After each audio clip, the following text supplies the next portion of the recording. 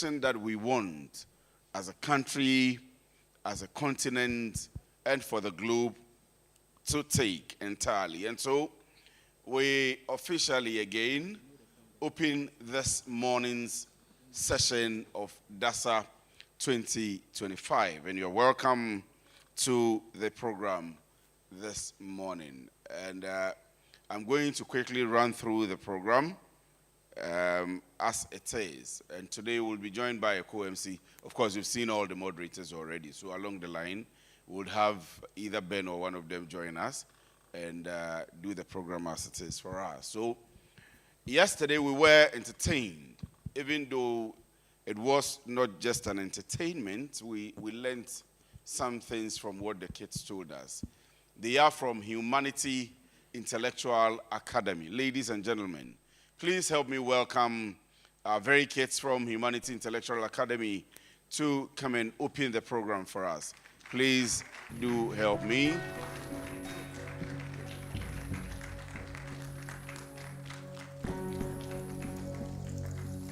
Oh, please continue acknowledging them while they come out. And like I said, today we'll keep it brisk and short. Right. Peter Frempong Manson, the technological leader of the golden age of liberty. You spring and radiate light like the sun. Oh, son of the sun, leader of the people, you will forever lead like the leader you are. And your reign shall forever be the voice of every drum of life. Every journey you have undertaken has become a landmark for generational and historical literature of greatness. Humanity is not steady. It is breath. It is heartbeat. It is the pulse of God's children. The whisper of the living ancestor inside us. The mirror of our spirits. The language of our soul. The rhythm of Africa herself. Humanity was assigned, prophetical, spiritual, to teach us who we are. So we can give, so we can serve, so we can rise. This is the rebirth of the black nation in motion. Africa reclaiming here first what destiny, the kingdom agenda alive. In the beginning, Africa built, sank, and created. We record the laws, science, and acts from the now to Timbuktu, from great Zimbabwe to Sacred Hills. God's instructions was clear. Learn, teach, share, uplift. Humanity was the first bridge for Pan-Africanism. It was the sacred blueprint for Pan-Africanism, for unity, for rebirth. But darkness came. Pains, colonizers, greed poison leaders, exploitation stole wealth. Africa doesn't produce arms and guns. So how come the continent is flooded with powerful arms and bombs? Do you think we don't know? You stir our people, create out those security group in Africa to raise our people from their communities and have their souls, minds, and spirit poisoned with deep lies and promise them a lot of million and billion of dollars. PL.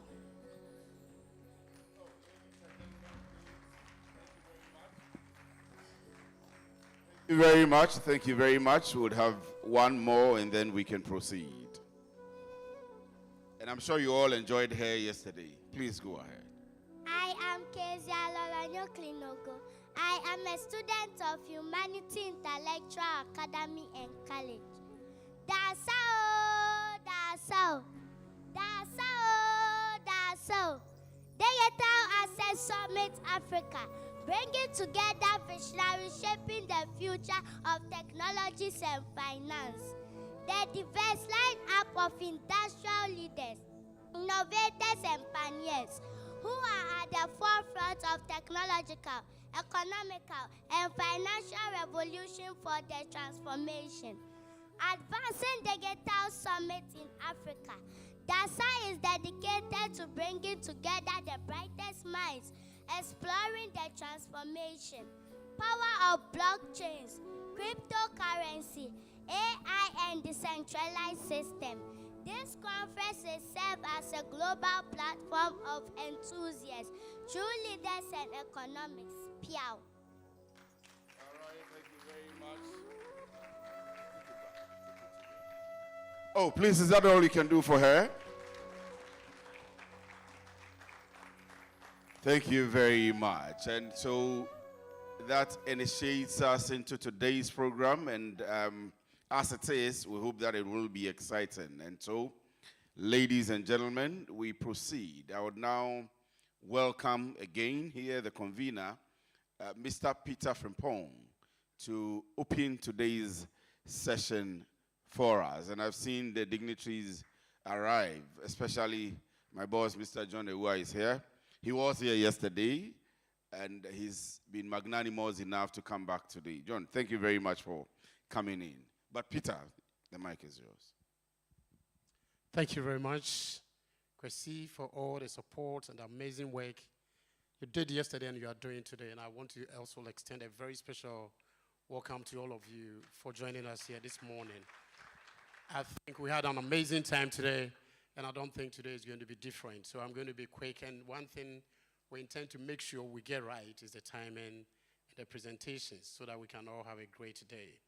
Okay, so as you all know, my name is Peter Frimpong, so I'm the CEO for ProMark Elite Limited, and been supported by so many people to put this event together. If I start mentioning names, I don't think we can leave today. And I also want to say thank you to all of you, the speakers. I can see you here, Solomon. He's been an amazing pillar behind me since I've been here. He's been touring TV stations with me, wherever, sometimes as late as midnight. And anytime you call him, he's there to support. And what can I say about my own friend? I call him OJ, and I don't think he's happy for me to release this name.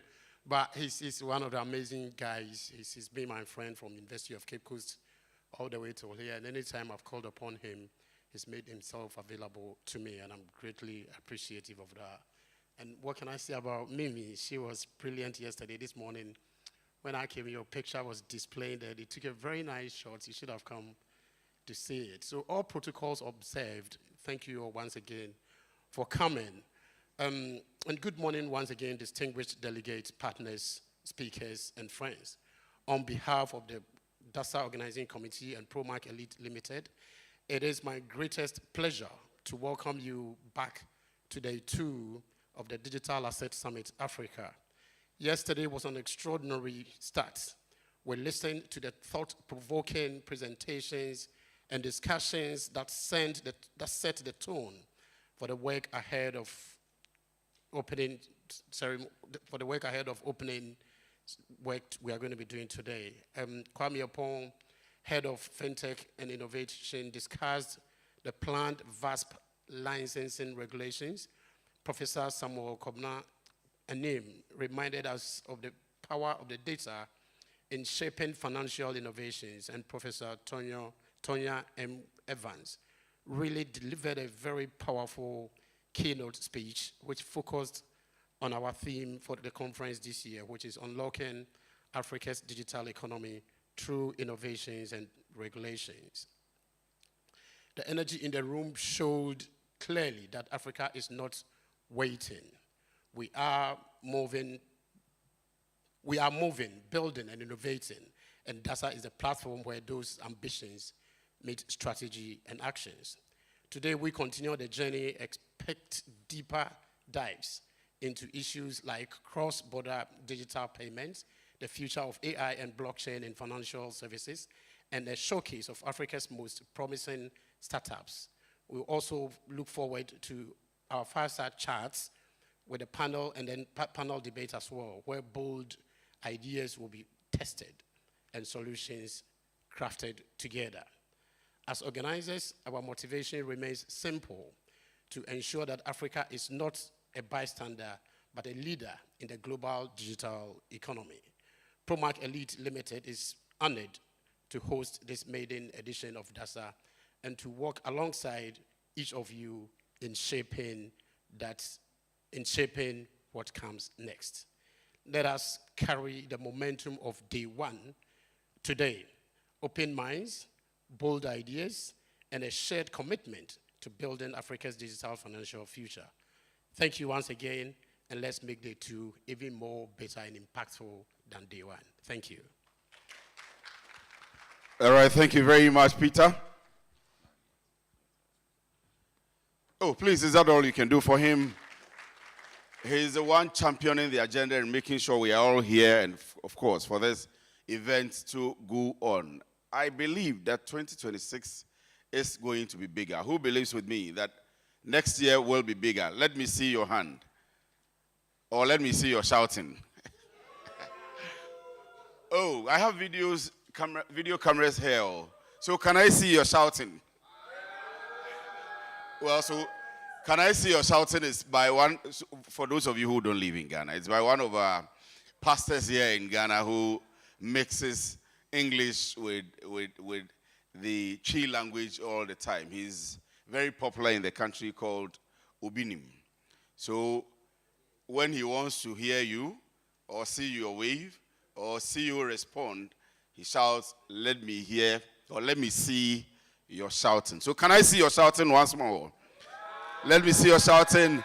Next year, 2026, is going to be big. It's going to be bigger. It's going to be better.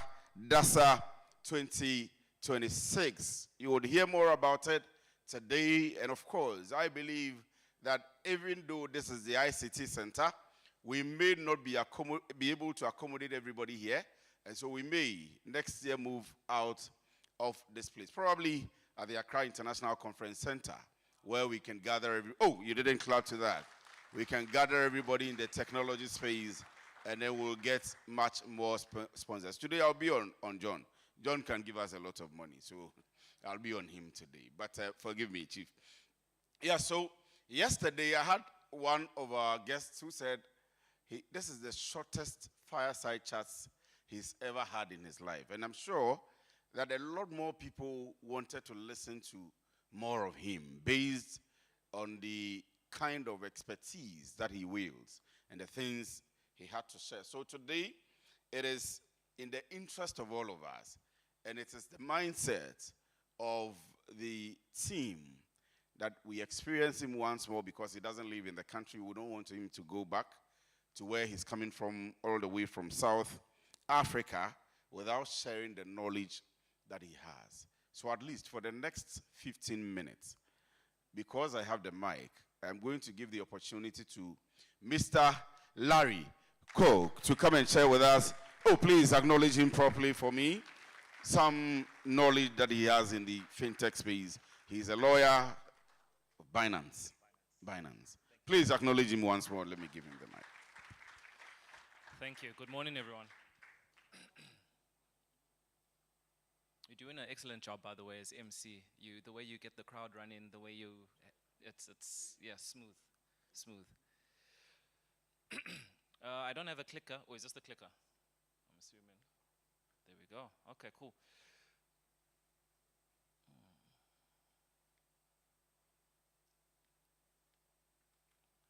Okay, so I won't do much of an introduction of who I am, but just in case there's anyone new, I'm Larry Cook from Binance. I'm the head of legal for the entire region of Africa, amongst many other hats.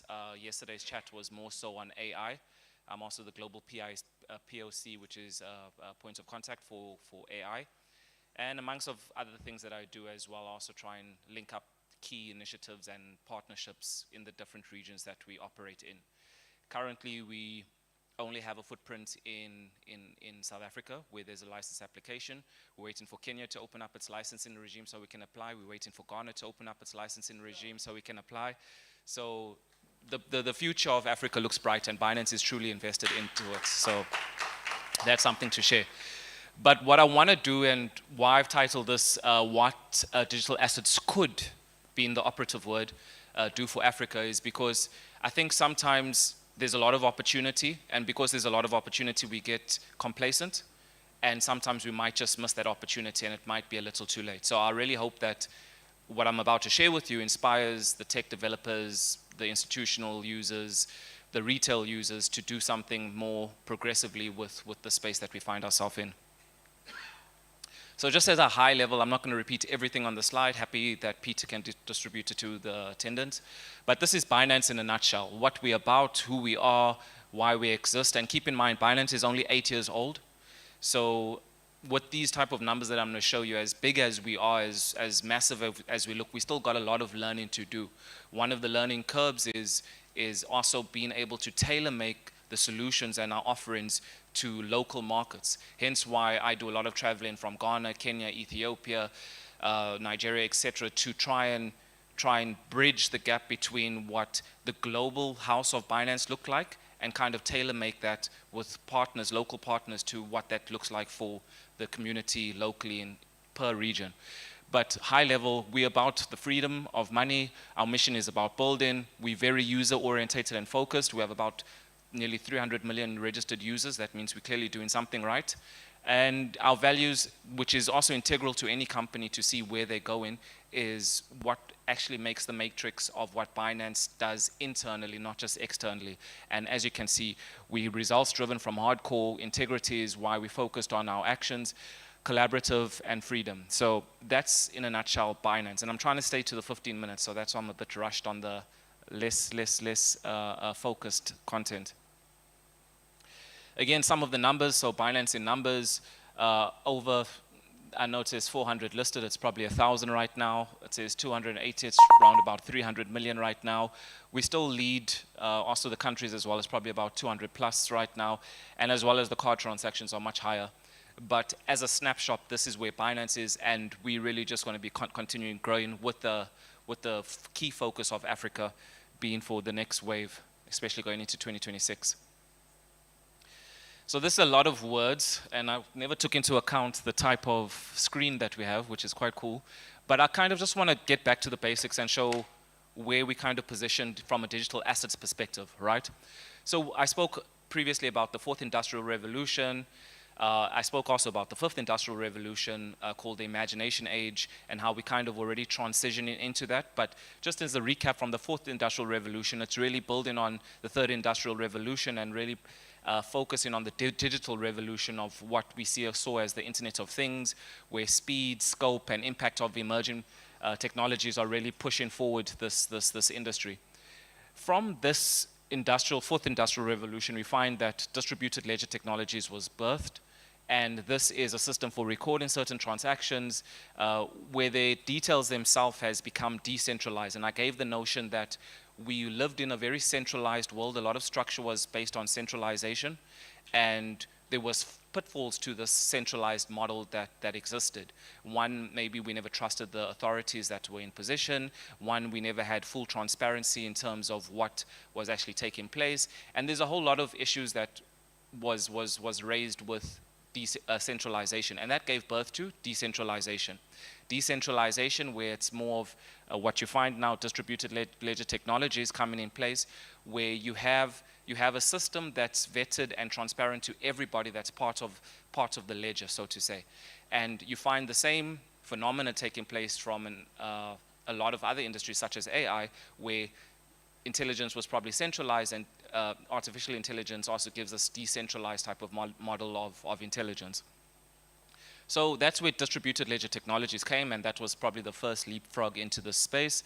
And then specifically, blockchain technology started being developed. Blockchain technologies, the word is sometimes misleading, but it's ultimately information that's put together in a block. Each block links to the next block, and then you have a chain, and that's called the blockchain. Nothing special, but self-explanatory. But it becomes useful when you start seeing the application of it, because as you'll see some of the key aspects of security, transparency, immutability, all of these are the aspects why we started building on the blockchain. From the blockchain, you find something called digital assets. Now, digital assets, and I know some of you guys might be very versed in this, but I'm also catering for some of the audience that just need to slow it down and just make sure that everything makes sense. So digital assets now become the fourth layer of that, where it's really about taking digital assets and putting it in a digital form that can be owned, traded, invested, consumed, stored, or destroyed, which I think sometimes we walk past quite quickly. And from that subcategory of digital assets, you then have cryptocurrencies, which is digital virtual currencies based on cryptographic technologies from a security perspective that operates on a decentralized network. And that's where we find ourselves. So Binance is the world's largest crypto exchange, being a cryptocurrency exchange based on digital assets, blockchain, distributed ledger technologies. However, that's not the only thing that Binance does. As most people are aware of, cryptocurrencies can take different shapes and forms depending on utility, depending on certain protocols. It can be stable coins, as well as digital assets, as well as wide enough to cover real-world asset tokenization as well. So that's a quick crash course 101 in terms of what is digital assets, where we are, and what is Binance about. So slowing it down a bit, going to this cryptocurrency conversation in terms of why is there so much hype about cryptocurrency, and kind of taking it in comparison to what actual fiat is. Fiat being legal tender, being the money Ghanaian cedis that you hold in you that gets issued by the central bank. So this is a comparative analysis, just generally speaking, in terms of what fiat consists of and what crypto consists of. And you would see that, or the argument that I put forward to you guys is that there's no real difference. Each element that qualifies for what fiat would constitute is also found in the components of what crypto exists. If you're looking at if you're looking at fiat from a monetary policy perspective, you have crypto that's governed by white paper that's coded. And ultimately, if you work down this list, you'll see that you're working with trust when you trust in the institutions such as the central banks and the relevant authorities, whereas crypto is more community-based and you are trusting the sentiment from the community, and that will obviously change in terms of what type of crypto asset we're talking about. And then at the bottom, you see some of the fundamentals from a legal perspective of what contains what is money. And you'll find that all of these elements of durability, portability, divisibility, uniformity, scarcity, and exchange is common in both traditional money as well as crypto. And I leave one question over there around anonymity, right? The anonymous nature of crypto, that sometimes it gets blackened with, unfortunately, in the terms of it gets tarnished. But at the same time, if I had to walk up to you guys or someone with a bag of cash, you don't necessarily know where that cash comes from. So I can also operate with cash from an anonymous perspective. And this makes the argument that crypto and fiat is like for like. And then this is just something for food for thought. You guys can discuss it in the plenary. But if cash is king, who's the heir to cash? Because we had mobile money reiteration. And again, I put forward an argument that perhaps digital assets, or at least cryptocurrencies, might be that next heir to this thing called cash that is king. Okay, some interesting positioning from an Africa perspective, especially around, oh, that's fast. Interesting positioning from a digital landscape perspective. Cryptocurrency, as you can see, is something that has always been shared as an opportunity for Africa. And the question is, why is it an opportunity for Africa? I'm not going to go through all the stats, but one I'm going to sit on is that there was a lot of mention about South Africa, Sub-Saharan Africa was ranked number one, is number one. I want to correct that and say it was number one. That was in 2023. Currently, APAC, which is the Asia Pacific region, as well as LATAM, which is the Latin America region, those are two up-and-coming markets that also possibly pose a threat to Africa's mass adoption of crypto. And I say that comparatively because the first introduction when I started speaking is saying that we have this opportunity as Africans to capitalize on this space, but it's not going to be an opportunity or window of opportunity that's going to be open forever. That being said, there's a lot of successes that we can talk to about what's happening in Africa in general, the top key markets, which is the top four, as we're aware of, and then also the key sector, sectors such as financial inclusion, remittancy, and identity verification. I'll get into. I just made a note there regarding this insights, and I just wanted to share from a country perspective, right? So if you look at top 10, there's an index that's going around that was published on the 4th by Bitcoin Insights. And I just want to go through the top 10 countries so that you guys are aware of it. So at 4th of September, number 1 is India. and this is a global index. Number 1 is India, number 2 is United States, number 3 is Pakistan, number 4 is Vietnam, number 5 is Brazil, number 6 is Nigeria, number 7 is Indonesia, number 8 is Ukraine, number 9 is Philippines, and number 10 is the Russian Federation. Now, out of that top 10 from a global index, you only find 1 African country, and that should already signal some type of alarm that a lot of the stuff that you hear on mainstream media is sometimes just headline topics, and that we really need to take this space as our own. So Ghana needs to take this as our own and really build on it and move forward, which you guys have been doing exceptionally already. Again, I'm not going to go through all the stats, but some of them have been repeated through day 1. But something to keep in mind, I probably want to touch on the last 3 points around regulation, youth, and policy, is that out of the 54 countries in Africa, there's only 6 that have really put pen to paper in terms of law, and 2 pending, Ghana being one of them and Kenya being the other. Youth population, again, that's a key driver in terms of what's moving this adoption curve. And then the last point that not a lot of people acknowledge or at least appreciate is around policy. And these are the mindset adjustments that our existing authorities have taken in terms of embracing this new technology and embracing this new era that we find ourselves in. And not just that, keeping in mind foreign policy and how it's been directing certain positions we find ourselves in Africa. Certain countries, because of the FATF grey listing, they required to put in certain restrictions around managing capital outflow, dealing with certain flight risk, dealing with terrorist funding initiatives, etc. And those are some of the policies that also influence this adoption curve in Africa specifically. So that's something to keep in mind. And then everything else, business interest, unbanked population, high mobile penetration, we're all quite familiar with that. So where does that leave us now? Okay, so the key use cases also to highlight, and this is something that I've seen right across Africa throughout engagements with various authorities and stakeholders and partners. This is not a closed list, but this is the most most widest list in terms of what the use cases are. Because a lot of the times when you're speaking to certain authorities, they ask, okay, why is it relevant? What are the local guys actually doing with this cryptocurrency or technologies?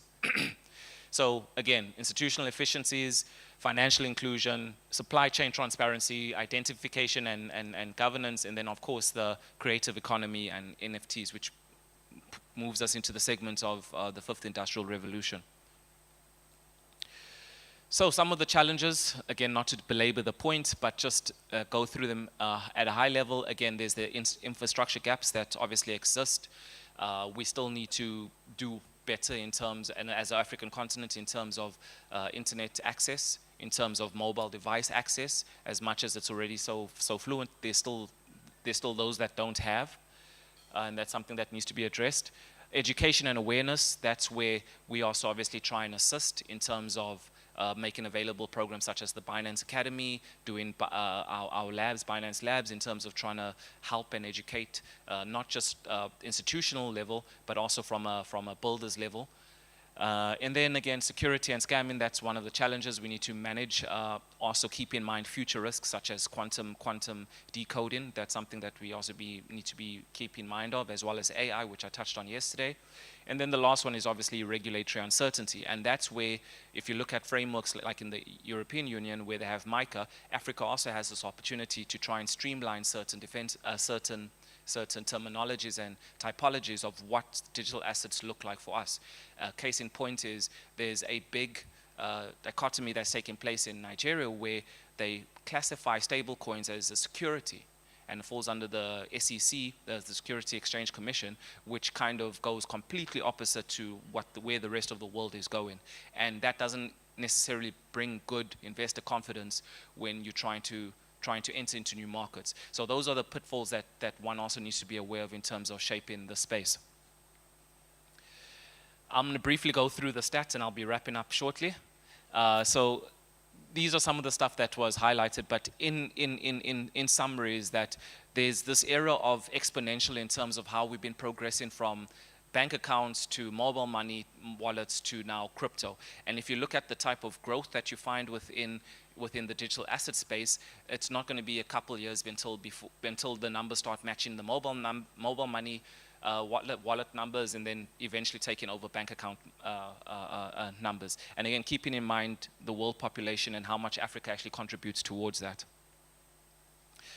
Again, just a snapshot of the leading market jurisdictions in Africa. Nigeria is still number 1. South Africa is actually number 2 in terms of certain key metrics and estimations. Again, these numbers vary. And then number 3 is Ghana, and number 4 is actually Kenya. So without Ghana doing much, Ghana is actually quite high in terms of the matrix for the African country, for the African region. So that's something to actually look into and say we can actually have a bigger opportunity to do more. Last thing, bringing your attention that Binance does also have a research department where we provide these key insights from a global perspective. So feel free to check it out. Also keep in mind when people talk about speculation and how does the markets move, it's no different to any traditional market. You have your macroeconomic policy, macroeconomy, you have your monetary policy, you have your geopolitical situations, as well as your regulatory policies that actually move the sentiments around crypto specifically. Opportunities at a high level for the people. You have inclusivity, you have certainty, you have optionality. I know more than one of us have different means of payments. You have your mobile money wallet, you have your different bank accounts in terms of what you use for spending, saving, etc. And crypto becomes one of those additional layers for users to optimize. For private companies and from startups all the way to the blue chips, it's always about liquidity, it's always about sustainability and expansion. And then for the powers such as policy and regulators, it's obviously AML de-risking, mandate support and monetary tools such as stablecoins being used as a version 2 of CBDCs from a proof of reserves aspect or from managing certain risks. And I'm going to end up over there. Thank you for that time. I'm not sure you saw me, but you were already finishing.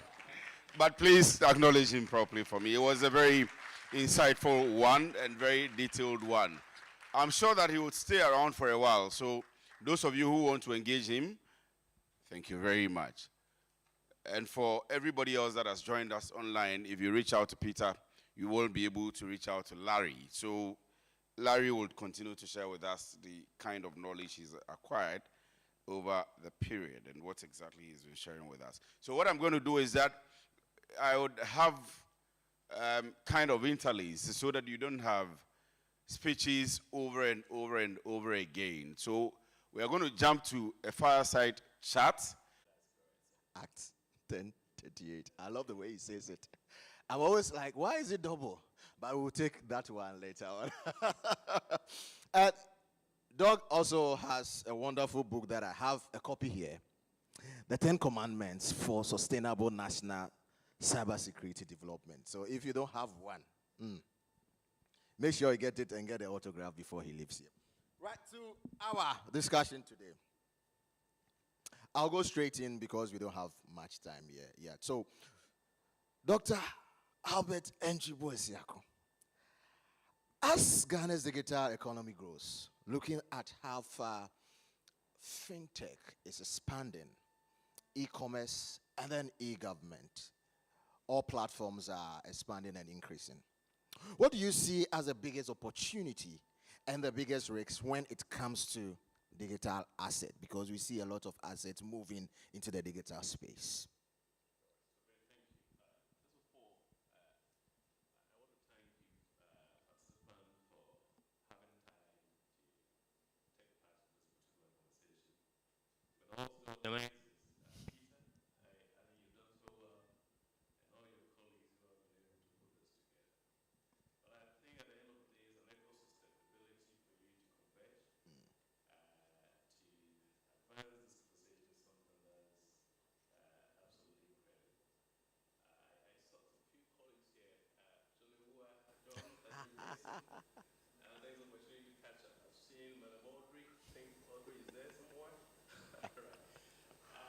It's been a while, but I want to thank you for this opportunity to share my thoughts this month. I think you're right, and the number of research has or is being conducted, estimating in billions of US value about digital economy. I think one of them is mentioned about 5 billion USD in about 2030. That's quite an huge. important element of our economic development that ought to be given serious attention. Certainly, opportunities are there. If you look at the current digital development trends, I see opportunity in what I think is data-driven growth and services. I think it's data. You look at our internet penetration, it's about 24 million population. We have close to double of that amount, be that number of mobile connections as well. Right. So I think the trend is not pretty bad, when you look at this average. So there is this opportunity for data to be generated that will help with analytics. In all the sectors, seem to be looking at health, education, even agriculture. Right. All the growth sectors of the economy and benefits from analytics. If we create those knowledge, ICT economy. So that is a huge opportunity that we need to. I think financial inclusion is one area as well. I do believe that the bankers have made some input in that particular area. But our bank population is one segment of the economy that are also benefiting from increasingly digitalization of our economy. These are opportunities. And certainly, I think we need to take advantage of that, for developing economies like ours. But of course, there are also risks, and certainly you expect me to talk about the risks of cyber. So the cyber threats will certainly undermine the gains that we're making. Trust is key in terms of securing our digital assets. Right. And if we are unable to protect our systems, especially the lower level, the SMEs, we're unable to protect them, and the systems are compromised, certainly they will lose the trust to patronize the service to help grow that particular sector. Of course, data protection has also been one of the core areas. Private information, once we create a database, data-driven economy, private, giving our personal information out to access digital services. And that is also one concern that we need to look at. But again, there is also this issue of digital inequality. We still have a good number of population who are not connected to the formal sector, who are still within that bracket. And I do believe that's also something that policy intervention could help drive, so that all of us can benefit equally in equitable manner the digital dividends that this group promised to offer to the citizens. Thank you. Right. So thank you, Doc. Whilst you were speaking, you were talking about people giving out their personal details and all that, and then the risks involved. Now, this story brings it to one side of it. Now, the other side is the users having the trust. So let's say a student who is paying their fees online, the trader who is using mobile money or Momo to do their transaction, or the SME person who is running their business online. We have to understand, or we get to understand, that cybersecurity is said to be the backbone of trust. The trust issue. It's a whole thing. People are thinking about it. How does that actually help the everyday Ghanaian to feel safe when they are transacting or running small businesses online? That kind of trust. Is it really there, and how do we go about that? We need to create that collectively. Governments that lays enabler, the tech ecosystem. It is true that citizens' adoption of digital services, digital products, the consumption of our digital products is certainly dependent on how well they feel connected and trust, the platform that they're using. Therefore, from the cybersecurity standpoint, I think we need to assure citizens in terms of secure transactions. That is very important. If I know that I can still access this website, put my data there, at the end of the day, get a service, the product will be delivered to me. This is the e-commerce website. So I can go in there, enter my credit card details, or at least do mobile payments, and the product, as it's described on the website, will be delivered to me within 3 days, as it's been promised. No fakeness, no excuses. Absolutely. That will then represent a new dimension of the society that we're creating. So the secure transaction is key, and I think that is what cybersecurity comes in strongly. And not just the government implementing its regulations and policy, but also the ecosystem creators itself. How do we even make our site more secure to facilitate this trust building? So I think that is one important element of facilitating the trust of the internet. But you see, trust is also not just about nothing will happen. Availability is key. When we deploy digital infrastructure, the platforms, we make attempt to use those services and they are not there. The next time the appetite won't be there. Look, this site, when you even go there, the website is always not available. I can't get a service. Let me just take my moto Okada and then move and do my physical shopping than actually thinking of buying online. So availability is very important, that the system is available, resources are available, the citizen can then develop the trust around that. But I think we should also look at it. In the world of digital transformation, cyber, hacking is essentially a threat. One way or the other, something will happen. But a trust building among the citizens can also be achieved if we have clear support system to achieve that. So for example, I'm doing e-commerce and I'm defrauded somehow, and there is some sort of remedy, either through insurance or some sort of compensation. That also gives us some sort of assurance. If there are clear communication channels that I can seek support if incident arising from a cyber occurrence happens, that will also facilitate that trust building process. So we certainly will need to do that. But the ecosystem, we can also activate the trust building models. This can be introduced by the industry, for developers, for the ecosystem to activate this mechanism that shows certain level of trust around the product that they use. I think some countries like Singapore and others have experimented few areas that can help collectively build the trust also within the ecosystem. So beyond the individual level and maybe government intervention, I think the industry needs to also come together as the overall beneficiaries of this growth that we're talking about, so that at least the trust building can be achieved at all levels within the ecosystem. You mentioned of hacking, and then I think when you talk about cybersecurity, the next word or the next buzzword that comes is hacking. Everybody's like, oh, that's the thing. And I know you have that passion for this next one that we're going to talk about, that is awareness. And you've extensively stated that in your book here about awareness. I love it when you were in office. Anytime I see you, your major thing is creating that education and an awareness. Right. We normally say in cybersecurity that the weakest link is the end user. I mean, aside the systems and everything, there is a human being that is sitting behind the screens.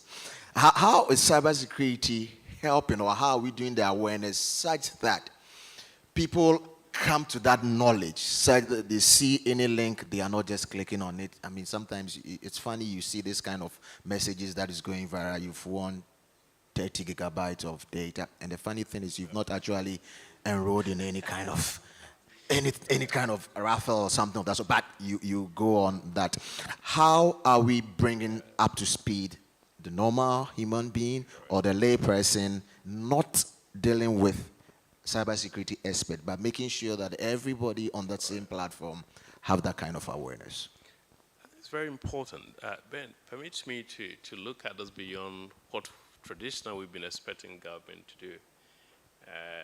But I think it's improving in terms of the awareness aspect of mitigating this problem. And I want to comment, for example, the banking sector. I've seen some of the banks initiating awareness creation targeting their users, which is great. The whole banks that they take up phishing threats, ransomware threats, they are creating quite good awareness. So they haven't gone to the media talking as maybe I used to do at the CSA. But I think they are making quite tangible impact by way of connecting directly to their citizens and creating this. I think that is the level of awareness that we should be looking at it. Of course, the government will certainly start off these campaigns. October 1st is certainly a cyber awareness month, and that the ecosystem connect and also help create the necessary awareness. But I think I want to push this responsibility to individual users of the system. Once you are buying a particular digital devices, what responsibility do we take around learning the basic cyber hygienic practices? But again, I've mentioned about a bank who offers financial services, also assuming responsibility that, look, I need to educate my client as far as the common threats that my internal audit or my information security department has related to me. This is very important. We should certainly also be able to transmit the same culture even to SMEs, app developers. And this is where we can connect to the trust mark system. So if you are even a developer, you develop website, for SMEs, how do you incorporate cybersecurity practices to SMEs that you are offering those services to? So I think we need to expand that and take the headache from government as ultimate, responsibility owner in terms of creating awareness and involve more of the ecosystem so that we can expand the target, the number of eventually our citizens that we can provide us important knowledge and awareness to. Okay. We've been reminded about the timekeeper. and yes, I mean, taking that kind of pressure out of government, I also want to comment the Ghana Association of Bankers, as you were saying. I mean, I remember during your tenure, they had to do this, Mr. Ewa and Madam Audrey and the team. They had to do this kind of awareness purely for journalists in how to help with disseminating and sending information up there. Now, this part is very, very passionate for you because I know it was under your term that you brought this thing, policies and then framework. And as I said earlier on, I said I love the way you always said that the Cybersecurity Act 2020 at 1038. Ghana has introduced the policies and framework for cybersecurity. Now, what's working well? And where do you see the gaps in building a secure, innovative, inclusive ecosystem, digital ecosystem? Man, that's pretty good. Yes, you're right.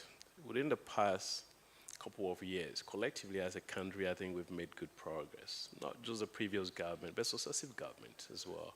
And not just government, but also private sector actors. You did mention John and others. I think we need to put that in perspective. So collectively, the ecosystem has made some tangible progress.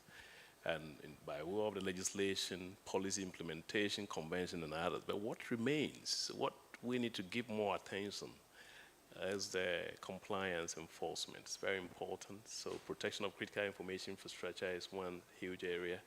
How are we collaborating, the government collaborating with the industry to ensure that at least the baseline security requirements are in place, not just them. How do we extend that sort of compliance and best practices to cover SMEs?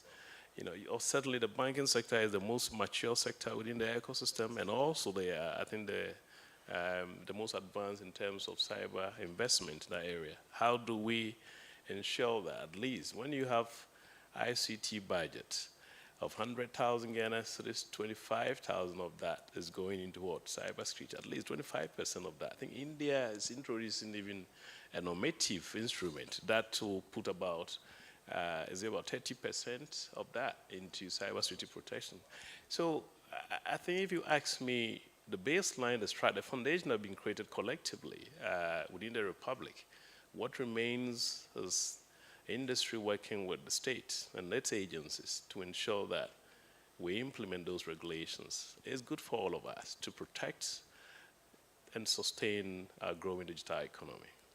Okay. Right. That's good for us to sustain our growing digital economy. Now, I just want to ask the last one. Looking forward. Looking ahead, next 5 to 10 years, what's the role cybersecurity is going to play in the digital assets ecosystem? Like, I think just one word. It's going to be the backbone to sustain, digital asset development, digital economy. Cyber is, when we started this, some years ago, it wasn't like this. I remember when we even started talking about setting up cybersecurity authority. It did appear as if we're duplicating, creating several agencies. But I think it's emerging. Ghana started quickly, and our colleagues in Ivory Coast and others have started following suit. It's always like that. But there's no doubt, if you do a survey in this room, that none of us will doubt the primacy of cybersecurity as we build a digital economy. We're transforming the economy. We develop an information-driven society, data-driven society. Whether it's AI or whichever, you need cybersecurity to provide some sort of guarantee. Not 100%, but at least some sort of assurance that this new dimension of society we develop in has got certain pillars, and that's cybersecurity across all levels. Thank you. Across all levels. Thank you so much, Doc. But just a minute. Before you go. We are not hearing of you now. So last one. What's your final words for us? Well, I think my final word will still be to the community. Those are community-driven ecosystem, whether cyber or digital economy discussions. And when you're able to bring the community together, especially the younger ones who are harnessing their skills and talent in this area, I do believe most of you will be pursuing cybersecurity as well, beyond data scientists and AI experts. We believe you can pursue cybersecurity. Ultimately, that will provide a guarantee for all the things that we develop in. I think it's an area I wish to see most of Ghanaians, the young ones, develop their skills and interests. I will be there to mentor and support such progress. Right, so that's you. He'll be there to mentor and support that progress. So seeing on the screen now is the 10 Commandments for Sustainable National Cybersecurity Development. So that's it. You can get more from this book. And thank you so much, Dr. Albert Entry Boesiako. It was a pleasure having you on this one. Thank you, sir. Oh, please, a proper round of applause for Doc and our venerable Ben as well. So thank you very much, Doc. But I do hope that you will stay in at least for some time. All right, so thank you very much. And we'll move on. Once he has had a handshake with John, it means that he's handing over the baton to John. And so I will not waste much time, but I would have to call him. Let me just open up on what he's coming to talk about. He's coming to talk about unlocking Africa's digital economy through innovation and regulation, a banking sector perspective. So for those of you who are outside the country or you may not know him very well, he supervises every bank here in Ghana. And so you want to take your time and listen to him. Whenever I sit with him on air, I take my time to ask him questions regarding interest rates and why they are charging us so much, and those of us who want to start businesses, whether in technology or wherever, why we can't have access to finance. So he will have a lot of answers for you. Ladies and gentlemen, please help me welcome Mr. John Ewua. Oh, please acknowledge him well so he can have answers for us.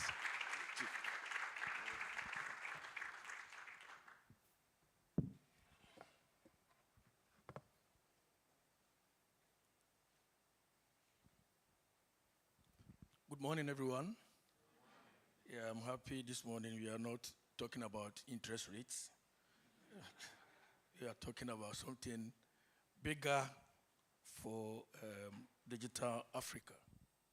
So, as was mentioned by our venerable MC, the focus of my presentation or the short speech I'm going to give will be on what the banking sector can do to facilitate quick, safe migration of financial products into the digital arena. I'll stand on the established protocols and say that it's an honor for me and a privilege to stand before you today at this inaugural Digital Access Summit Africa, DASA 2025. The landmark gathering has brought together, yesterday I was here, a lot of experts, visionaries, regulators, industry leaders, and innovators from across the continent and beyond to chart the future of Africa's digital economy. On behalf of the Ghana Association of Banks, I extend my deepest appreciation to the organizers, our partners, and every stakeholder here for your shared commitment to shaping a secure, innovative, and inclusive financial future for the African continent. The theme for this year's event, Unlocking Africa's Digital Economy Through Innovation and Regulation, is both relevant and urgent. It encapsulates a fundamental truth. In an age defined by unprecedented technological advancement, the pathway to sustainable economic empowerment lies in our capacity to harness innovation with both prudence and purpose. Digital assets, blockchain infrastructure, and emerging financial technologies are not just trends and buzzwords. They are tools with the power to transform cross-border trade, expand financial inclusion, and accelerate sustainable economic growth.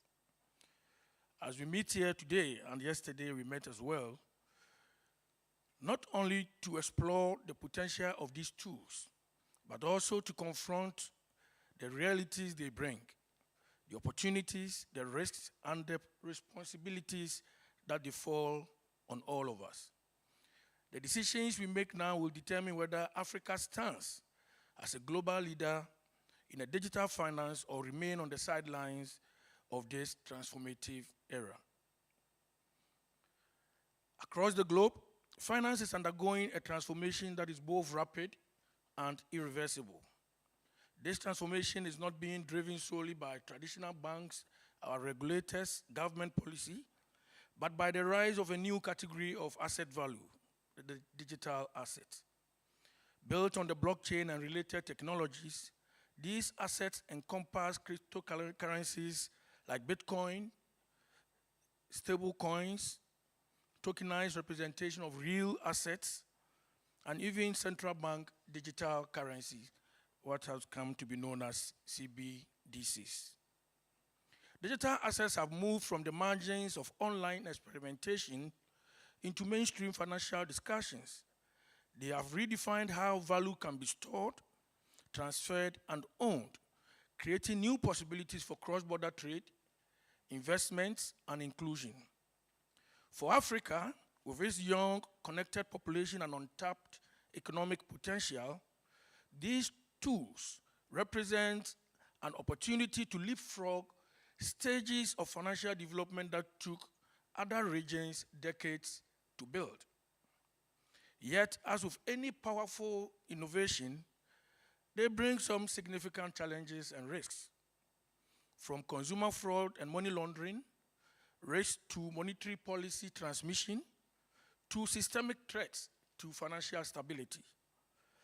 The challenge, my friends here, is for policymakers in Africa and innovators alike, not whether to engage in digital assets, but how to do so in a way that maximizes their benefits while minimizing whatever dangers that we see ahead.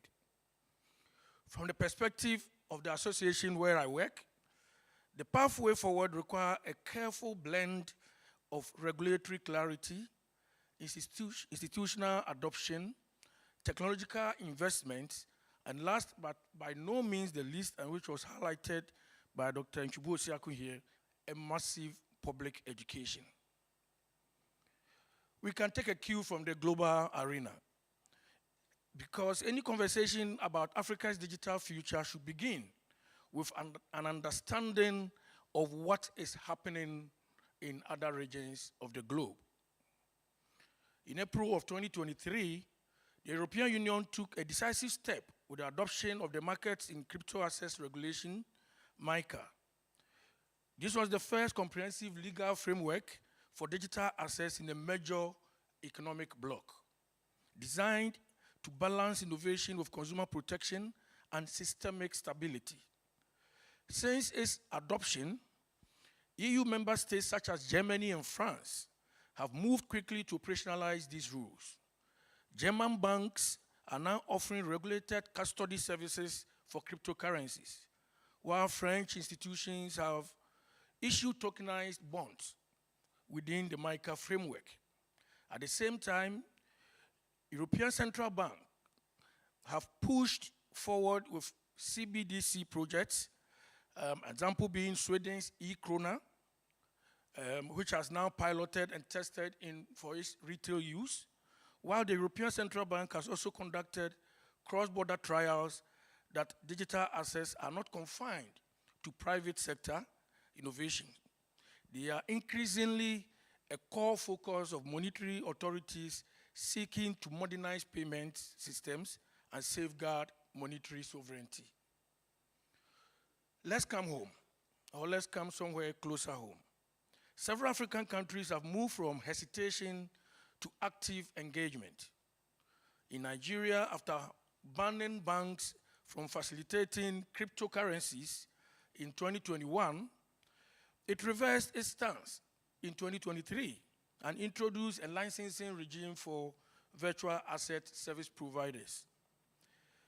Our friend from South Africa talked about what is happening there, because South Africa has also brought crypto assets under its Financial Advisory and Intermediary Services Act, requiring registration and compliance with anti-money laundering standards. Again, in Namibia, in 2023, they passed the Virtual Assets Act, combining consumer protection with measures to attract innovation and investment. The consistent lesson from these cases is that doing nothing is not a neutral position. In the absence of formal regulation, digital asset activity will not disappear. It will simply move into informal, often unregulated channels where risks that we see crystallize and are very difficult to manage. So what has Ghana been doing? And yesterday, I know the rep from Bank of Ghana touched on it. Our experience with digital assets has mirrored the journey of many emerging markets. An initial phase of prohibition, followed by a gradual recognition of the need for a structured regulation. Notices issued by Bank of Ghana in 2018 and again in 2022 explicitly prohibited banks and payment service providers from facilitating crypto transactions. The rationale was straightforward. Without regulatory clarity, the risks outweighed the benefits. However, it didn't take too long for the rapid growth of the sector to make it difficult for the realization that inaction was now unsustainable. According to the bank's own draft guidelines on digital assets, which was issued in August of 2024, interest in digital assets is mainly driven by what has already been said about the high mobile penetration rates in the country, a tech-savvy youth demography with high interest in internet usage, and finally, the need for cheaper and faster remittance services. The most widely used assets are Bitcoin and stable coins, such as the USDT. Transactions are often predominantly under $1,000 and often occur through peer-to-peer platforms rather than centralized exchanges. Use cases range from remittances and savings to merchant payments and the daring ones for speculative trading.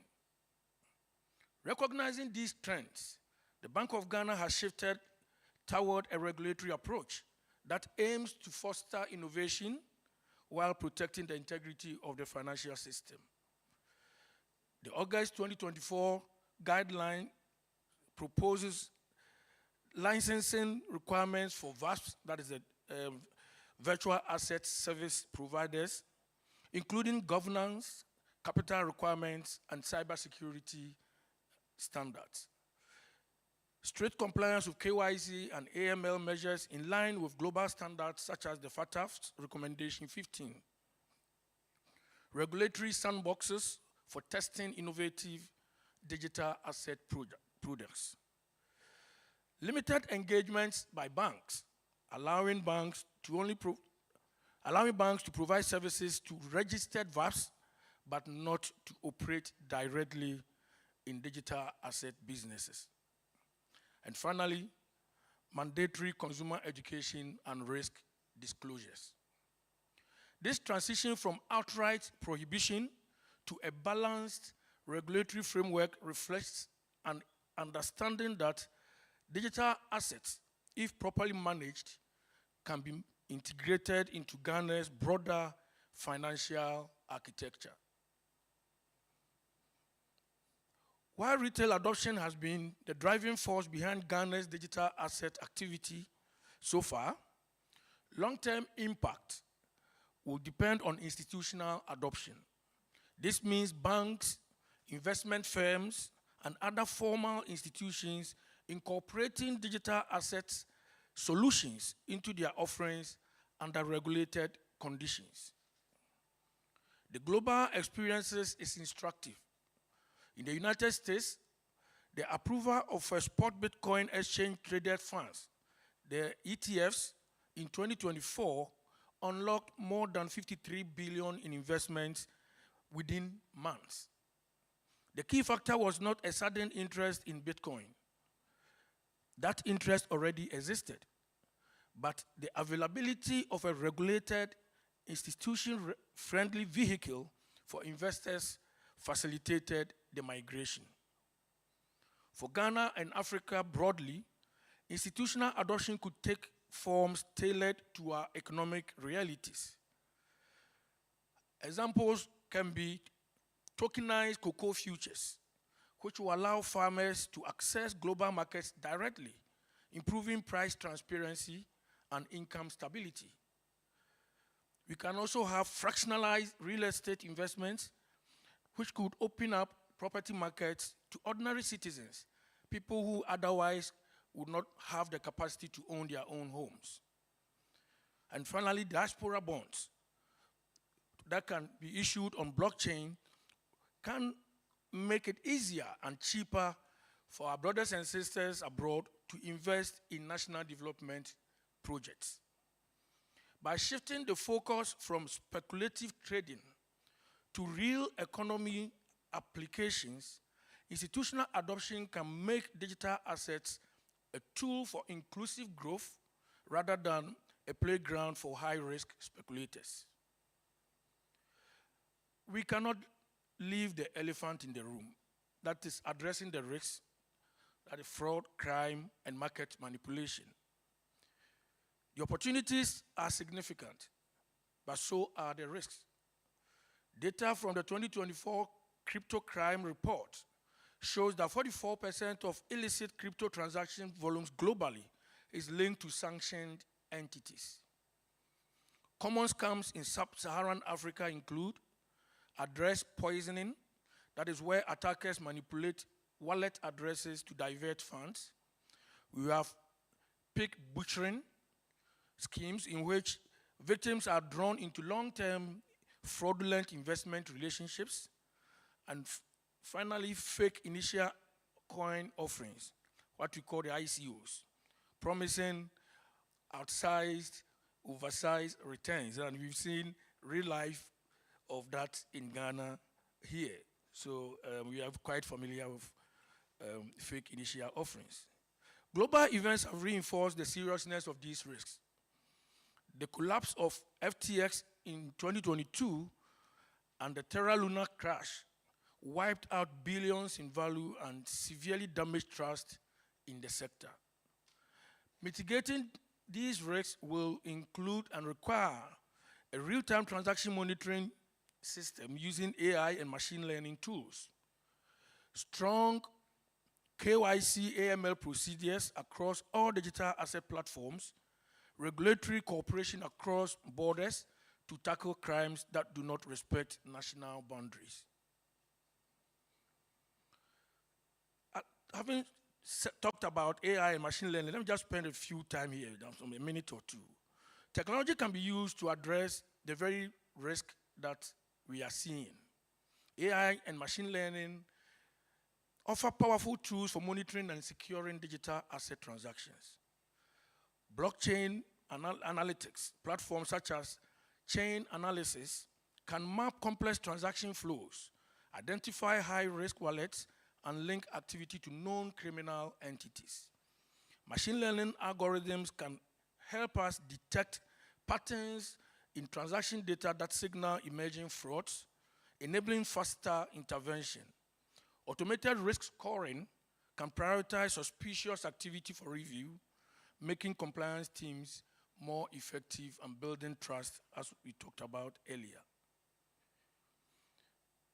Perhaps the most exciting frontier for Africa lies in tokenization, converting rights to an asset into a digital token that can be digitized, divided, and traded. Tokenization can democratize access to investment opportunities and provide liquidity for traditionally illiquid assets. In Rwanda, tokenization of their coffee supply chains has improved market access and earnings for farmers. In South Africa, tokenized municipal bonds are funding local infrastructure. For Ghana, what possibilities can we have? We can tokenize solar energy projects, enabling communities to invest in and benefit from renewable energy. Micro-shares in SMEs, allowing ordinary citizens to also participate in business ownership. And last, blockchain-based rotating savings groups with transparent records to build trust and accountability. In conclusion, Africa stands at a defining moment. The bridge to the digital economy is being built, and we have a choice. We can either watch others cross it or walk across ourselves with a clear plan, strong safeguards, and bold ambition. To succeed, we must collaborate across banks, regulatory bodies, fintechs, and investors. Educate the public to understand both the opportunities and the risks. Invest in cybersecurity, compliance, and talent building. And lastly, legislate wisely, protecting stability without suffocating innovation. If we get this right, Africa will not only keep pace with the global trends, but we will also shape them. The Ghana Association of Banks is ready to take up that step. The question is whether we walk this bridge together as a continent determined to lead the next era of finance, which is in digital technology and digital asset. At this note, I thank you for the opportunity, and I wish all of us a successful day 2 of this fantastic event. Thank you.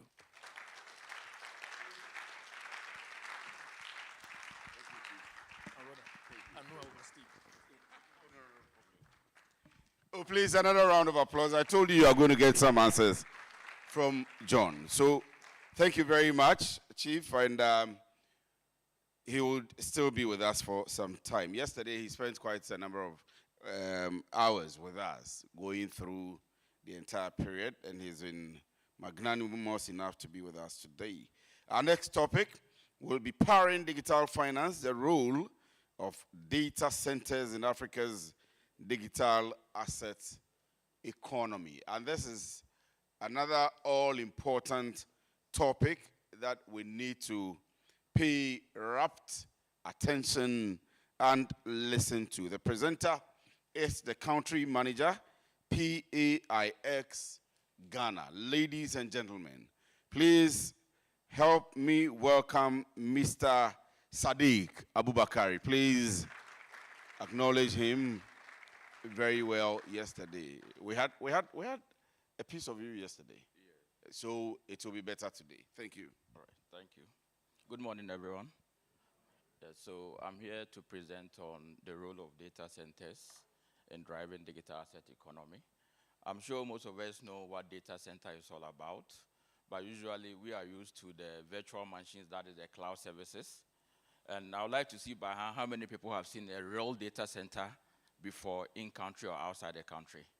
Has anybody seen a real data? Thank you very much. So I want us to look at what we can do to power our digital asset economy in the country. All right, so I would like to start with the first slide. So we are looking at what Africa Digital Financial Revolution is happening currently. We know the adoption of crypto is very high currently. With the likes of South Africa, Nigeria, Kenya, and Ghana, the usage is very high right now. Looking at the blockchain innovation that is happening within Africa right now. And we can also look at the fintech platforms.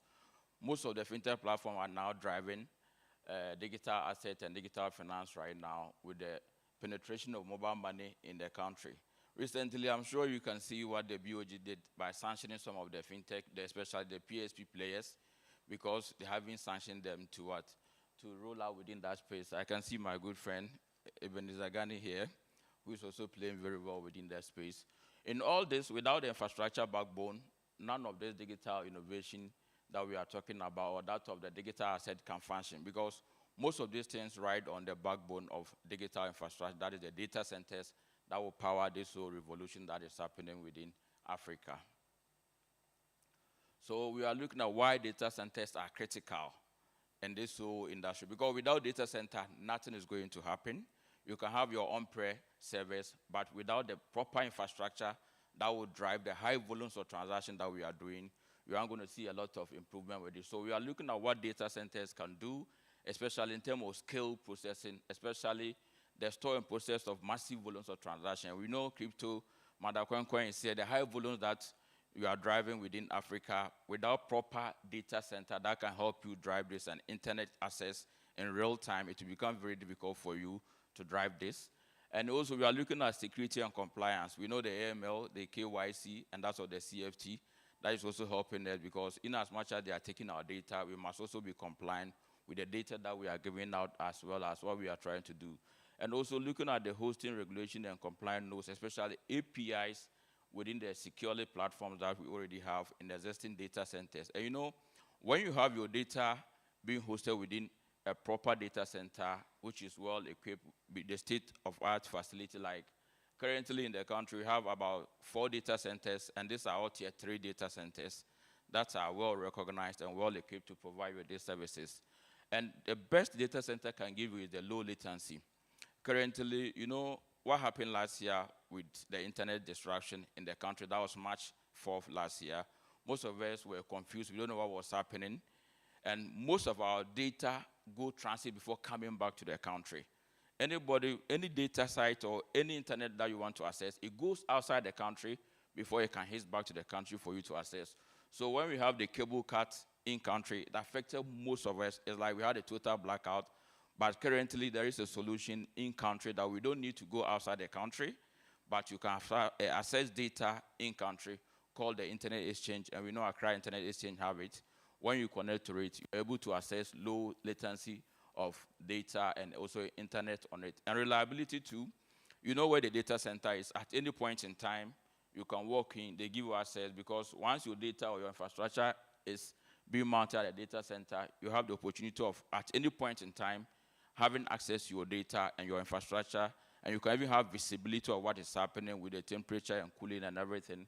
And I think it's very critical, especially looking at the digital asset infrastructure, because crypto, stable coins, and any other Bitcoins that we are doing, without data center, none of it can happen. Like my friend Larry said, I know where they host their data in SA, which is very huge at the AWS Center in SA, especially Joburg in particular, and it's helping them a lot to drive their data, what we call a transaction at a higher speed, as you know.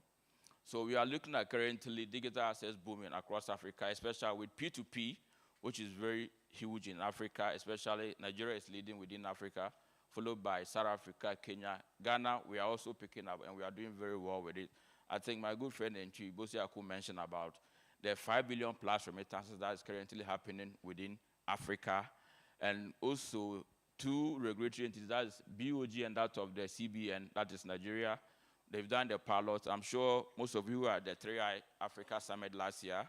We saw the pilot in real time, especially from Central Bank of Ghana to the Monetary Authority of Singapore, happening in real time. And they did one other pilot too, from Accra here to Asankarigua in the Western North region, for us to feel and see how the ECD is also working.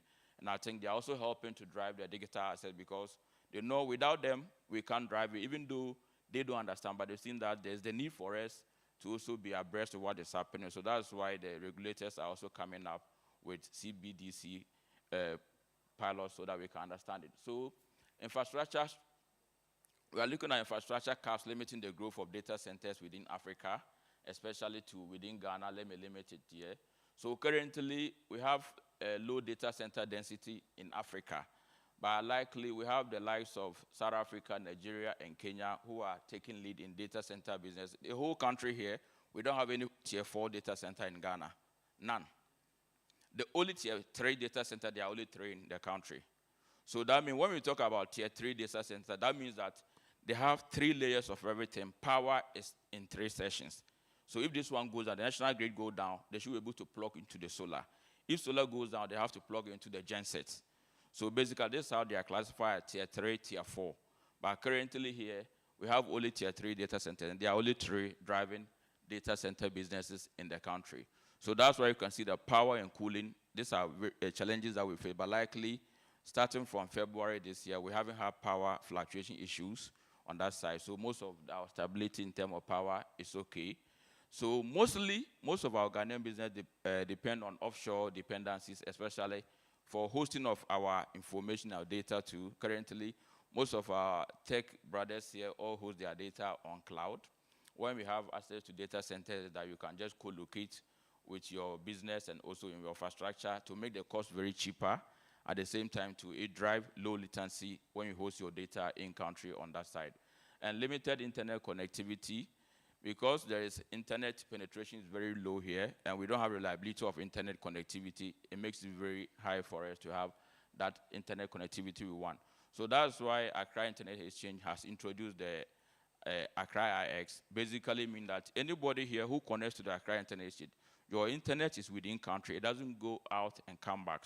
And sometimes even your platform can be 0 rated.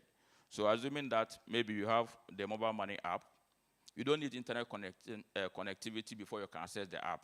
Equally, you can have any bank app you have, but once you connect on the Accra Internet Exchange, wherever you are within the country, immediately you have just any tower that you can get your signal, you should be able to access internet. And connecting to the Accra Exchange is free of charge. Anybody who wants to connect with your service or anything, you can talk to members of Pax Ghana Limited. They are here.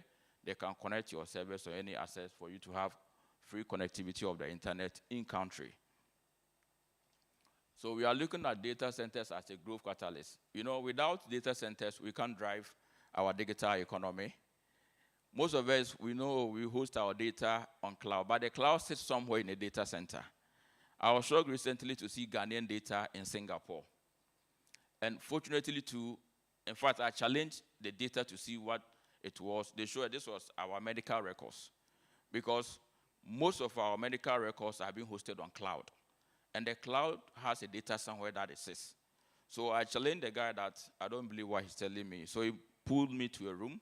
He opened, and I could see real time our Ghanaian data, Kofi Ama Kwabena, the likes of my brothers, we all data being shown to us. And these are data that are being mined.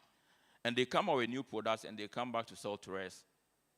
So that's why we are championing the need for us to co-locate our data in country. And recently, with the support of the regulators, NCA, NITA, and BOG, they are also pushing most of the PSP and the banks to do co-location, especially in countries for data sovereignty.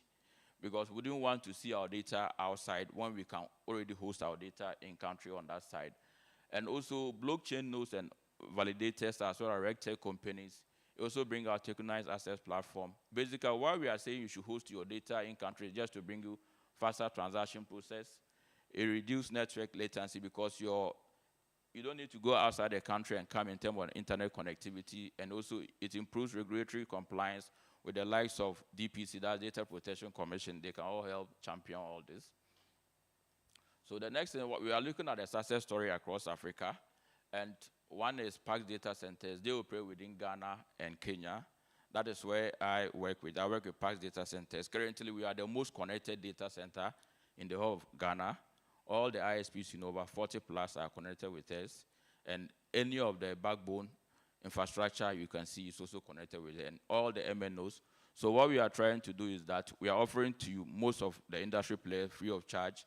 Come and connect on the Accra IX. It's free. You can have internet access locally without being charged on any of your platform.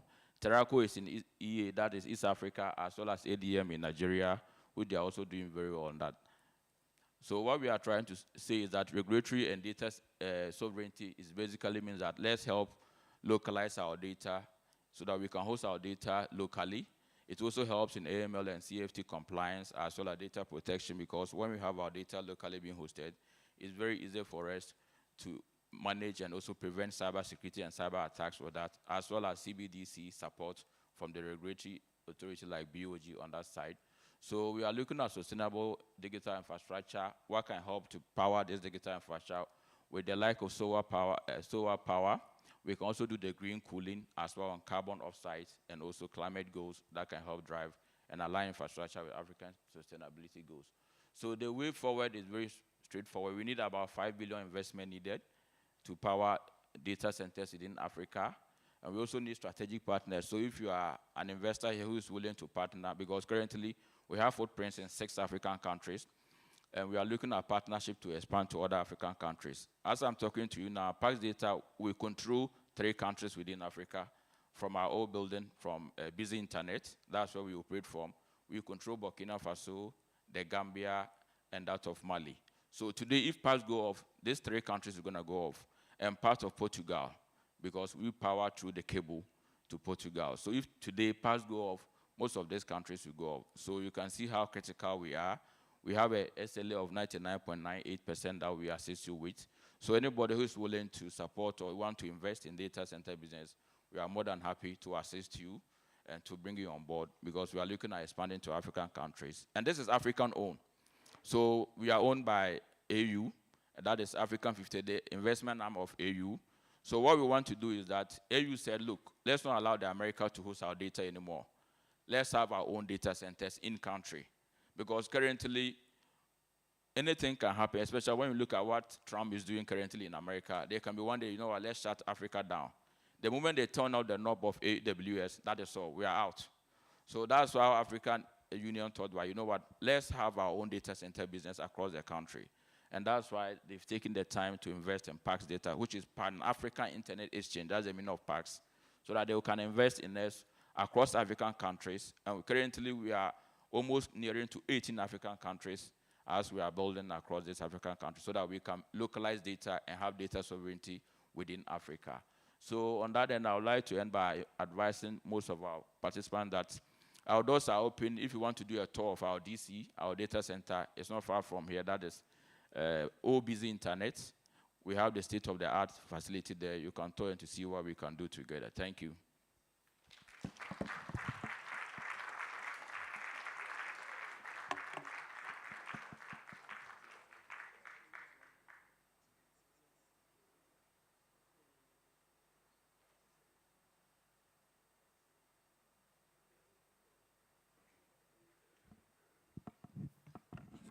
So he's the only one I didn't ask you to clap for when he was done. Please do it for me now. I am surprised they are still looking for investors anyway. You are for the whole of Africa, eh? You have investment from the whole of Africa. And so you have a lot of money. Please do it well for him, for me, once again. We are going to have a fireside chat. I said that we'll do lots of interlacings, and so that's going to happen. But kindly indulge me. Let me have this one before we do the fireside chat, and then we can go on our coffee break, and then the rest of the programs can duly continue. So yesterday when we were rounding up, Peter had mentioned one ambassador who was going to come in and speak to us on a specific topic that's world inure to the benefit of everyone who is participating in the program today. He's Ghana's ambassador and permanent representative to the United Nations. And so when you go into the United States of America, there is the Ghana Embassy, and there is also the permanent representative to the United Nations. They deal with the United Nations on everything that concerns Ghana. Currently, the ambassador and the permanent representative to the United Nations is here, and he's going to address us on the impact of digital assets in Africa's burgeoning economy. Are you ready for it? You are sure you are ready for it? So I can go on before we do the chat, and then we go for the coffee break. So, ladies and gentlemen, please help me welcome the Ghana's ambassador and permanent rep to the United Nations, His Excellency Ambassador Harold Agyemang.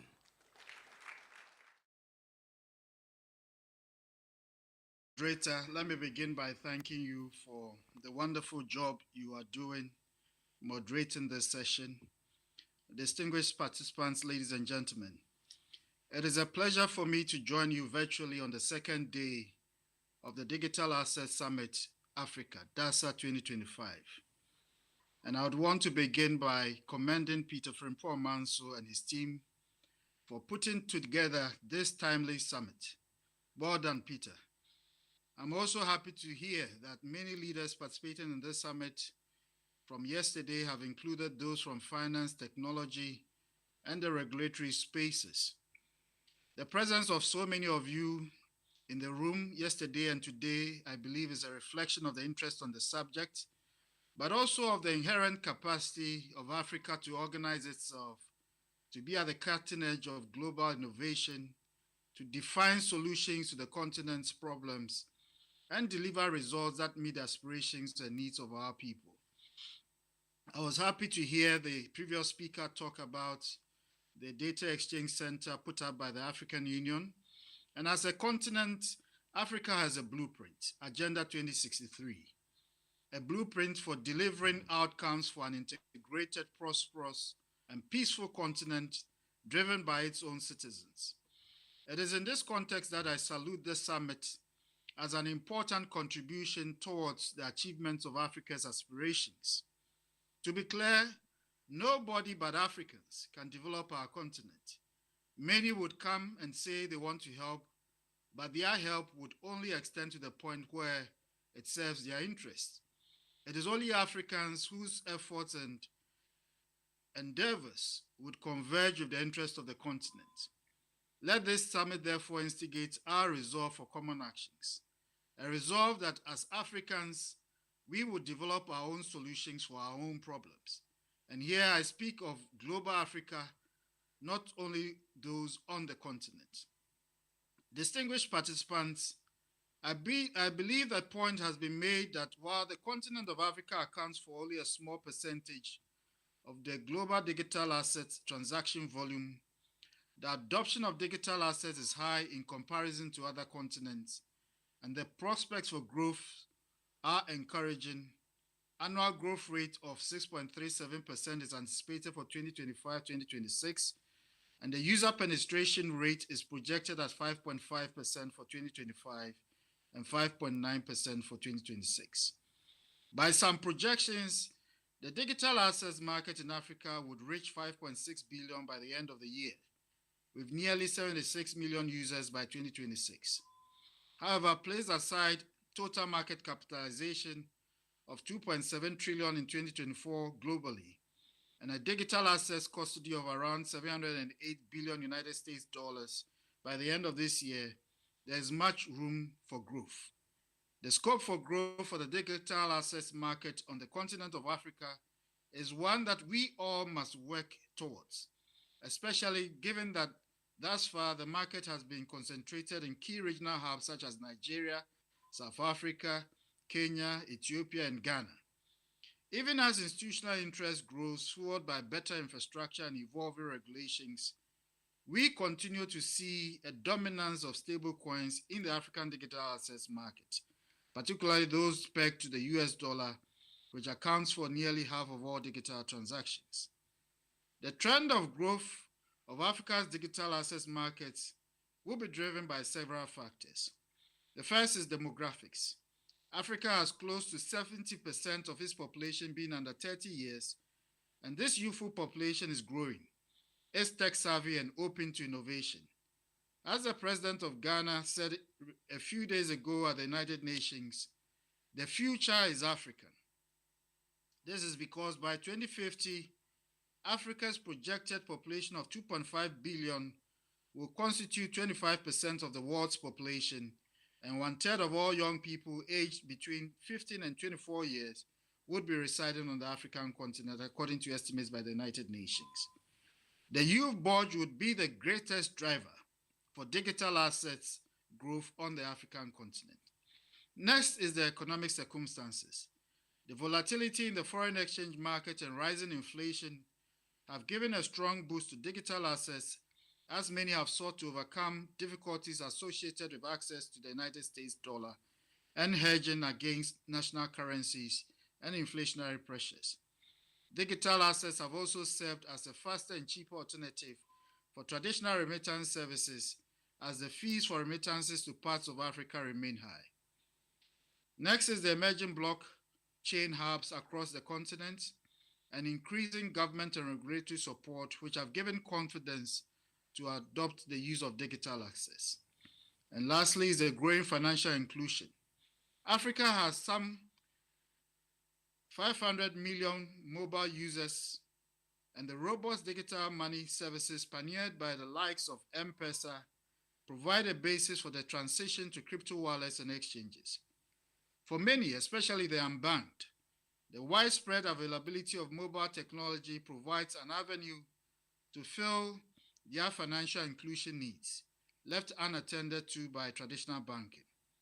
Distinguished participants, in Africa, therefore, we are beginning to see a shift from the earlier view of digital assets as a speculative venture into one where it is seen as a real-world utility, as many ordinary people adopt it for daily transactions and businesses also use it as a hedge against inflation, manage currency volatility, and arrange retail size transfers, including with regional and international counterparts. Africa is indeed experiencing a digital revolution, with mobile penetration, fintech adoption, and blockchain innovation accelerating. I believe that the digital asset spectrum remains relevant to deepen financial inclusion on the continent, facilitate the expansion of cross-border trade, in addition to the Pan-African payment system of the African Continental Free Trade Area anchored on the Afrexim Bank's payments settlement system, tokenize the agricultural sector and drive the modernization of Africa's agriculture and food systems to ensure food security, which is an important goal for the continent, improve the real estate sector through blockchain land title registries and identity systems, and unleash the potential of the growing creative economy of Africa through NFTs for music, arts, and intellectual property. Participants, the pathway towards an Africa that is facilitated by digital access means that we should not ignore the risk. First, the strong drive of innovation is not going to go away, and it is heartwarming to see many African states reversing previously banned digital assets and beginning the establishment of regulatory frameworks. Indeed, for the digital assets market of the continent to grow, regulatory uncertainty must be removed. I was therefore happy to hear that Governor Johnson Esiama of the Bank of Ghana has shown interest in leading efforts to improve regulation of Ghana's digital assets market. That is good and welcome news. But importantly, across West Africa and continentally, we must also harmonize regulations. Infrastructure gaps must also be addressed. Secondly, cybersecurity and fraud are big concerns in several parts of Africa. Many payment services have been blacklisted in some of our countries, and if we are to drive a deeper digital assets market, we will need to improve the cybersecurity measures and take stronger actions against fraud, as well as also money laundering, which could aid extremists and terrorist groups. In this regard also, education and digital literacy is important, and we heard this morning the remarks of Dr. Nchibu Isiako. Participants, before I conclude, I want to offer some brief strategic imperatives. For governments, we must develop clear digital access regulations and support innovation hubs. In Ghana, as I said, the bank is resolved to bring regulations at par with innovation, and the government of Ghana, within the context of the Timbuktu Initiative, which is spearheaded by the UNDP, is working on a number of innovation projects, including those relating to the Agri-Tech Hub for Africa, which will be housed in Accra. The partnership with regional multilateral banks such as the Africa Development Bank is also crucial for successfully scaling such innovations. Investors also have a role to play, and they must put money behind the scalable, inclusive solutions and focus on infrastructure and education. Businesses must also integrate blockchain into their operations and partner with local innovators. Finally, I want to circle back to where I started. The aspirations of the citizens of Africa is for an integrated, prosperous, and peaceful continent. Digital assets have an important contribution to make to this vision. The future of the world, as President Mahama recently said, is African, but also the future of Africa is digital, and that digital future is now. From this summit, therefore, I encourage your support for Africa's investment in innovation and the shaping of policies that build the digital economy of tomorrow. In doing so, Africa should not resign itself to just being a consumer of digital assets. It must define them, it must shape them, and it must own them. I thank you very much for your attention and wish this second day session full success. All right, thank you very much, His Excellency. Please acknowledge him properly. Let him be aware that we keenly listened to him and watched him, and we appreciate his time all the way from New York. Please, another round of applause for His Excellency. And of course, all the points His Excellency we have duly taken note of. And so I can proudly say that if you are partaking in this event, this is a great opportunity for you for networking. There will be a session for networking. So if you look at the lineup of dignitaries that we have who have been talking to us, the workshop that we are going to have, and all of the details of the things that are happening, it is important for you, not just the lessons that you are picking from our speakers who are speaking, but also the ability to network with them, to step further with your startup or with your entrepreneurship business or with your SME. So for us here at DASA Africa, it is not just the speeches or the talks that we have come to give to you, but also to give you that platform where you can have a pedestal to grow. DASA Africa, or Digital Assets Summit Africa 2025. We are networking with you and providing and giving you a good platform to grow.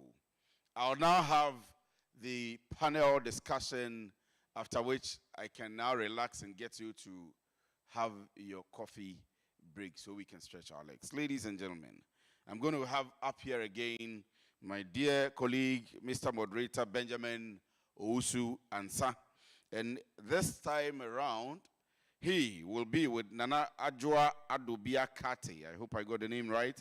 Kamel Cadet and Solomon Abuminya. Yesterday, Solomon did a very fantastic presentation. Even though I had to whip him in time, he still was able. Oh, are you acknowledging the people for me as they come up stage? And I will be saying MCO Kasa too much. So Solomon did a very fantastic job yesterday for me, and he's part of the panel this afternoon. So Ben will do the requisite and the necessary introduction of the people, of course. You have their details on the screen, after which we can go for a coffee break. Ben, please, the mic is yours. Thank you so much.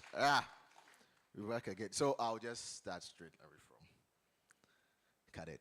You just give us, I'm going to give you the opportunity to do 1 minute introduction of yourself. Let's know who you are, what you do, and the rest.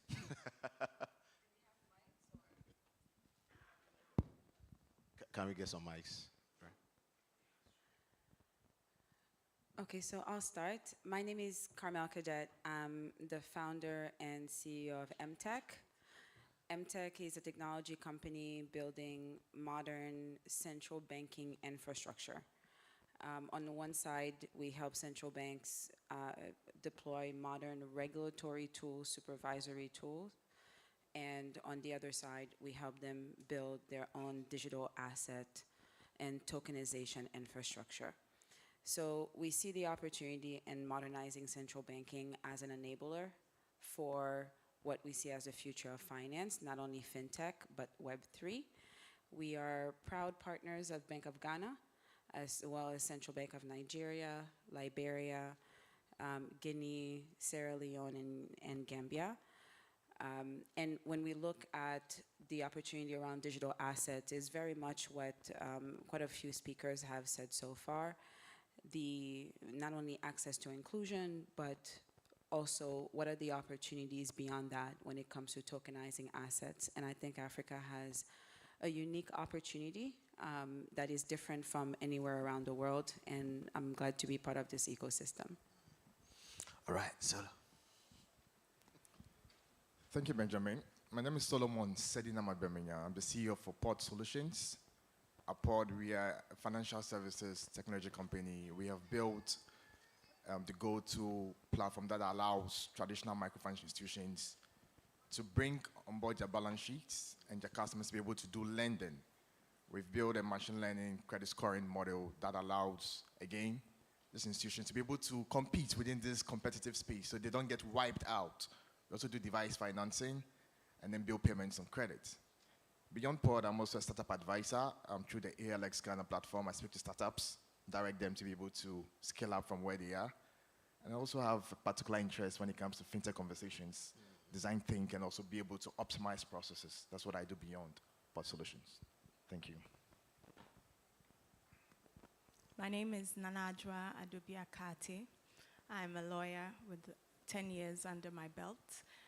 I am the co-founder and senior partner of Afrimo Advisors. It's a full-service boutique law firm that provides from company setup advisory to litigation advisory to you name it. I had the fintech, the tech telecommunications practice of the firm, and our firm is also particularly interested in helping startups.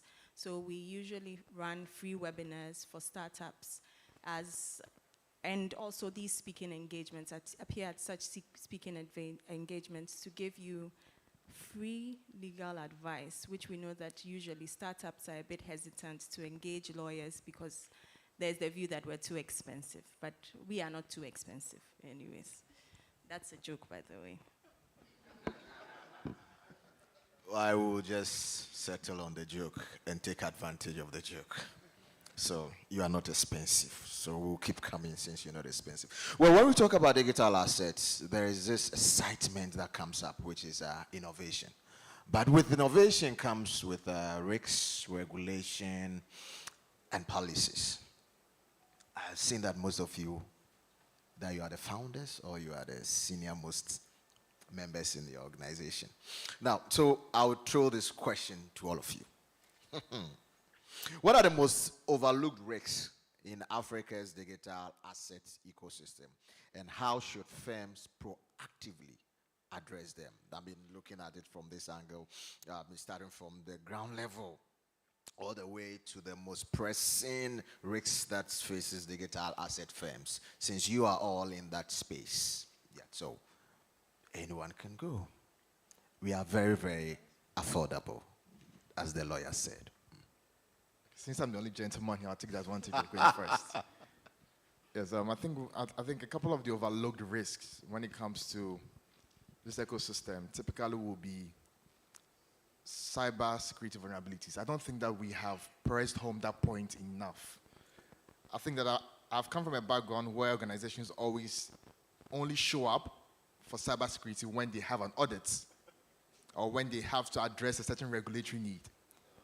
So, for example, in a whole year, top management might possibly not even give attention to cybersecurity, except that they have to undergo a certain certification or something. So budgets typically are either small or they see it as a need be when an issue occurs.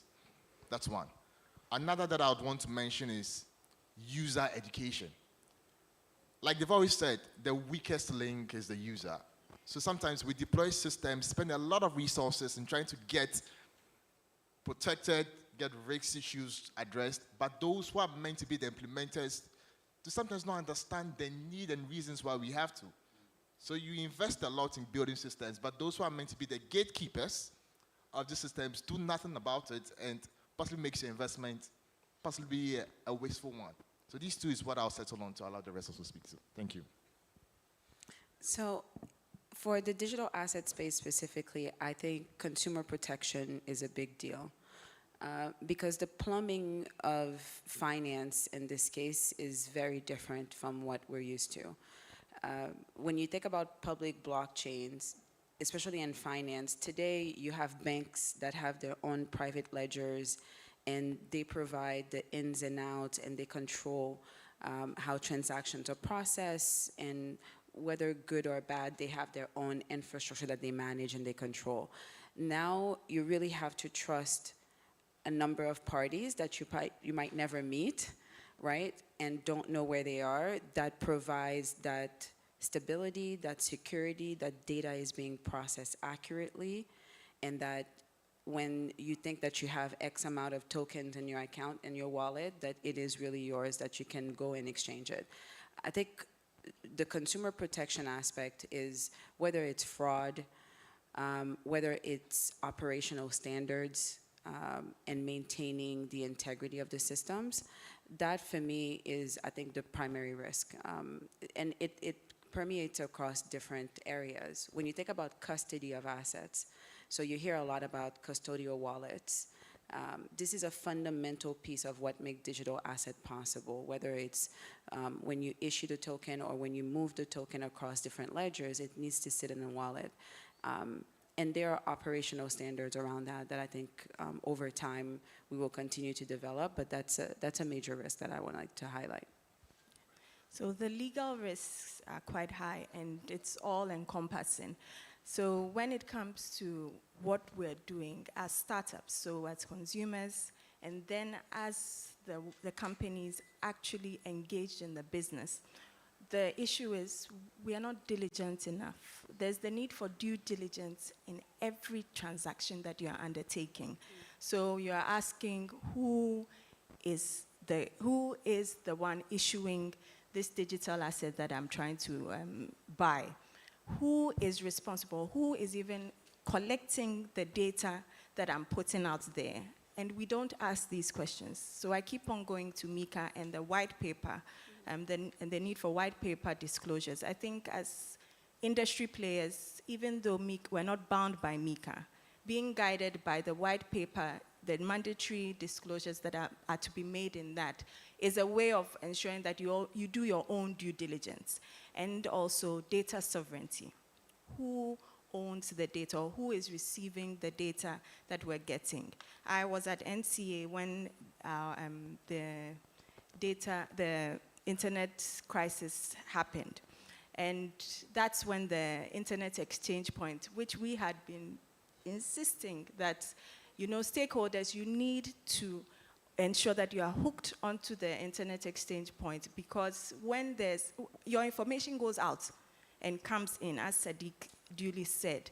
But if the exchange point is in Ghana, at least when I go on Facebook, in simple terms, if I go on Facebook and I went to a page, let's say I went to Benjamin's Facebook page, because I'm hooked to the IXP, now when, Selom wants to also go onto Benjamin's page, the internet is stored locally, in very simple terms. And therefore, now Selom's phone, when it makes that request for the data, does not have to travel all the way through the sea to where the data center is, but gets the information locally. And that's why the internet exchange point is very important. But this is because we don't have the resources, or even if we have the resources, we're not tapping into it because we think that is rather not secure.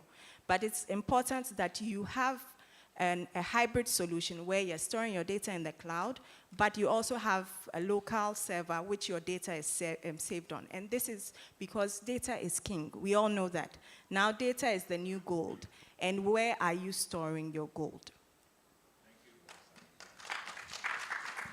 Right, so this is a local data center. It's easier for me to take the microphone from. I don't need to go all the way to Cadet's place.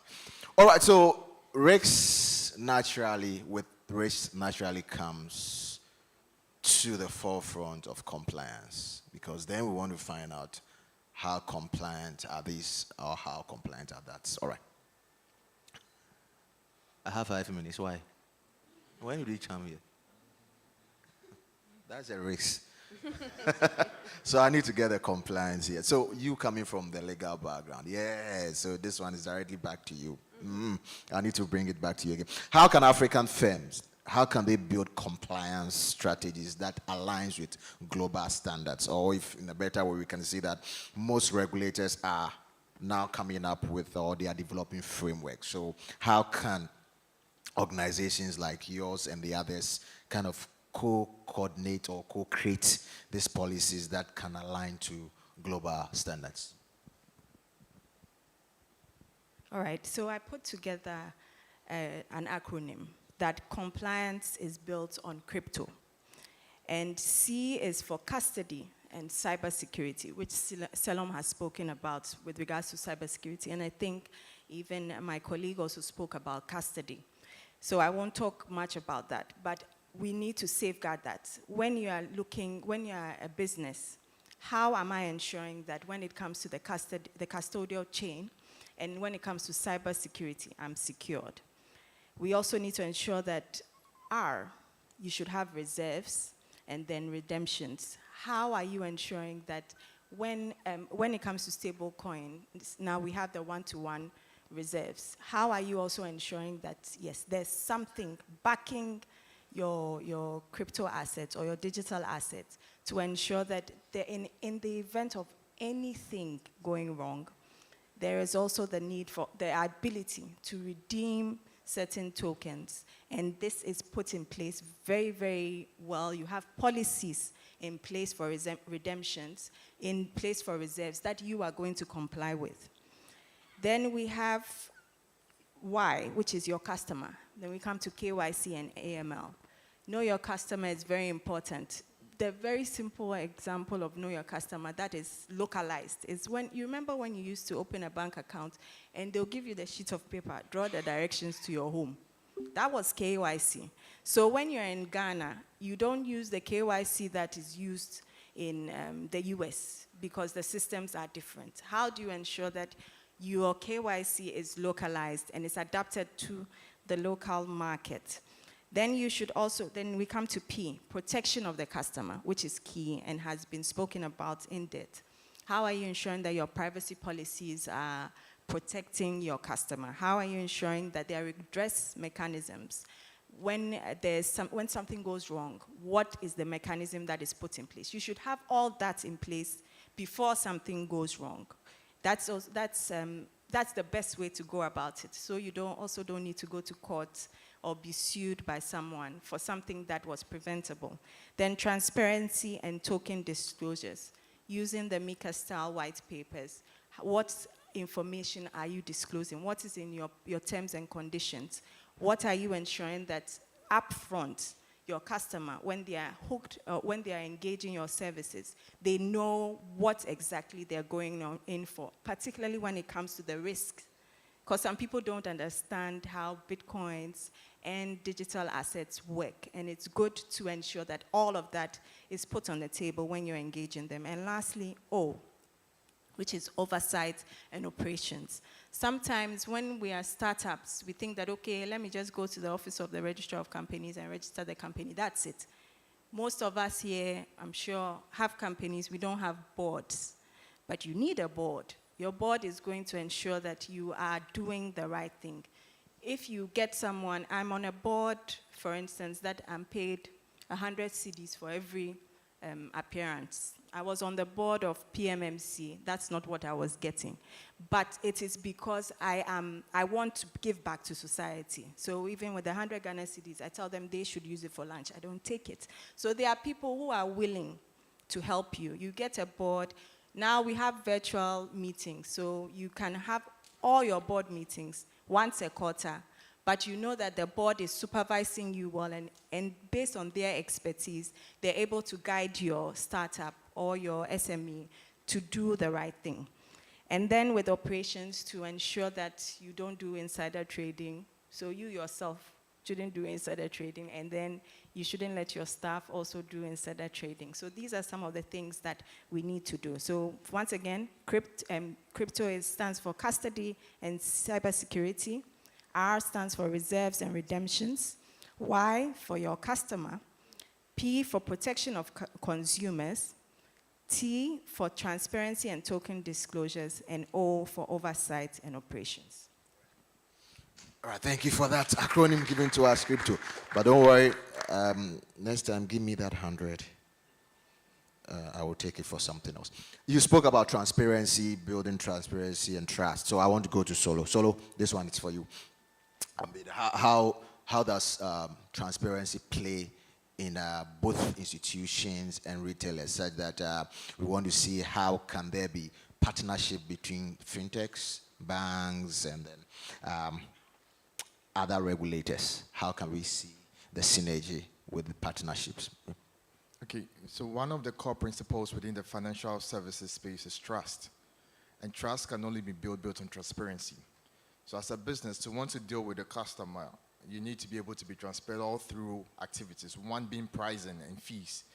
Customers are happy when they get to know what they're actually paying for. What value are they getting? It is very critical for you to be very open with your customers. Again, when it comes to the processes that they have to undergo to be able to transact within your business, they want to understand the hows and the know-how. That's how come sometimes we have to put out FAQs to help them understand or answer questions that they typically would have on top of their mind. Another thing is the risk that they face. You need to be very open to let them know that, hey, this is what I'm putting out as a product or service, but it could go wrong or right. In that way, customers will be willing to forgive you if something goes wrong. But once you are very secretive with your entire business, then the entire element of trust is taken away, then transparency seems to walk out of the door.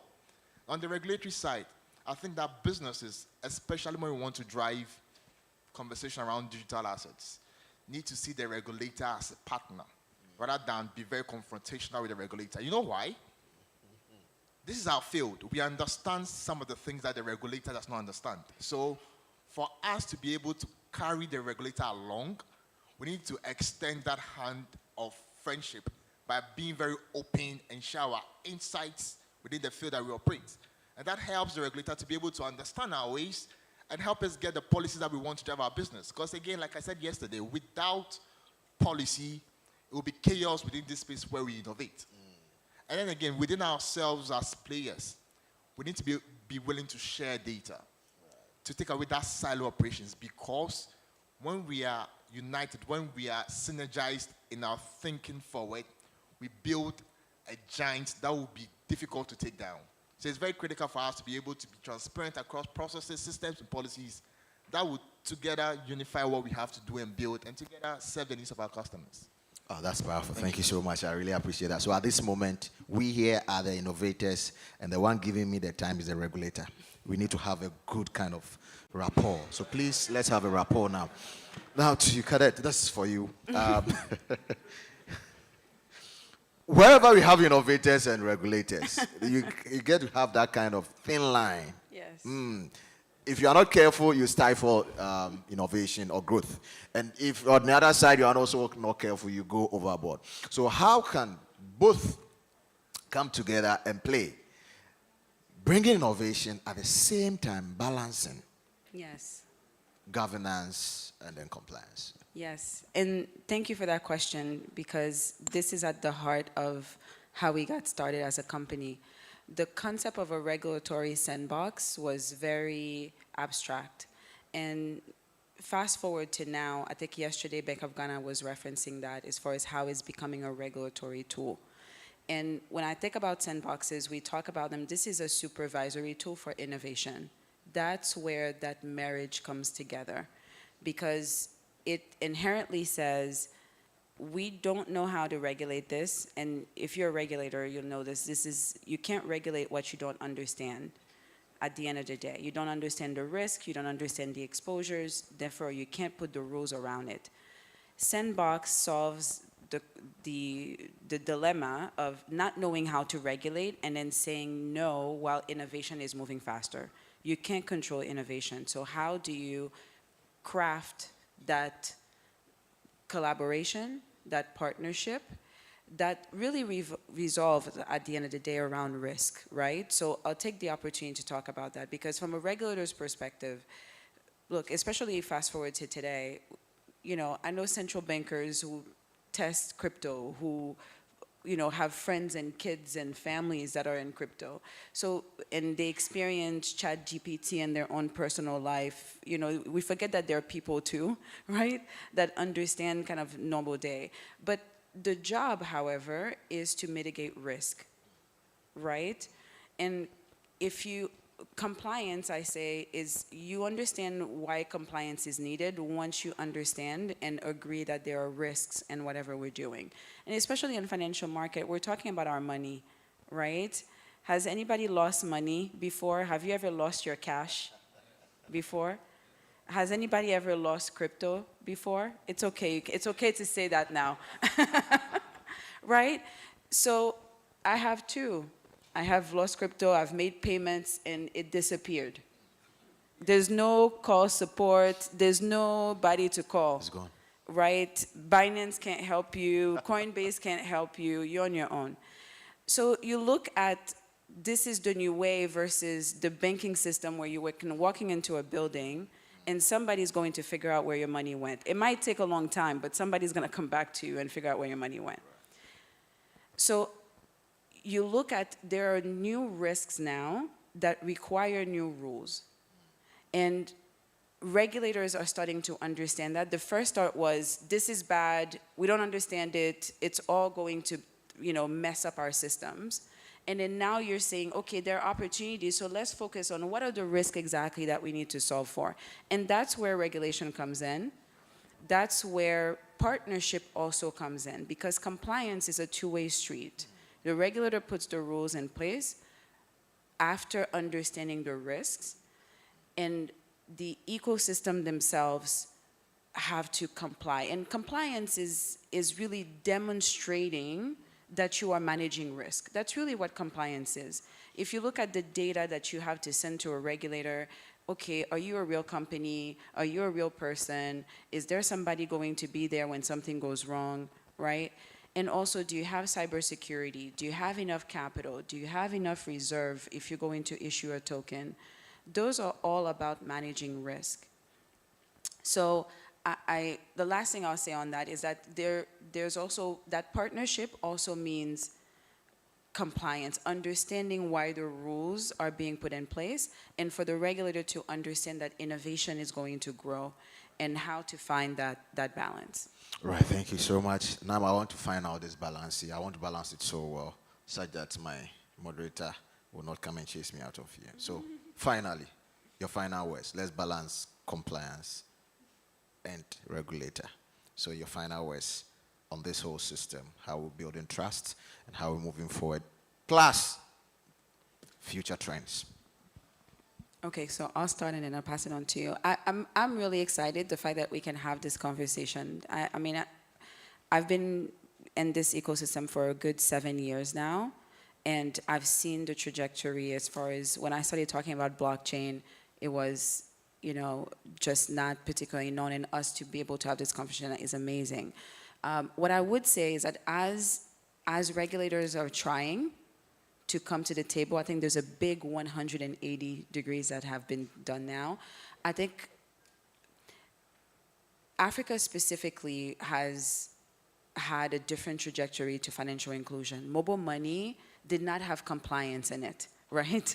It was just a need that ended up solving, and then you see the result of that. if there's a call to action, I guess I would say, is really to start thinking about the value and the culture of compliance and digital assets. Because I think that's going to unlock so much or be a roadblock if rules are being put in place to manage risk and compliance is not something that we take seriously. Okay, so I think that we must innovate to serve people and not bypass rules. That's my first point.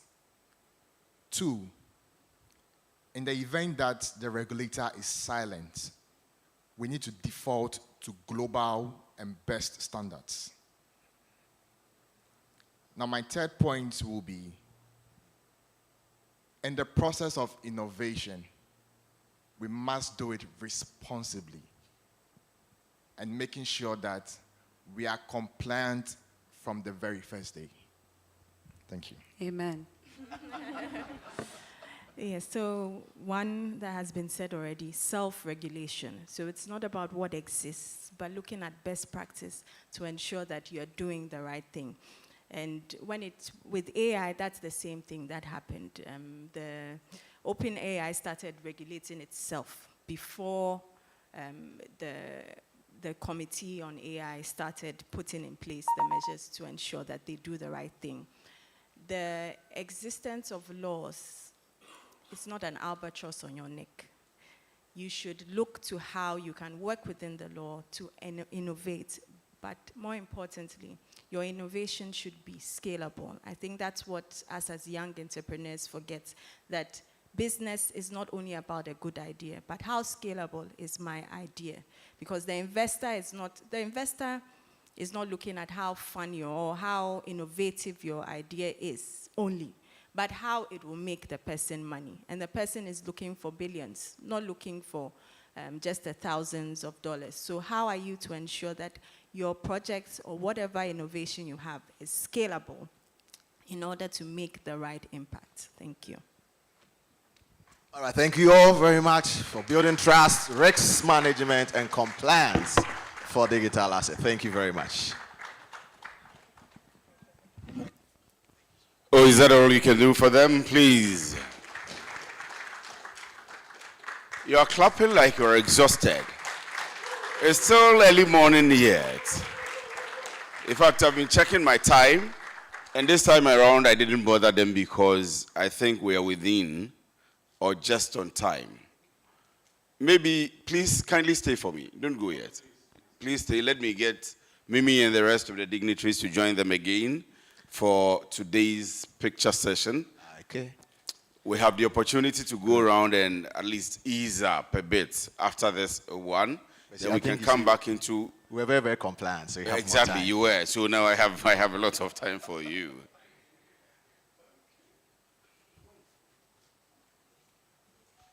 Peter, where are you? And yes, Larry,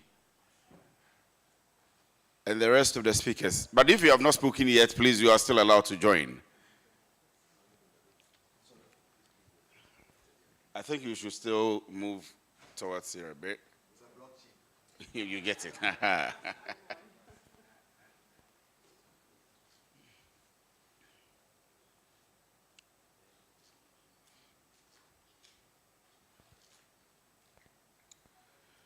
Okay, thank you very much. And you've been clapping for the people that are speaking, but now it's time to clap for yourself for taking the time to sit in, do the listening. If you don't pay attention to them, whatever they are telling us will not be too relevant. And so you were clapping for yourself. Is that how you clap for yourself? Please, a proper round of applause for yourself, for participating and listening. I think I'm allowed now, Peter, with your signal. Okay, so I'm allowed now to allow you go for the break, after which the break is just 15 minutes. Yesterday, instead of 10, we did about 25 or even 30. Kindly indulge me, let's do exactly 15 minutes. We'll be back to have very insightful discussions. There will be a workshop and there will be another masterclass today. So please, let's stick to the time. It's 11:38 now, so I'll do 11:45. 11:45. Well, thank you very much.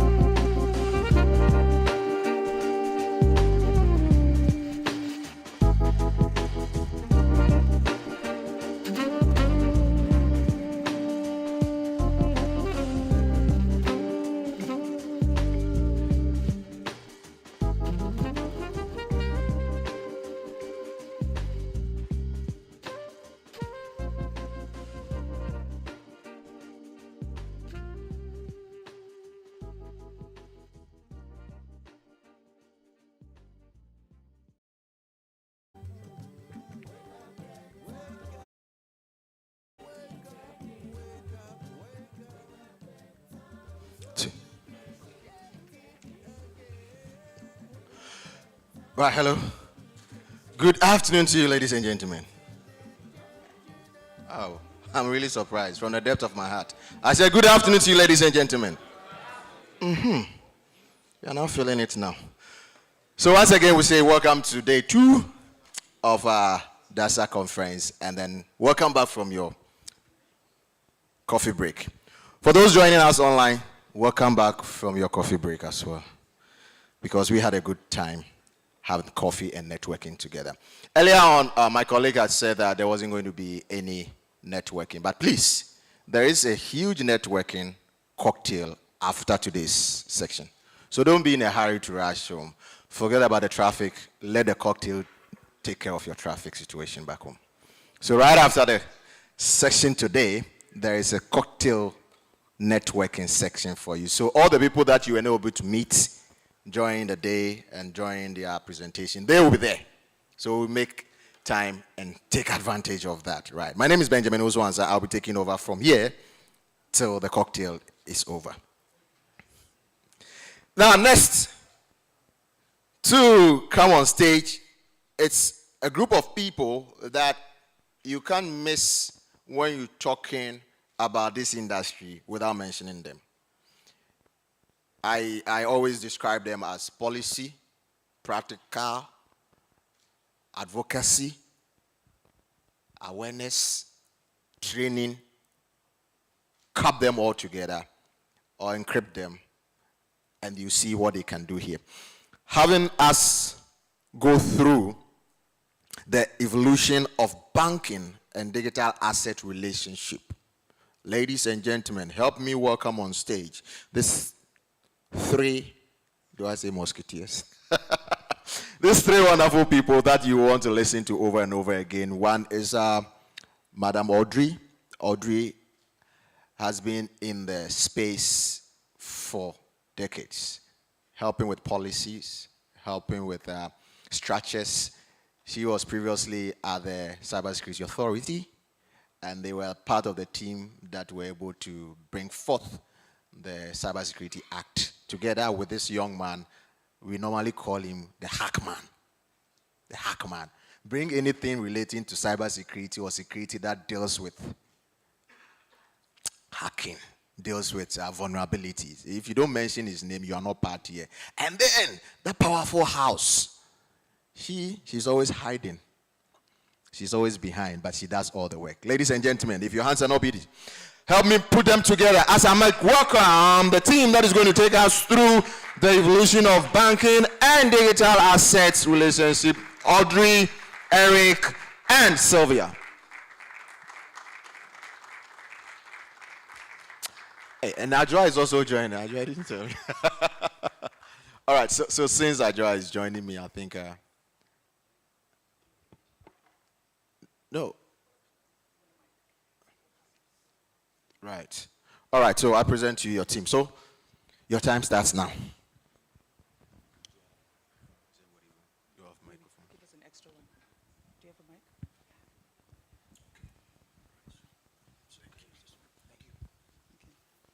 Good afternoon, ladies and gentlemen. My name is Audrey Mreku, Mnisim Mreku, Don't mind the accent. I was imported by Mr. Mriku. I'm very much Ghanaian now. I work for the Ghana Association of Banks as head of operations, risks, and cybersecurity. I'll hand over to my colleagues to quickly introduce themselves. There's so much we have to discuss, so I don't want to waste time introducing myself, but these are the important people today. So, Madam Ajwa, over to you. So my name is Ajwa Osei Nkrumah. I am the head of payments for GCB Bank, and I have been in the payment industry for some time now, about 20 years. So, yeah.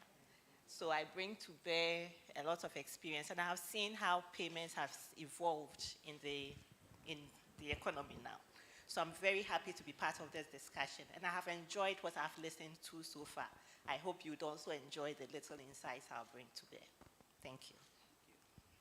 Okay. I'm Eric Sowabaja. I'm the Senior Manager Information Security Operations at Consolidated Bank Ghana. My field is more of offensive security, so ethical hacking, pen testing, anything hacking. Yes, I've been in the field for at least some time. Thank you. My name is Sylvia Sedo. I'm an information security practitioner, and I have experience in the telecoms as well as banking sector. It's an honor to be here. Sylvia is the shy one, but she's the powerhouse as well. She's responsible for policies and ensuring that the hackers within the banks are doing what they're supposed to be doing. Now, I know you're all excited and ready to know what the banks are doing about this, and we want to tell you about the journey that we have embarked on as banks. So these are my colleagues who will help me tell the story. But first, I know you all have questions. Digital assets are becoming part of the financial conversation globally. As my colleagues, you know Bank of Ghana is about to issue a directive, and they've issued a directive that virtual asset service providers should register. Just tell the world today, do we see digital assets as a threat or as a complement to traditional banking?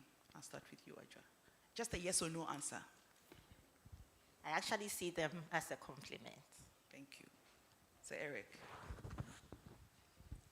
From where I sit, I see them, I will say yes and no. I will explain later.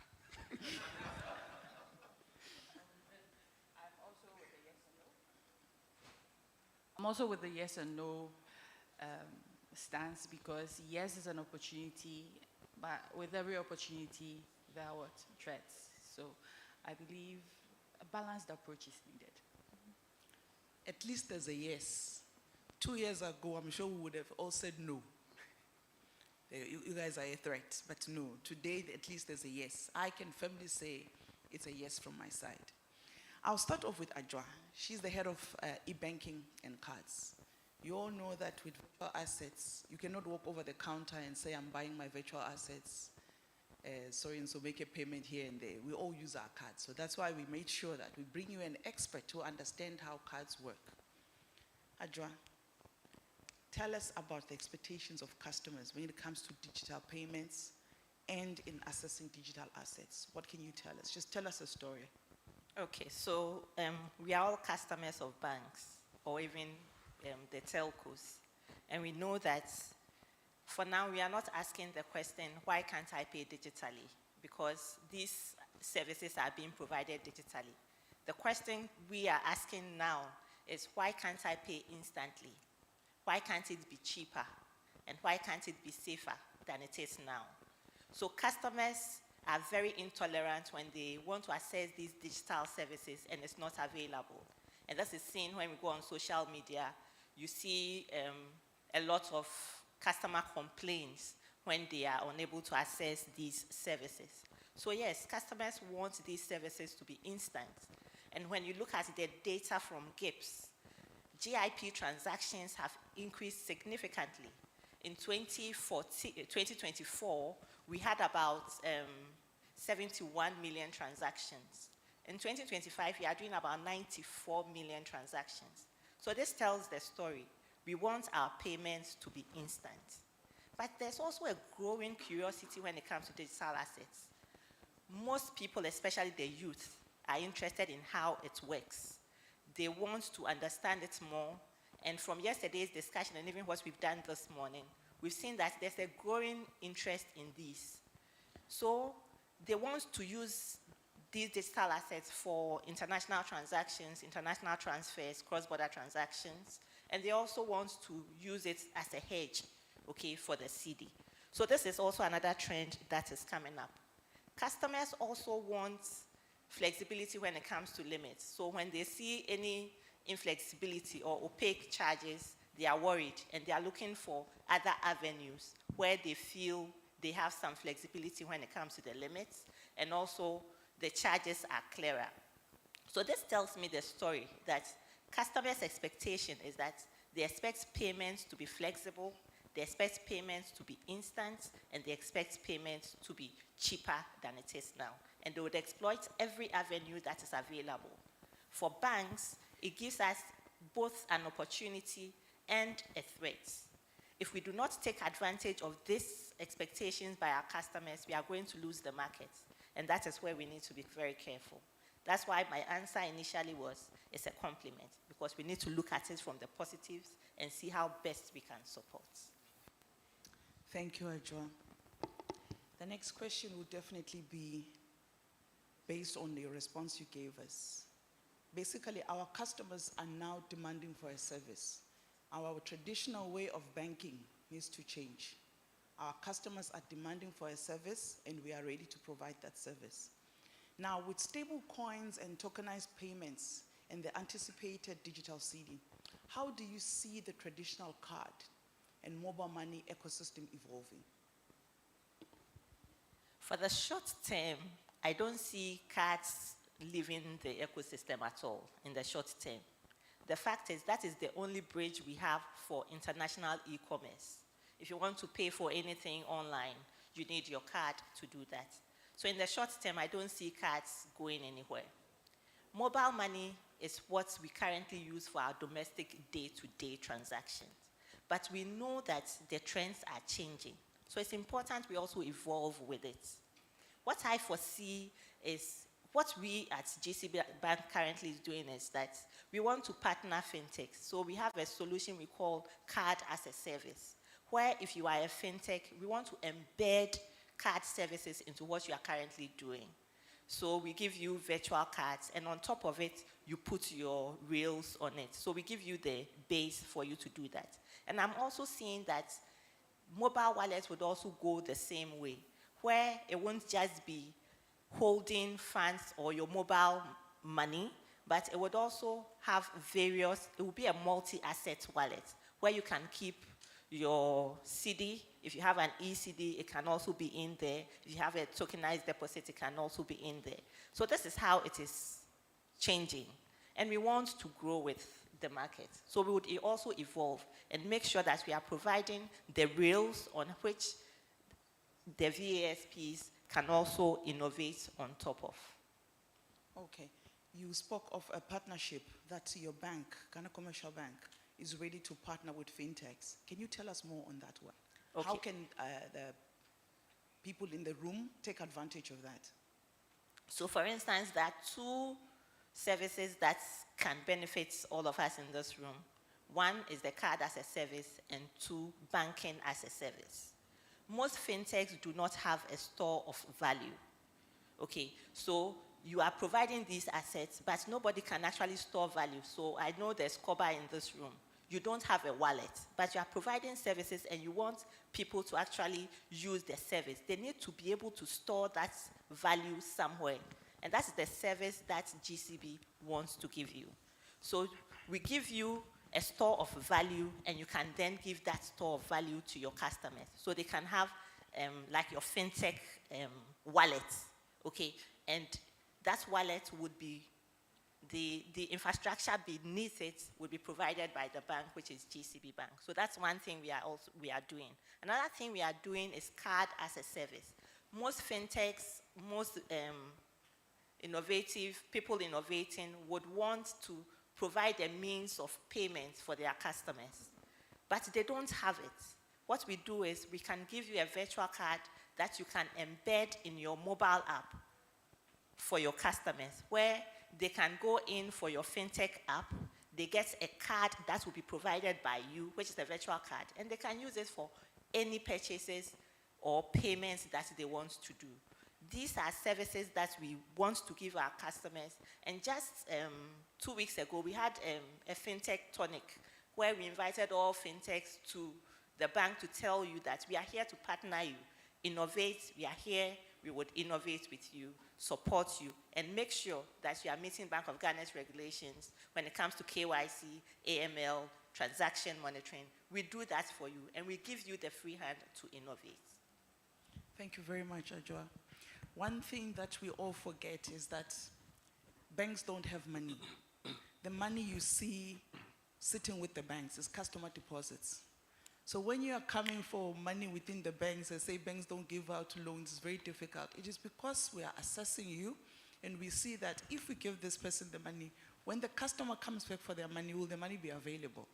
So it's very important for us to remember that the money that the banks, they're just custodians. They're just custodians. And there's so many security layers they're putting in place. So now I'll move over to Sylvia. Sylvia, you cheated us. You didn't tell us about your role. Give us the regulatory side and the security and risk management bit about your role. What do you do for the banks? Okay, so my role in the bank is basically to advise senior management on the best way to ensure that when you are bringing in technology, whatever information you are getting from your customers, you are doing it in a responsible way that will ensure that both the customer is protected with regards to the amount of monies that they are saving with you, because at the end of the day, we are going to be recording all these things on digital assets or on electronic platforms, and there should be safeguards to ensure that if you deposit your 100 CDs with me, when you come back tomorrow, I can record and tell you that yes, it's 100 CDs.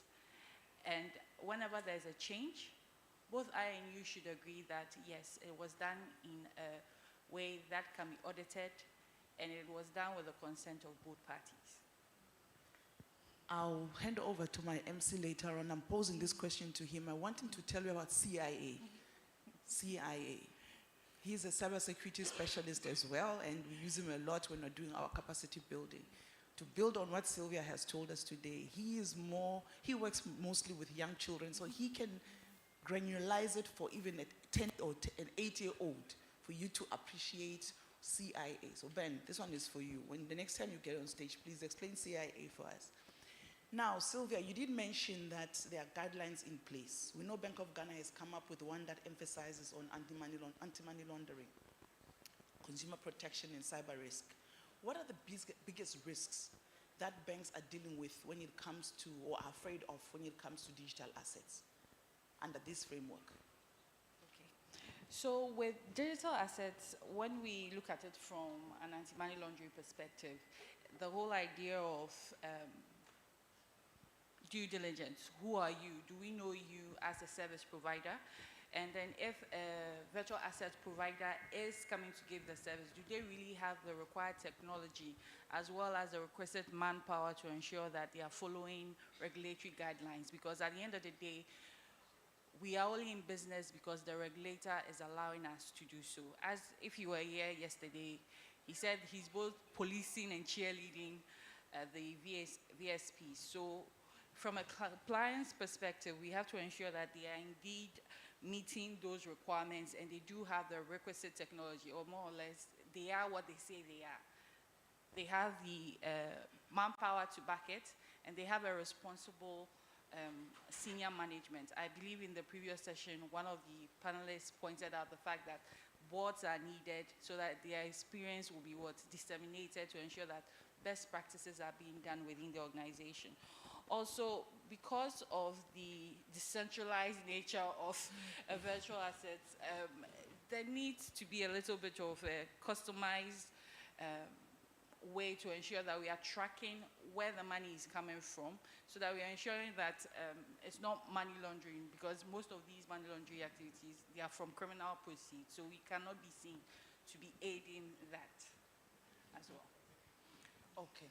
So with the Bank of Ghana directive still in cooking stage, it hasn't been issued yet. what would you advise us to do as banks and fintechs and innovators? Should we do the wait and see approach, or we should go ahead with the sandbox and testing? Well, as you said, there's sandboxing. And obviously, we were told yesterday that it's more or less to get a yes or no answer from them. Now, with regulations, they are here to protect the customer. As it was rightly said, we are all here and there were schemes. One thing about Ghanaians is that, or may I say people in general, is that if something is profiting you, you would always make noise about it, like, allow me to do it, allow me to do it. But once it backfires, where will we all run to?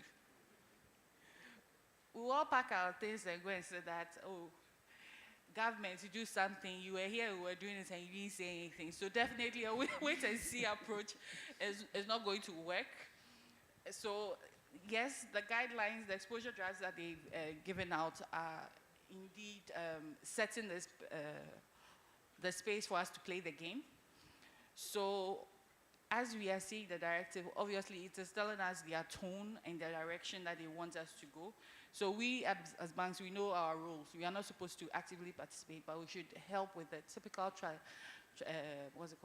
banking activities, whereby we help with settlement and ensuring that the exchanges are going right. So we as banks, we know our role. Obviously, as others have started tonics, forums, etc., we as well would also have to look at how best we fit in and how we can support those transactions, because even though virtual assets are a no-no here, we all know one or two people who have a wallet somewhere. So as the tone has been set, the onus is on us to assess our operations, see how best we can fit it in, and ensure that we are making it available to our customers in a responsible way. Thank you very much, Sylvia. Now we'll move on to Mr. Badja. When you were introducing yourself, you mentioned one, we all know that you are a hacker. That's all what people think, you are a hacker. But you added a name before the hacker. You said ethical hacker. Why would a bank hire an ethical hacker or a hacker? Why do we have hackers within the banking space? Okay, sure. So I always say this, that why wait to get robbed when you can set stuff in place? So banks would hire an ethical hacker. First of all, the word is ethical. Yes. So banks will hire an ethical hacker, who is a hacker who is hacking with authorization or with permission. The banks will hire us to find the loopholes first, or to find to be the thief in the environment. But I mean the good thief. And that is the main reason why a bank, because when Sylvia was talking, said let's not do wait and see. So the banks are also not doing wait and see. Let's find the things first, and then let's try and fix them or mitigate them before the threat actors comes in. Okay. So basically, banks are always testing their systems. Mm-hmm. So they've hired thieves. Send a thief to catch a thief concept applies within the banking space. Now, what vulnerabilities do you see with us banks partnering with virtual asset service providers? The journey of us integrating, looking at APIs, looking at smart contracts and the wallets. How do you see that journey? Okay, so the first vulnerability I'll talk about is the skilled personnel or lack of skilled personnel. And that would always be my number one vulnerability, because without the knowledge of something, how do you even protect that thing? And if you look at even traditional web application, Web 2.0, not to talk about smart contracts and the virtual assets, yes, just normal web applications, how many skilled personnel do we have to even test these systems or to even test these solutions? Not to talk about smart contracts. Web 3.0 infrastructure. Aside that shortage of skill, how many SOC analysts do we have to even investigate when there is an attack in Web 3.0 infrastructure? So my number one vulnerability I would always see in this particular integrating with VASP would be one, shortage of skill. Then two, that I would talk about is API risk or API security. Reason why I would make API risk as my number two vulnerability in this integrating stuff is, one, most banks have even problem consolidating these APIs. Not to talk about security on those APIs. Because you see, what is happening is, or what is happening in most banks now is, people come, or the business goes to get the clients, goes and gets prospect clients to transact business with. Now, they fall on developers to come and build APIs for them to consume. Now, these APIs are just built, most of the time, they are built ad hoc. So, the client is in, you need to build an API. The API doesn't sit anywhere. The API is built, given to the client, another client comes. So, most people don't even have a consolidated API hub where all APIs are sitting there. You can say you are putting security even on it. So that also becomes a vulnerability, because once you don't even know where all your APIs sit, how do you even secure them? And then the third one I'll talk about is, yes, like I said, smart contracts. How many of the banks are even privy to this infrastructure? So that particular vulnerability would always be there, and that is the reason why when I was asked the first question, I said yes or no. Yes and no, because no in the sense that it's a threat, in the sense that these vulnerabilities would always exist. Even Web 2.0, we are not even understanding it fully. We are not even mitigating it fully. How much more when we come to smart contract and Web 3.0 infrastructure?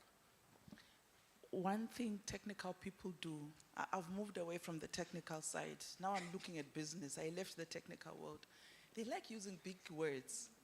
API, this. What is API? Tell us in simple English.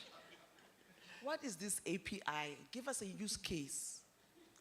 Okay, so simple. Let's say I want to communicate with another person. Most definitely, I need a medium to communicate in. So these APIs are basically call and response. So I need A to be done. I call A gives me a response. So these are more like interlinking between one entity and another entity. So a bank and then a VASP want to transact business. Definitely the VASP needs to consume certain resources from the bank internally. We can't tell the VASP to come and set up inside the bank.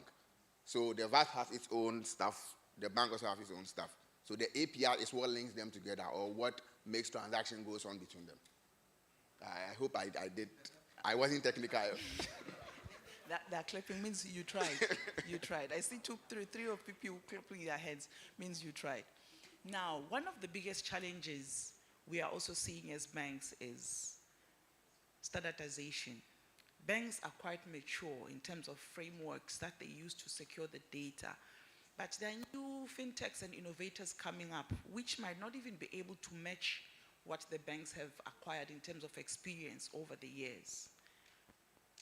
Take us through a process. What are these standards, and which, as an innovator sitting down there, give them maybe advice in terms of, if you want to work with the banks, to connect with your APIs with the banks and have no challenges, these are the things you need to look at. These are the standards that you should be preparing for, getting certification for. Okay, sure. So when I was even talking about the vulnerabilities, I was talking more on the bank side. But then the VASP side also, or the client side, also have to be doing same stuff. And when it comes to standards, testing guidelines and stuff, the banks, like Madam Audrey said, the banks have regulatory standards that we follow. The BOG Cyber Directive, we have the ISO 27001, which is mandatory for all banks. We have PCI DSS, which once you are dealing with cards, you need to be compliant with. I think the VASP also have to do same. Because you see, it's more like two environments coming together. I can secure my end.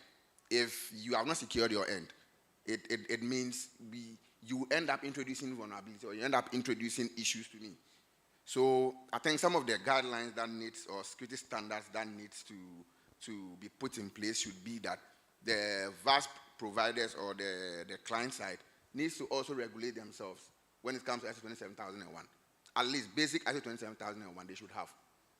If the VASP is handling payment with cards, then they need to also regulate themselves with PCI DSS.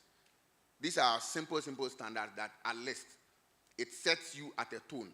Because I have a saying that everybody will be hacked. Yes, don't get me confused. Everybody will be hacked. The fact that you are not hacked does not mean that you are doing something extraordinary. They have not gotten your time yet. Exactly. But at least you put yourself there a bit to make their work, or to make these threat actors' work a bit difficult. So at least you have standards that you are following. You have a body that you have regulated with, so that if there's anything, at least you would get support from them. And the reason why I said everybody will be hacked, Microsoft is being hacked. And we all use Microsoft. We are all end users. The people who are manufacturing the thing are getting compromised. The good thing is that they have bodies that at least when they are compromised, they bounce back easily. Or they're able to jump back on track. And that is what we need to also come at. That these regulations would at least help you that once you are a target or you are compromised, at least you have some standing to bounce back again. Thank you very much, Sir Eric.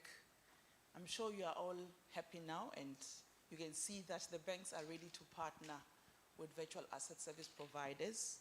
We need to be at a certain level of maturity. Now, as banks, if you could give us a piece of advice on how we should position ourselves. I know GCB has done a lot. How should banks position themselves to prepare for the future, to work with virtual asset service providers? So this question will apply to all of you. Let me give you some good news. You see, I've worked with Eric. Eric used to work with us. And as you can tell, our partnership was good because he was coming from the security side. I was coming from business. So we never agreed on anything. We never agreed on anything. But the good thing we learned from them is that it's important we consolidate all our APIs. Okay, so that is what at GCB we have done. We have an API hub where we make it easier for fintechs, VASPs to come in and benefit from some of the services that we provide. So that is one thing for you. And we make sure that the burden of securing your ecosystem doesn't sit only on you. We partner you to make it better. But on this digital assets journey, it's important that as banks, we partner quickly, okay? And then we all learn quickly and fail quickly so that we can learn from those failures, okay? So that is what we want to do. We need to also build our capacity to understand the ecosystem. If you understand the ecosystem, then we know how best to partner you. I should have told Adjoa that 30 seconds, otherwise she'll take the whole floor. Our time is limited. So Eric, over to you. Okay, so let me say one good thing that we are also doing in our bank or at my space is that we... Which bank, please? Consolidated Bank Ghana, the best bank in Ghana. So one thing that we are doing is we have something we call incident response drills. Because my earlier submission, I said everybody will be hacked. But then, what do you do?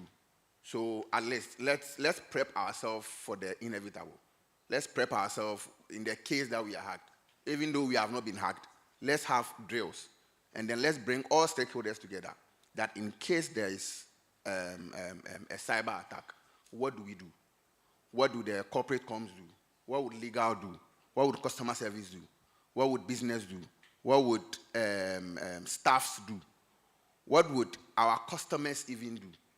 So we try as much as possible to organize some of these drills frequently, and then go through these drills just to prepare ourselves in case the worst happens.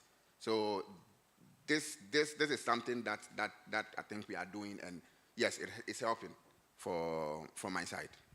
Mr. Peter, the next summit we should have a drill. CBG will sponsor. Whether they give us the platform or they give us the resource persons to help us with the drill, we can assure you with that one, as the Association of Banks, I will make sure that they provide us that platform and that drill. Madam Sylvia, advice for us. So my take will be on the skills, getting the specialized training as well as investment in technologies, because as we all know, digital assets will come with its own inherent technology tool set, and training and awareness has to be across board, not only between the virtual asset service provider at the banks, but to the customers as well, to really understand what a virtual asset is, as well as the risks involved. And then building those capabilities, guardrails, as well as the specialties, because once you go in, it becomes a shared responsibility, and we would all need to play our part. But in order to play your part, you have to be informed, you have to be aware of what it is you're doing, and what risks you are willing to take on an individual level, as well as if you are a service provider, and then we as the bank who are going to be the back end to it all. Thank you. One thing that I am passionate about these days is responsible disclosure. Working for 24 banks, I would cast the net back at you. Let us work together and responsibly disclose. When you see, now that we are partnering with fintechs to enable the banks to trust our partners, we need to work in a space where we'll be sharing data, we'll be sharing threat intelligence. And that can only be done if we share this data responsibly. Let us not see this on social media when you know that the Association of Bank exists. You have the skills, you know how a payment system might be compromised. If you see such data, please reach out to this Ghana Association of Banks. Let us reach out to our member banks as well and responsibly disclose these vulnerabilities so we can better serve Ghana.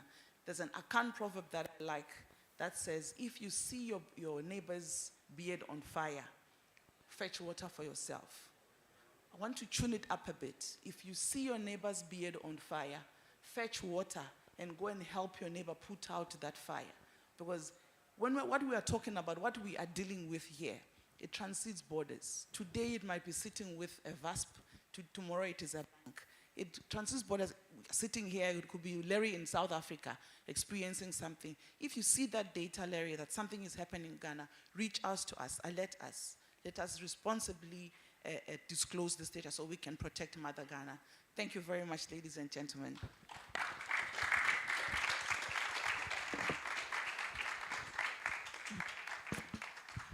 A round of applause for them. Thank you very much. Thank you very much. Madam, I will answer your question. Don't worry. We didn't take a picture. We want to take a picture. Please come and take a picture. We need to store this in the digital asset.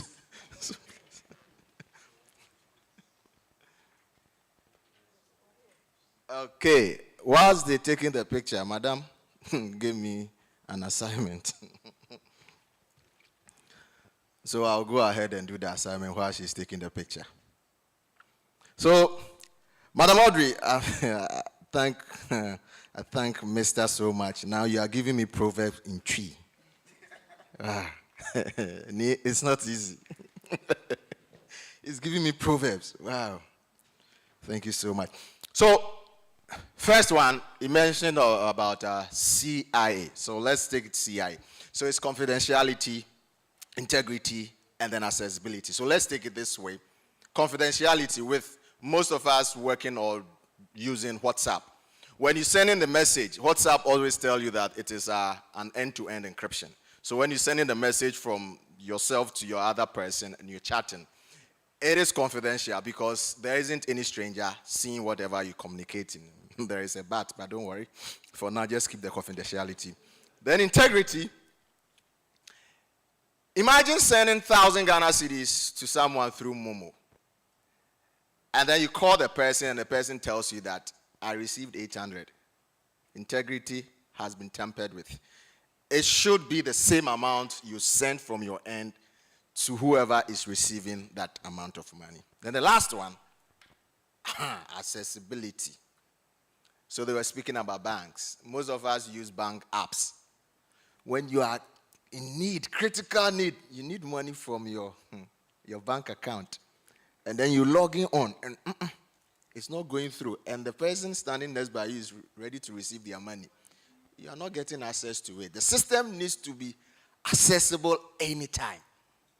So the moment you try it, you should be able to withdraw and pay. So that's the acronym for CIA. It's not the other one, the CIA other one. This one is for us in the ecosystem. So, madam, did I do justice to it? Let me help my brother a little bit because we, the technical people, sometimes when we are doing the jargons, you don't understand it. The API, Application Programming Interface. Take it this way. You go to the restaurant, and then whilst you sit, you are about to make your order. Then the waiter or waitress approaches you. Try to take your order. Now, that waiter at that moment is serving as an API because the people at the back end, those that are cooking or preparing your meal that you are ordering for, they are the back end. This waiter will need to take your request to them to finish whatever they are preparing, and then they bring it to you. So the API there, that waiter is serving as that, is the front end or the interface between you and then those preparing the food. Thank you very much. At least you should have clapped well for me. What is this? And also, don't be in a hurry to go because I'm serving you as the API because at the end of this session, there's going to be a cocktail, networking cocktail. Please don't go. Your requests have already been taken. And they finish with that. If you leave, please don't go. There's a lot for you after today's session. And to move on to our next session, I also want to bring in an API. Please help me welcome Mr. Francis, who is going to give us something small before the next session comes in. It's something small he's going to give us. Francis, come on, come. There are a lot of mics here, don't worry.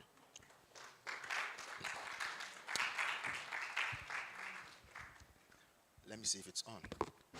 Yeah, it's on. So over to you, Francis, before I bring him. Proverb says that a tree that has deep roots fears no wind. So a nation that knows the value of its assets fear no future. Francis Ofosukobia is my name. My message is Medasi. Those who are not here, thank you. And we've been doing English, so I will do three small to welcome our international guests. Then I will migrate to the English. Ochadi amponyankopon Yehua Adam yen ora ye friend Peter Frempon Manson. Sena hodie na chedie ni nimdie wan fan to no ho so ana no ani na de nemum ode boa Ghana man abibi man se ye benya nkoso ne yenya nimdie ade atena se ahwe ye ho ne ye busua Mr. Frempon Manson yeda wase ani wo company Promas any nipa wo boa wo nyina ma wo ye bibia be ma Ghana man any Africa enya nkoso Mr. Frempon Manson, your vision and missions translate into the transformation of Ghana and Africa's development. We cherish so much. We see a beautiful room. When you got the money, you didn't pay for Garamsey's site to be mined. When you got the money, you didn't pay for mercury. You didn't pay for cyanide to be digging and spoiling our waters and the lives in the waters. The Afram River, River Ofe, Pra, Densu, Lake Bosomutre, the Volta River and the Volta Lake, that gives energy to the industry and gives light to the young African boy to read his future inheritance of his physical assets and to give light to the old man to find his way to the boardroom to tell the young man what the future he has. Thank you very much. Thank you, Professor Evans Tony, for not bringing the gun that kills the African, for not bringing the shirts, for not bringing the wine, for not bringing the swords, for not bringing things that we cherish so much. When you bring the guns, it kills Africans. And our animals that serve as the V8, the elephant, the camel, that our people used to travel on the deserts and carry goods. When you came, you didn't request for that because we have to kill the animals for the ivory. So we have our elephant with us. Thank you, Professor Anim, being a mathematician for the African, to tell us the figures and digits that we have. Thank you all the banks, Dr. Kwame Opon and the team for having us getting a bank. In the olden days, when my grandfather has money, he would go by the riverside and dig there or put the money under the trees. But because the banks are there, we are now saving. You are saving our money, you are saving our heart and saving our trust. The cyber security expert, thank you for keeping the gate of Africa for us, because our asset, we didn't know how to protect it. But because you are there, we know that when it comes to legality, the lawyers will come and defend us. Thank you, the team, for doing all the wonderful things you are doing for us, which make Africa develop, which make Africa grow, which make Africa prosperous, for us to stay here, be happy, and transfer the good asset we have as an inheritance for our children. Thank you, Francis Ofosu-Kobia is my name. A round of applause, Francis. Thank you very much. Wow. He's actually kept our history for us in a bag. Thank you, Francis. Thank you very much.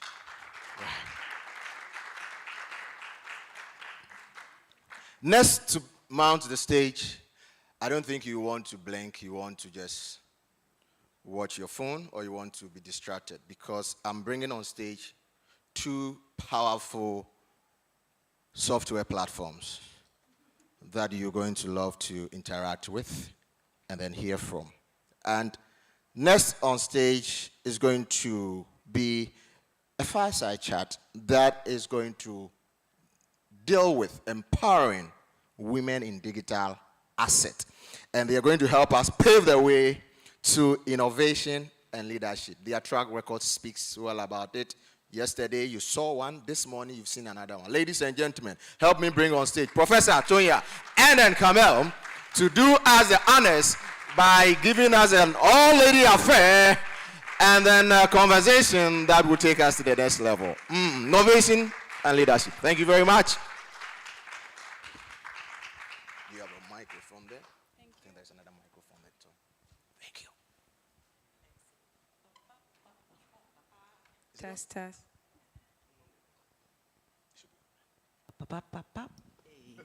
Okay. Thank you so much. I've been looking forward to this. Me too. For some time, because not only in our professional capacity, but certainly in our personal capacity, that anytime I see a dynamic woman from the Pan-African diaspora who hailed originally from Haiti, and represents us so extraordinarily well around the world, it gives me great pleasure to introduce Carmel Cadet, the founder and CEO of MTech. And through our conversation, not only do we, by our own example on the stage, demonstrate, and has certainly come before us and will come after, dynamic women in the space, but the best way to learn about what women are doing is to talk to the women who are doing it. And so with that, I welcome you for any remarks you care to set the stage, and then we'll get into our conversation today. I want to go through 5 brief areas that all come together: the vision and the impact that you've worked on, leadership and resilience as well, innovation and regulation, Ghana's future and how this all fits together with what you're working on the continent. And finally, global lessons for local leadership. So first, Carmel Cadet. Thank you so much. And it's always a pleasure to be in Ghana. For those of you who know, Ghana is almost my second home. I am originally from Haiti, and it's been a fascinating past 7 years. So I'm happy to be here to be able to share, and also start by saying Ghana has been so good to me. That is brilliant. And here in Ghana, and you all heard a bit of my story in my travels here and what I've learned since being here. One thing that I took away from President Mahama's speech at the United Nations was how he called very forcefully for women to be at the center of this technological innovation here and this financial rebirth. I can think of no better work than the work that you are doing, so I invite you to talk about what you've built at MTech, particularly to modernize central banking, and you are focusing most specifically on the motherland. Yes. So, as you mentioned, I was born in Haiti. I'm originally from Haiti, born and raised there. For political reasons, we ended up migrating to the U.S. And the first thing that, when we got to the U.S., one of my mom's friends told her, take every credit card they give you, because this is how you build credit in this country. It didn't make sense to me at the time, but coming from Haiti, so Haiti, to give you context, Haiti has about 20% banking penetration rate. We've been going through a lot as a country over the past 200 years. And when we migrated, getting into the US, where you have financial products that are not usually available where you're from. And for me, that was the first time I started understanding financial markets.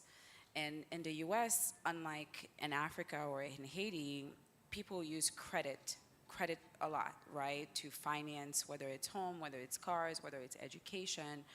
But for me, what that also said is how important money is to our lives. So I really, pretty early on, got interested in financial services.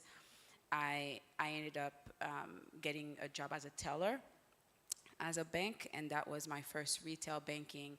Then I went into lending, where I became a lending officer, a credit officer.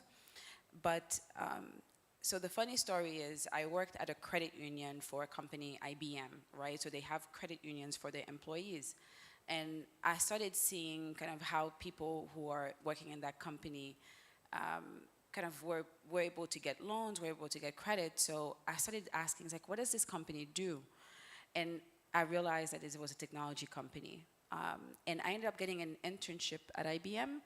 That really was the beginning of the story as far as how my interest in financial services got into tech. And then I got to see how powerful tech is. And IBM, I like to say, not much in Africa anymore, but you get to build essential technology that you don't even see, that you use every day. It's not consumer product, but it's very critical infrastructure. So I fell in love with tech, and I started a career at IBM, which led me to work. So my background is in corporate finance. So I studied in corporate finance, understanding technology, how to commercialize technology, how to profitably build technology solution, and that's how it got started. When you think about how you landed at the intersection of finance and technology, both of those areas are very much dominated by men. And so I wonder, and the inspiration you provide with your own experience, I know life ain't been no crystal stair. And so talk to us about some of the challenges about being a woman of color in general, but Black woman in particular, in these heavily dominated white male worlds. Sure. So both tech and finance are primarily men dominated, especially in the US, I have to say, which is very different in Africa, which is part of, I think, the success story too. I've always taken an approach of learning and putting myself in positions to learn. But I had a very dramatic experience in that world as a black woman. So for women in the room, sorry guys, sorry men, but many of you will relate. Growing my hair out one Sunday afternoon, 7 p.m., my hair falls out. And the only thing that's available is a barber. And I have a meeting in corporate America, 9 a.m. Monday morning. I shave my head and I walk into the office the next day and nobody recognizes me. And I was in the elevator, my boss didn't even say hi to me because he didn't know it was me. Right? It's quite an experience, kind of like when you put yourself in that situation. And I was very self-aware, right? But I had no choice but to go. If I could, I would have stayed home. Of course. Kind of found something else to do. Go, go find a wig fast. Go do something, right? But I didn't have that choice, and I had to walk into that moment and own it. That was quite something. And at some point, you kind of find yourself, and you accept who you are, and you show up in a room, and some people will open doors for you and some people will close doors for you. That's just the way it is. And I decide to focus on the doors that are open. Yes, and the doors that I see open as going back and forth between the U.S. and the continent, the doors certainly feel open here. Yes. I have been Yes. really, really inspired to see the dynamic women who have taken center stage, who are absolutely expert in what they do. Talk about perhaps any mentorship that you can think of. Certainly you have mentored, so it's always a two-way street, but people have sown into us, and we continue to do the same. So talk about the power of that. Yes, absolutely. I am a child of mentorship, I like to say. I was fortunate enough to have women of color, black women, who, whether it was someone to talk to, whether someone to get advice on career, I didn't always know what I wanted to do. I changed my major in college 3 times, right? I didn't know until I landed that internship, put me in corporate finance, and then my mentor at IBM in New York was a woman from Sierra Leone. That's who I got paired with to teach me the work, right? And to this day, I give her credit for helping me succeed that internship, because through that internship, I got a full-time offer, and I spent 10 years at IBM. And that led me to being able to do what I do. So sometimes we joke, she's like, you spend more time in Africa than I do, right? That's the funny cycle of it.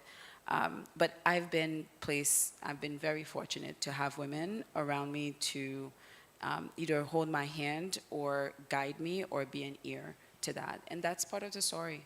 That's part of the story, and I try to pay it forward. It's not easy, but it's a must. It's necessary. It's essential. It's essential. It goes back to this concept of, I talk quite a bit about cooperative economics. I talk about that history from a Kwanzaa principle in the United States, but how it really is connected to the continent. Going beyond cooperative economics is certainly, and we've heard this theme echoed, particularly with the last panel, but in all sense of, we talk about the interoperability of the tech, but we also must be in constant communication cooperatively. You've pulled from a lot of different resources to focus on what you've built at MTech. Tell folks a bit more about the system and how what the focus is from a central bank digital currency point of view.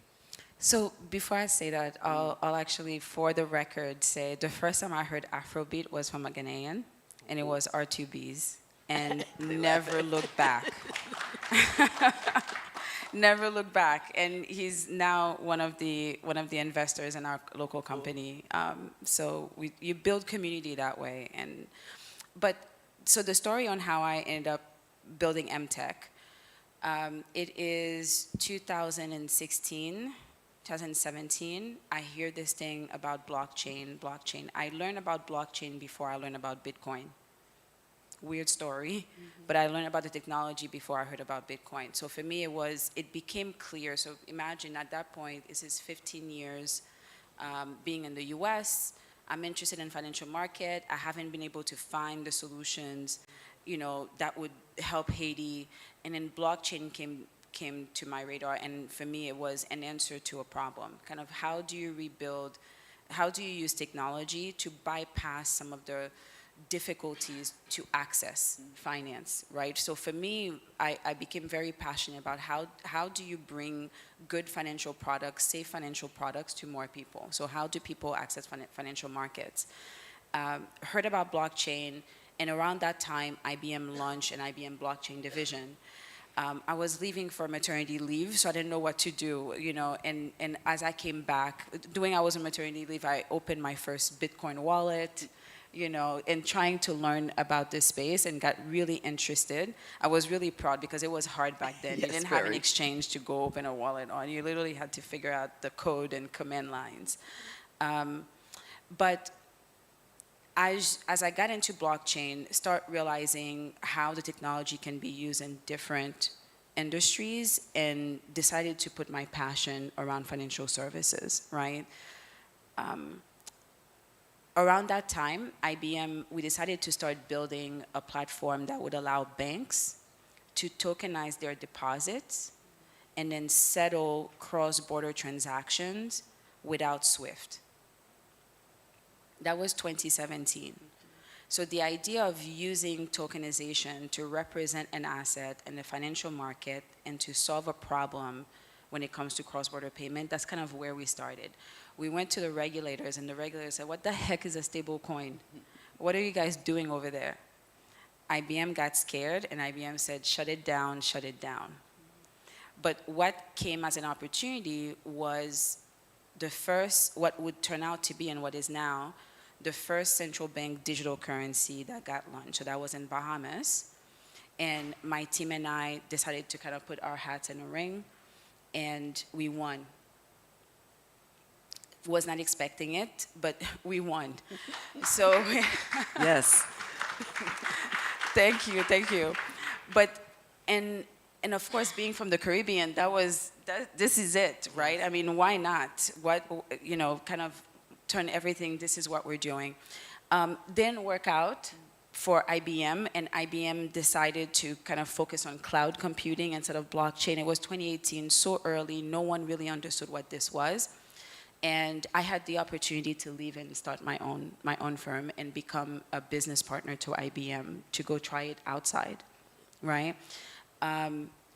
Very big decision. My son was 2 at the time, and my husband also has his own company. So I was the corporate money, Right. and he was the business insurance, money. right. So it was a big decision. But ultimately, for me, the light bulb that came on is my understanding of blockchain. I didn't grow up a central banker. I'm not an economist, and I barely talked to central banks before starting it. It was really about the problem that I realized that we could solve. What if you put cash on blockchain, right? And then who prints cash is the central bank. And that was the very simple, naive idea that got me started. I said, if I can help central banks think about taking paper cash and enabling digital finance, you don't need a bank account to use that.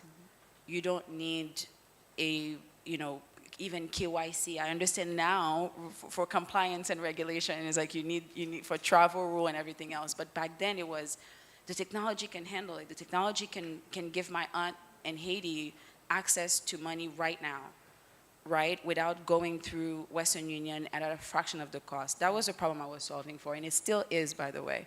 My aunt is still in Haiti, and she got robbed at the bank about a few months ago. And it just reminded me to stay grounded and to keep the work, because that's what I think the opportunity is. Everything else is amazing. Kind of, start discovering how can you tokenize commodities and give Ghanaians access to fractional gold. The poet did so well in talking about how you can build wealth and pass on inheritance to your family, to your kids. That is so powerful. I mean, I don't know if I'm making, I feel like sometimes I make a big deal about this. So it's like, that's a power. big deal, Right. Because you have things that you're walking on. You have gold that you're walking on. You have ivory that you're walking on. And globally, it's valuable. It's literally valuable in financial markets around the world. People pay for that. You have China that builds, that makes their national security with something that you're walking on right now, right? And the idea to have a technology that enables you to hold it on your phone, right? That if you have something, if you have an emergency, if you need to pay for school, that's something that's commercial, that's something that's globally accepted. I get excited about this stuff, and Yeah. that's what keeps me, that's, MTech really went that way because central banking is a very invisible layer of financial markets, and no one is actually addressing that problem, right? They see central banks as regulators, and no one likes regulators, except for Kwame Opong. Kwame is good. But no one likes regulators, and no one ended up building for them, and that's what got us in this space, and I love it. We see that not all governments are as enthusiastic about central bank digital currencies. And so it's been quite heartening here to see all of the activity focusing on the power and the promise of every layer of finance and banking having some input, and that's essential. Otherwise, the market becomes completely privatized with no alternative. And I think we move back in time as a matter of inclusion and equity, economic sovereignty and the like. We have just about 5 minutes, and so I wanted to ask this question, and then we'll turn to any final thoughts that you might have. Make the case. You started to make the case, but I want you to, spend a couple of minutes making the case for central bank digital currencies. So I ended up reading a book about 6 months in, starting MTech, that makes the argument, especially in the world of crypto. Crypto was born anti-central bank, right? We're not supposed to have those institutions anymore. So you can imagine when I first started MTech, I would speak about CBDC and people would just throw eggs at me, right? Boo, That's not right. what you're supposed to be doing. We're moving away from that. Stop that, right? Don't help those guys. But there's a very fundamental, at least first principle that I end up going back, and that keeps me grounded. There's an idea of you have a tower and you have a square, right? And people in the square usually always have, complaints about what the guys in the tower is doing. So the tower is whoever is making the rules. The square, people are outside and living life. People always have a problem with the rules. Someone will have a problem with this rule, someone will have a problem with that rule, and so on. And you end up having revolutions and rebellion because people get fed up and they fight, right? And ultimately, people who lead, they lose battles. Whether you want, French Revolution, history shows us. But the truth is, left alone with no rules, we as humans are chaotic. We cannot be trusted. We don't even trust each other. And sometimes it is a stage of the journey to be mad at whoever is making the rules because it's not working for us, but we will always need rules to be functioning. So I say that because in central banking, it was around the time where you're really seeing the idea of anti-central banking. We don't want rules. We can create our own money. We can issue any tokens we want. Decentralization.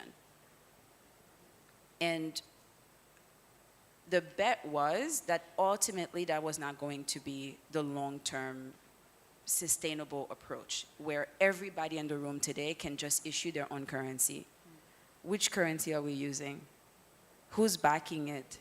Why should I trust you to give me a currency compared to something else, right? So just because Bitcoin was successful does not mean everybody can just go. There's a trust factor in money that the central bank specifically plays a role at. And there's no way around it. And until someone shows me a better model for that, I say that central banking will change. Central banking, not central bank, central banking itself, the roles that it plays, it will evolve, but we will always need it. So this is my defense of central banking. And of course, cash as a currency is the last resort. When you think about bank deposit, and Madame did such a great job in saying and reminding everyone, banks are custodians, right?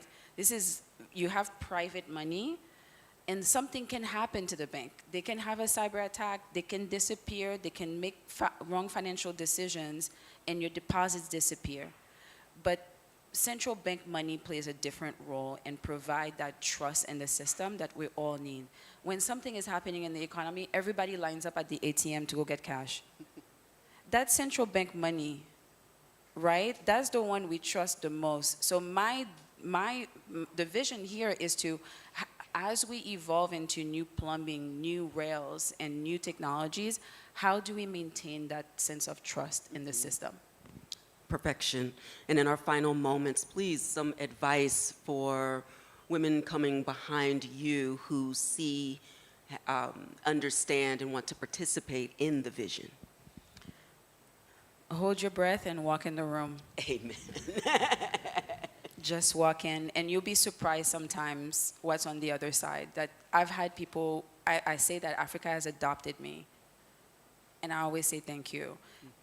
The first time I came, I used to be on the sideline in a corner at the events, right? And I met Kwame Opong at the first event that I actually came to Ghana, and we were just roaming in the rooms. At the time, he was at the central bank. I didn't have MTech yet, but I met him. That's how I met Kwame. So walk in the room, right? Listen, learn, and just trust that if you have a problem that you want to solve, that you have what it takes to solve it. I know it sounds cliche, but that's fundamentally the thought that actually you just have to believe that. You just have to believe that. Family, please join me in thanking Carmel Cadet, founder, CEO of MTech.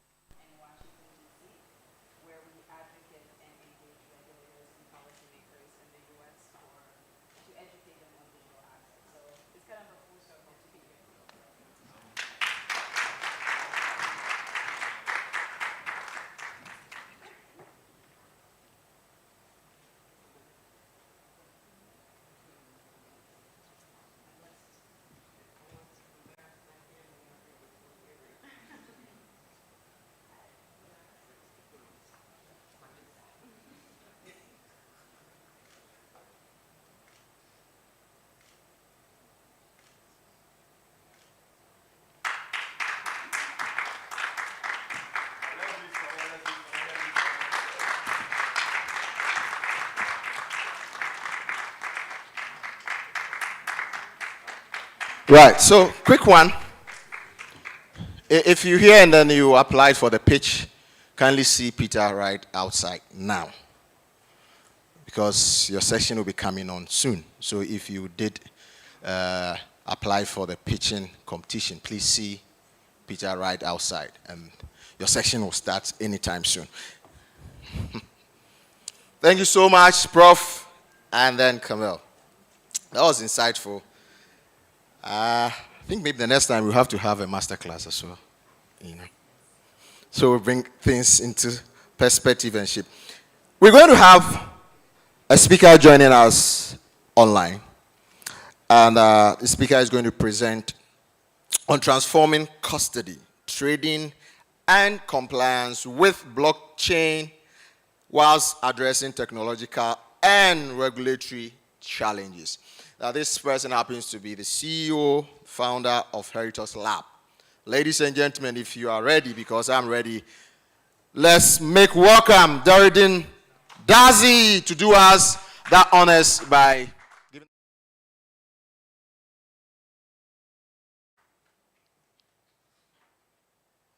Hello, Darry. I can see you moving your mouse, but I can't hear you.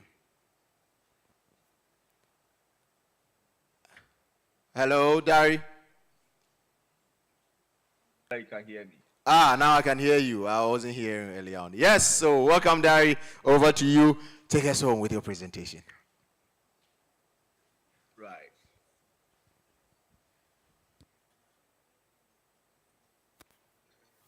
I don't know whether you can. Can you see my screen and I'm speaking? Hopefully, I can. You can hear. So we can Mr. see and MC, can if hear you can you. hear me. Let me know that you can hear me. I can hear you. I can see your screen. Okay, cool. Right.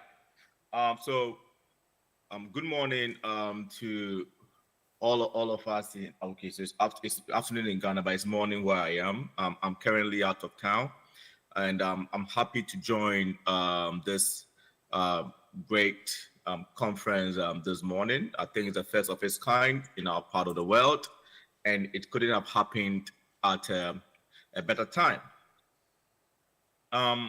This morning, I want to look at custody when we talk about digital asset, because for me, and the question is, if we don't have the concept of custody,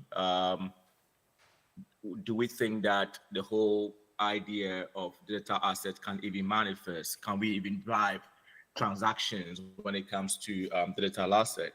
And when we talk about custody, we're looking at how we store these assets, and how we prove ownership, and how we can also ensure that transactions are trusted. And we are also looking at several layers of this. Let's say three layers that I want to touch on, which is the technology component of it, the governance component, and the compliance component. When you're looking at technology, for example, the cryptography, the wallet, the secure infrastructure, and also when you look at the governance, you're looking at the rules, the permissions, the oversight. And I'm hoping that these things might have been touched on already. My presentation is entitled Transforming Custody, Trading, and Compliance with Blockchain. So like I mentioned earlier, one of the things I know is that I don't know what digital asset would be without custody, without a concept of storage, a concept of a means of verifying ownership, and the rules that govern it. So custody for me is a foundation of digital asset. When you don't have custody, you can't trade, like how people are buying Bitcoins. You can't take your coins or your asset, put them somewhere to generate some form of interest. Also, digital asset is not the same as traditional finance, in a sense that here we're not talking about clearing houses.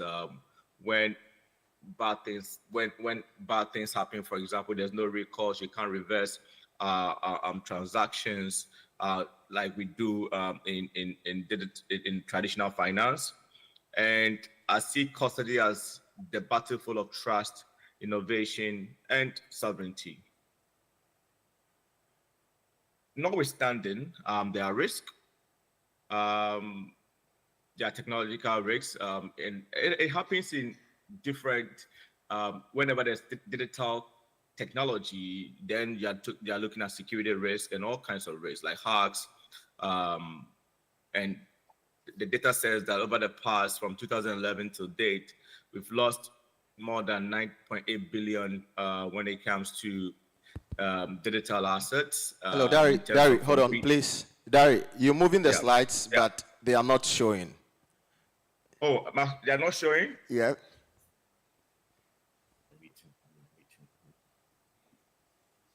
Just a minute. Okay. Wow. Are they showing now? Just the first page is showing, but I think you've gone past that one. My title slide is not showing. The title slide is Are they showing. moving? It's not moving. It's not moving. Yeah. Oh, that's not good. Let me just try and start the presentation. Let me just try and start it again. Yeah. Right. Okay. Whilst we wait for Dari to do that, I did mention if you applied for the pitching, please move out and see Peter, and then we'll get your set ready. And again, the cocktail networking setup is done. It's actually done. I looked at the number here, fewer the merrier. But please don't go. This one, we're going to have, it's a whole blockchain out there. We all need to just take our own. So please don't rush out. Don't be in a hurry to go because it's purposely meant for you as well. So don't be in a hurry to go. We're going to have a wonderful time. Daria, are you back? Can you see my screen? I can see your title screen now.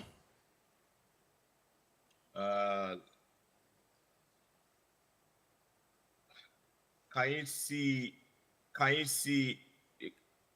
is it moving now? No. Has it moved? No yet. Still not moving? It's still not moving. That's interesting.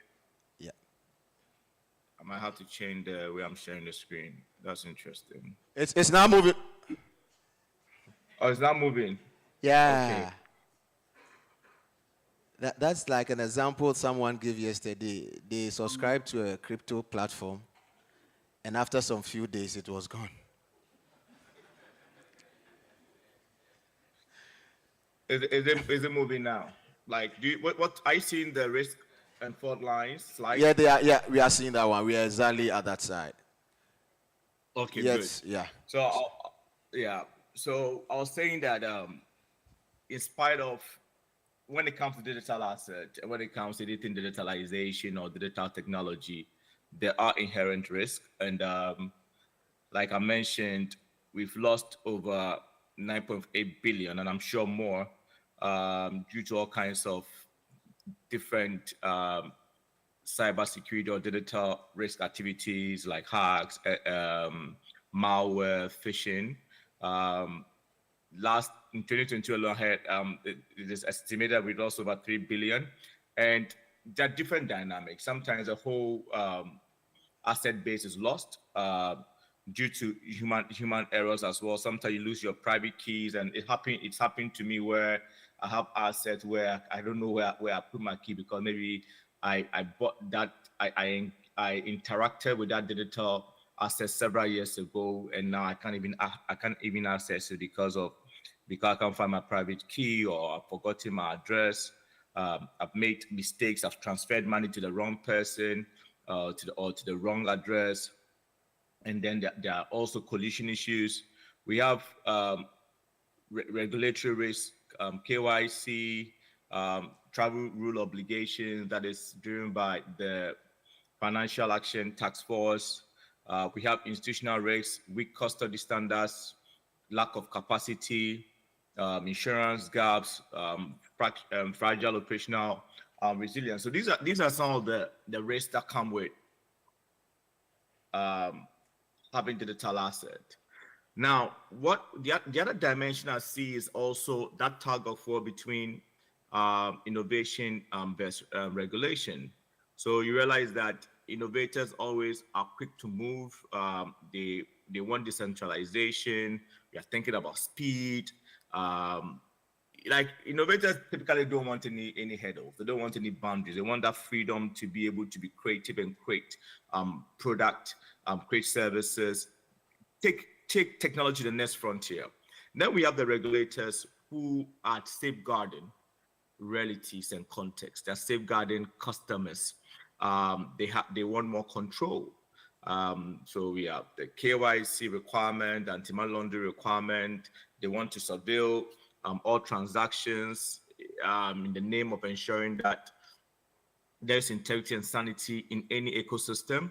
And we see that these two people, a lot of the time, is like the light poles of a magnet. They are not able to attract. So if you do magnetism, it's a light poles repel, unlike poles attract, and that is kind of the situation that we find ourselves. So what we see because of this tug of war is that adoption is slow. We have fragmented transactions or ecosystem activities, and then you realize that this whole digital asset dynamic becomes sometimes a hobbyist or elitist thing for a few people. It's not mainstreamed, right? And that's something that we want to be able to move past and make digital asset acquisition or the digital asset dynamic a lot more mainstream so that no one is excluded in participating in the digital asset ecosystem. So the key question then is, what can we do? We've seen the risk, the tug of war, and how do we go past it, right? I believe that custody must evolve from just storing into what I see as a strategic infrastructure. That means that we need institutional grade solutions that have compliance built in from day one. And I believe that in Africa, this is very important, because if custody is weak, the entire financial stack built on top of it would collapse. And then also, I think that we need to have trading reinvention, where blockchain allows us to move from T+1, T+2 to near instant clearing. We want to be able to reduce the risk with counterparties and with custody rules. And I also see that we need to be able to evolve our compliance. We need to be more context responsive and not necessarily adopt everything that we see. And when I say context responsive, I believe that every jurisdiction should understand what their peculiar needs are, what their customer behavior is, what their realities are, and then set their regulations, set their compliance to fit their realities, as opposed to say, okay, this is what the whole of West Africa is doing, so let's all do the same thing. I believe that we need to have our own sovereign layers, sovereign compliance layers that taps into other global layers, as opposed to adopt global layers, hook, line, and sinker. So that's how I see the evolution of compliance, because a lot of the times we like to adopt wholesale what the rest of the world is doing, without necessarily looking at what our realities are, who our people are, where are they living, what are their geographies, what are their demographies, what's our infrastructure like. And because we are not a lot of time context driven, we tend to always disenfranchise a large pool of our people from technological advancement or from new trends that should ideally support a whole ecosystem. And for me, I believe that we need to be more context responsive when it comes to any consideration, especially in the areas of security. I'm also we need to embed some of the regulatory requirement into the blockchains that we are talking about, and then also we need to see a shift that custody is not a passive thing, but it becomes an active governance plus trust layer. So you're blending both the regulation and the innovation together, and it becomes more an enabler of compliance and scalable innovation, as opposed to two different things. How do we bring traditional finance models into decentralized finance? And I believe that it's we can do that within the architecture. So what does transformation look like in the blockchain space? I see efficient market that if we're able to transform, we're going to have lower friction in capital market, more liquidity through tokenization. That means that people can participate in fractional or fractions of typical asset. You don't have to own everything. You can own a piece of the pie. When that happens, that means more people, the ordinary person, can participate in the digital economy. I see safer integration of, like I mentioned earlier, decentralized finance and traditional finance. So experiments in tokenized equities and bonds already underway globally, showing proof of liquidity and faster settlement. In the future, we are looking at regional African stock market running on blockchain after Africa Container Free Trade Area, enabling cross-border access and retail participation via mobile first platforms. Like I said, this, for example, something like this should not be done like Ghana adopting a wholesale framework from the top, but Ghana having its own sovereign layer and tapping into the global protocol or the after protocol.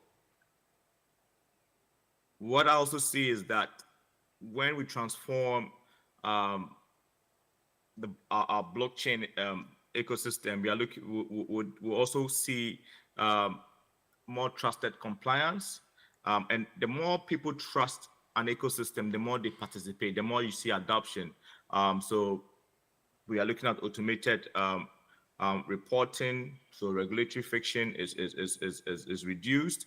Cross-border transactions that are also regulatory friendly, because a lot of the time we don't move because regulators don't have a full grip of an ecosystem or of a new trend. So they rather become sure before they move forward. But when we're able to embed, we're able to transform with blockchain, we then can see more trusted compliance. Regulators become more flexible in how they deal. So standardization builds confidence for institutions' adoption. And what we see is the jurisdictions worldwide are aligning with the Financial Action Task Force travel rule standards, embedding compliance in custody solution. In future we can see from an ACTA perspective, custody and compliance protocols could reduce the cost of remittances and ensure smoother intra-African trade with automated on-chain regulatory checks. And for me, that is very, very critical. Then we have global value chains, where you can track provenance in food, pharma, and ESG, where you can track how goods are moving across any value chain. So when you pick your cocoa, you know how you can trace them till from the farm to the port or from the farm to the factory in Switzerland.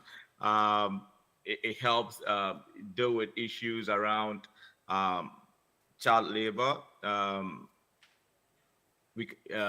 it also can help reduce issues around rejections, because all these compliance are already embedded at source whilst the trade is going on. So we now see global pilots in agriculture, pharmaceuticals, mining, using blockchain to ensure provenance and anti-fraud. So what does the future landscape look like? For me, I see the revolution around more productization, building more use cases, evolving more use cases, innovating a lot more, building more product, bringing real world situations into the blockchain platform. So for example, building more consumer apps, bringing a lot more wallets onto the blockchain frame, fiat, crypto, loyalty, NFTs, bill payment, remittances, savings, bringing them into the blockchain fold. Also looking at the enterprise product, blockchain embedded in business flows, like I mentioned, supply chain provenance and digital twins, central bank digital currency.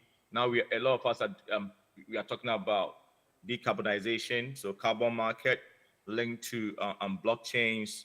Also, capital market, very, very big deal. Having all financial instrument, bonds, equities, all of them on blockchains. I believe that when we build these real world situations and onboard them onto the blockchain platform, we're going to see a lot more adoption. And for me, that is very critical for us to see that transformation, for us to see blockchain become a mainstream activity in there. I also see public infrastructure and government services as key driver of blockchain adoption. And I believe that when we think of the future of custody, it's not just about, like I said, private product and services and use cases, but government themselves can be mega users. And globally, governments have been key major adopters of any technology. For technology to explode, government have to adopt it at once. And I believe that government is where we can drive this. So we're looking at welfare and social protection delivered through tokenized subsidies, pensions. So instead of leakages in cash transfers, every citizen could receive benefit directly into secure wallet, auditable and traceable, land and property registries across Africa. We can deal with land disputes. I know that's a big deal in our parts of the world. We can look at civil identity systems. Already Ghana has the Ghana card. That's another layer that we can put there. So birth certificate, passport, digital IDs. So if all these are secured on these custody rails, then we can create the trust foundation for every other service from healthcare to voting. And that's how, for me, I see the blockchain transformation moving. So for me, I have questions around mainstreaming custody. How do we mainstream custody? How do we move from holding asset to fueling adoption? So is it private innovation that creates the product that need custody? So get more private sector participation. Because currently it's a buzzword. The key question, how do we move it from a buzzword to reality, to an economy? Is it public infrastructure creating the trust rails for mass scale adoption? So these are questions that I'll leave to the audience. How are we evolving? So I see AI as key enhancer, where AI doesn't just detect fraud, but predicts it before it happens. I see decentralized finance integration, where custody rails enable safe institutional access to decentralized market. I also see the tokenization of everything, where real estate, bonds, carbon credits are brought on chain. So you can have a piece of any real estate. You don't have to have it all. You don't have to have hundreds of thousands of cedis or dollars. You can just have a small part, a piece of it with whichever amount that you have. I see regulatory divergence, where countries attract innovation because of how they evolve around blockchain. And for Africa, I see the Africa Continental Free Trade Area play a historic role, creating harmonized custody and compliance rails that will attract capital and innovation at scale. What lies ahead? I see custody of intangibles, where you have your reputation.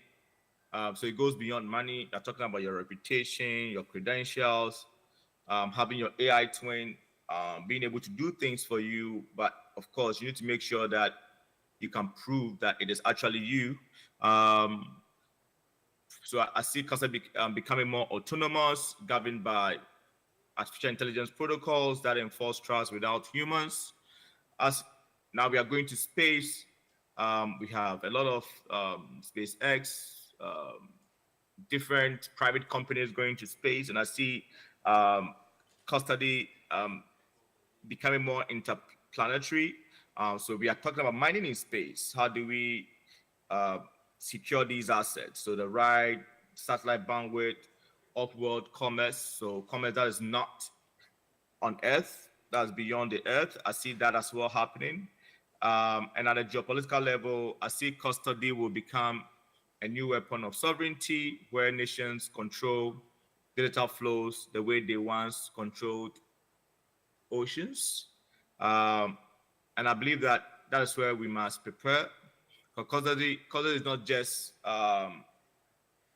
storage. I see custody as the new frontier of civilization. And that's something I believe that we need to start tapping into. These are conversations that I believe we need to be having. What I see is that a lot of the time when there are new trends, when there are new technologies, Africa always plays catch up. We always are lagging. The question is, how do we now be at the front of the conversation? And I believe that we need to mainstream it, get good big public infrastructure to drive custody, and then start now navigating the new conversation, having the big conversations, beyond what we currently see. We need to build a whole new culture of thinking multiple steps ahead of ourselves as a continent, and not always play laggards, not always play the ones cap in hand, begging for funds to implement or think through things. So what does it boil down to? I believe product innovation is critical. Consumer apps, enterprise product, capital market tools can spark new demands for custody. We need to see custody as an infrastructure and move it from individuals. We need to have national custody rails, trusted, compliant, resilient, very important, because for me, governments actually are big drivers of technology adoption. Mass adoption, everyday wallet, cross-border payment, tokenized trade corridors that are critical. And like I said in the beginning, context is everything. Whilst we pursue transformation, let us not forget that we need to know ourselves. So, man, know thyself. How do we build this new? How do we transform custody from a point of view of who we are and what we aspire to be, and not necessarily just wholesale adopting what has been done before? Thank you very much. So I'm done with my presentation, and I appreciate the opportunity to engage you. Thank you very much. Right, thank you so much, Dory. Good seeing you, and good having your presentation here. Another round of applause for Dory. Okay. I think by now you should be tired a little bit. If you agree with me, just give me a wave now. Oh, you are. So kindly be on your feet a bit. Just respectfully, just try. And then probably just walk to two people and say hello to them and come back to your seats. Yeah. I now feel it now. Oh, good. I now feel it. Okay. Closer.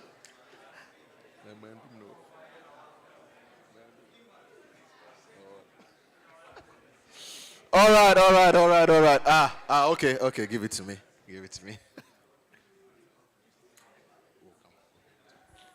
Okay.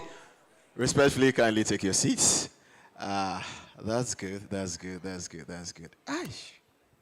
Nice one. I'm announcing it again. There's going to be a cocktail networking section right after today's session. So please don't be in a hurry to go, to leave here. No, don't do that. We have a few sections to go. Next is going to be a fireside chat. I want to bring them on stage so that we do it quickly. It's going to be snappy. No two ways about that. And we're going to look at beyond boom and bust, building sustainable and profitable digital assets business. We want it to be a kind of fireside chat so that you can easily follow through with it. So I want to invite here my own queen. Our queen for our panel earlier on yesterday. Mimi, join me on stage here. Let's give a round of applause, yeah? And then Eben. Where's Eben? That's my big brother. Eben, join me on stage and let's have this conversation as quickly as possible, but just bringing us the nuggets. Right. So over to you, Mimi, and then Eben. Thank you. Good afternoon, everyone. I will let Eben introduce himself to start us off. All right, my name is Eben. I head a company called WeWa. What we do is we help businesses with cross-border payments, and we are built on stablecoin infrastructure. Perfect. So let's jump in. I think everyone will agree with me when I say digital assets are not just about technology. There's a lot of underpinning businesses which have to be run in order to sustain the blockchain and the availability and access of the tokens and the coins and the like. But I think the key question really that we need to ask ourselves is, how do market cycles affect these businesses? How do regulatory shifts affect these businesses? How do these businesses look at changing customer needs? So today's conversation will really be about resilience. What makes some firms endure and what makes others fade? So let's jump right in. Since the advent of crypto, we've had crypto winters, we've had bull runs, we've seen businesses rise and fall with the tide for various reasons. But what actually separates those who build for the long run from those who disappear with the cycle? Eben, so I'd like for you to just tell us a bit about what you think, what qualities separate digital asset businesses that endure from those that fall after market cycles. I think it's not just a crypto thing, it's not just a digital asset thing, it's a general business thing, which means that for every business, you have to, before you start out, you have to know, for a business to succeed, there's different factors that play a role. One is the amount of capital you have starting, because as we may like it or not, but it's capital that keeps the business running. Then there's also the timing of the business. So your capital can come from two forms, which is your startup capital that you are injecting into a business, or a customer paying you for the service. So then you recycle the inflows that you're getting from customers. Now, what makes cycles happen, the booms and the busts, is you can be in a business sector where there's a good cycle where you have a lot of money coming in, but then when it goes down into the bust section, there's no money coming in, so the business cannot stay afloat. So then it goes back to, does the business principles, is it sustainable, or is it a hype? If it's a hype, then when that hype goes away, there's no business for you again. So it goes back to people building businesses or thinking through what kind of business they want to go and build. We've seen in this digital asset space where some companies came, they had a hype. When the hype went down, instead of them dying, they were still able to sustainably build in the background. And once they reached a point where it became a good market again, everyone comes. For example, using the company we run, we started our business. The entity was set up in 2020. Operations started 2021. 2022, we started scaling the business. But up to this point, there has not been a clarity around stable currency. Now we are in the market where everyone's talking about stable currency. So now, because we built on the principles of let's grow sustainably, we didn't go, okay, 2022, there was a high market, so let's just go do the fancy things everyone is doing. But it's about pacing yourself and building a business the right way. That's right, so that it's sustainable. So you've adapted yourself to the various market cycles to ensure that you survive. Great. Now, let's move on to the next question.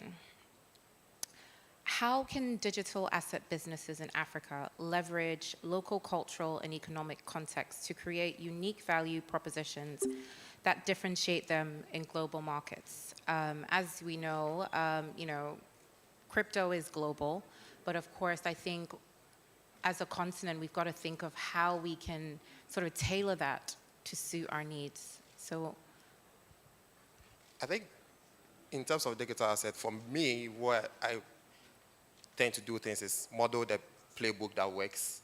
And what better industry do you look at than the banks in Africa? Because banks in Africa are different from banks in the West. let me give an example. I was speaking to one bank in the UAE space, and where they make money from is mostly lending, consumer lending, a lot of other products that if you come to African banks, that's not where they are making the money from. So you have to look at, okay, you are going to a broad space of digital assets. It's a broad market, it's a global thing. Which other industries have similarities to what you are playing in? You can be in digital assets and you're playing the, say, blockchain fundamental layer of doing something for institutions. Look at the big institutions. How is, for example, if you are doing something that is competing with, let's say, how big global businesses like Microsoft is selling to African businesses. How are they selling to African businesses? So then you tailor your product to adjacent industries and what they are doing. I tend to meet people and they feel like, oh, digital assets is a whole new thing, so I won't regard what other people are doing or what other industries are doing. But fundamentally, you are speaking to the same people, or say I'm going to sell to a bank and I'm saying things that are different from what Huawei and all the other big guys who are selling to them currently is saying. I won't get the business. Mm-hmm. So you have to tailor it to what other people or other companies who are selling to them currently are doing. And what would you say at WeWire really differentiates you from a global perspective? Like, what are you doing locally that really sets you apart from the global scene? So it's about understanding the local business context. So we currently operate both on the local level and the global scene, because currently the licenses that we are operating with are not local licenses, are international licenses. So it's about going there and letting the bankers we are working with understand that from the perspective of Africans, okay, for example, to be able to onboard a business, you need certain things, documentation that you have to show the bank that you've done the DD on them. Some of the documentation questions they are asking for doesn't exist in our context. So for example, I'm speaking to a bank and a bank is asking me, oh, provide us zip code for the business or the director of the business. We don't have zip codes. So then let you understand that, okay, why are you asking for a zip code? And then trying to get understanding of why you need that. And I say, okay, I can give you this alternative. Who solves the fundamental problem of I want to locate my customer? So then I show you that we are able to locate these customers. You leveraging, working with us de-risks you because we're able to package the customers in a way that you're able to work with. So that's what we've been doing. Yeah, I would agree with that. I mean, if you look at the likes of Mika as a blueprint, their capital requirements might be quite punitive for local players if we were to adopt that same framework for the local players in Africa. So by tailoring it to the local context, I think it'll be a big win for us in sort of moving forward. Great. Okay, so let's move on to sustainability. What sustainable business models are best suited for Africa's digital market? Now, let's put the spotlight on Africa. This market has unique needs, from remittances and FX gaps to mobile money and underbanked populations. Which business models do you believe are not just profitable, but truly sustainable for Africa? Is there a model that works beautifully here, but you think would fail in Europe or the US and vice versa? The short answer is there are several models that work beautifully here, but I think most builders that we see tend to follow the West by building the fancy things that the West are building. But practicality, for me, the first thing is who is going to pay for the service you are offering or the solution you are bringing to the market. Once you understand who is going to pay for it, what's their pocket size, and let that lead the design process or the solution you are building. Once you're able to do that, it makes it easy to know what to build from day one and what not to build. Sometimes you get certain, internally our team, maybe we are ideating, they will bring in some fancy ideas. I'm like, yeah, it's fancy, but is the customer you're going to give that solution to care about that? We, again, look at other industries in the African context. Who are the industries that are making money on the content? They might not be the ones with the fancy solutions. They might not be the ones with the fancy app. Yes, we build UX to improve user experience using our product, but don't take it to the notch where you are overly indexing on the UX and not the like the product itself that or the solution that the customer wants. So we have to balance the two. Yeah, I would agree. I mean, it's similar to Momo, I guess. You know, I don't think Momo would really work in the US or Europe because it's a very mature market, and Yeah, even with stable currencies, for a very long time, the US market didn't understand stable currencies because the question to them was, the banking infrastructure works fine. Why would I need a digital dollar? But the adoptance of stable currency was not happening there. It was happening in third world markets, Latam, Africa, and the rest. So again, I was listening to one podcast about the Tether, which is behind the most popular stable currency called USDT. For them, they realized that the current USDT that they have in the market will not be adopted in the US market. So now they're looking at, okay, how do we enter the US market with a product that suits that market? It's the same thing we should also be adopting in our context. Is like, what works here and how do we build products that fit into that? I can't tell you the solutions to that because I am building it. So if you want to know or if you want to win the space, come build with us. Perfect. So we'll sort of try and wrap it up now. How do you balance short-term profitability with long-term ecosystem growth? I think you would agree this is the tension every founder feels. Investors want returns now, regulators want stability, communities want access and inclusion. So how do you walk the tightrope between hitting short-term numbers and investing in the long-term health of the ecosystem? Should firms sacrifice early profits to seed growth, or do they need a war chest first before they can think beyond themselves? I think you need a war chest first. The reason is,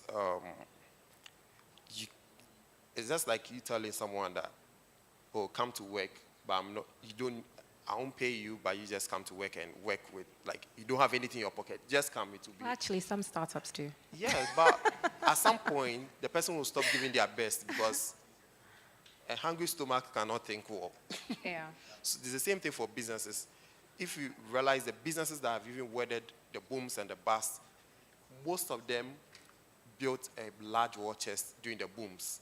So then when the bust had happened, they had cash flow that sustained them through those bust periods now. So it's always best to build a war chest. So it's either you are building a war chest by saving up to start your business, or if you are lucky, one of the few lucky ones that can raise money on ideas, go raise the money on ideas. Yes, but if you are not, maybe popular you might work in Silicon somewhere. Valley, but perhaps not for us. To me, it doesn't work in this market, but Yeah. if it works for you, kudos. If you have a rich uncle, maybe. Even better. Okay. So that's all we have time for, but I think before we go, we have some time for some quick honesty bombs. I just want you to say some closing remarks. One thing digital assets in Africa should stop doing, and one thing they should double down on. Stop building like the West. But are we? Yeah. A lot. A lot. So you see a lot of solutions like, oh, we are trying to do Silicon Valley thing for Africa, this thing for this thing. It doesn't really work. If you are doing, for me, I would rather tell you, build for that market from here than try to copy what they are doing into this market. Yeah. It doesn't really work that way. And one thing we should double down on in Africa. The basics. Which are? Look for products that work and build for that basis. Right now, like, I sit down and do studies into like the basics that work in this FMCGs. Like if you want to build for the mass market, you're looking at like FMCGs, you're looking at most of these mass products. How do you build to tap into those markets?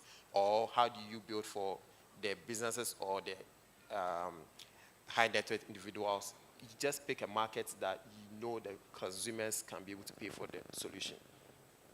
There's this headline I saw recently, someone in Silicon Valley charging $30,000 to name people. I'm sure someone will see that headline and like, okay, there's a business idea. Let me also start in Ghana charging people. But the question is, you bring it to that solution. It's a good idea. You're charging people to name people in one market. It works perfectly. But you come here and say, Ghana, everyone has a name. The day you are born is your name. So why would someone pay you 30,000 or whatever amount? Also, we have more pressing issues. Exactly. Great.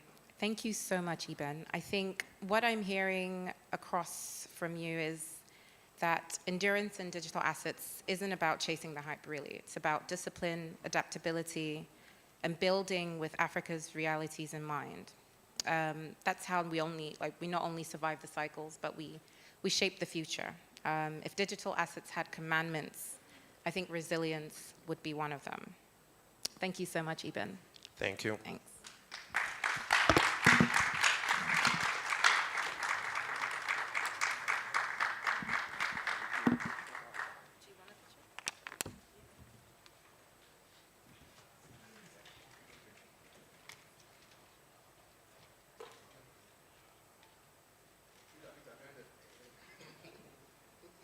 Let Peter join them.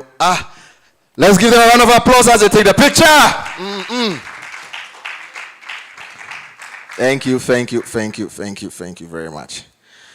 Mimi, I don't think you are going. I think you are still on stage. I'm not sure you go now. Okay, and then I also want to invite on stage Jill. Jill, please join me on stage here.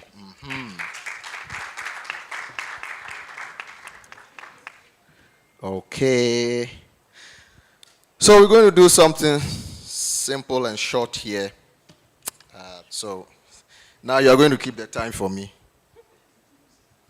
because I'm joining them on the panel. So if you don't keep the time for me, I don't know when we're going to close.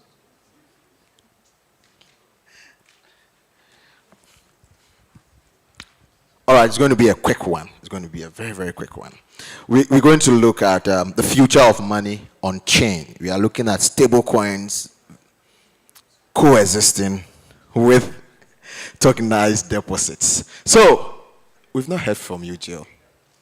I have not heard from you the whole day.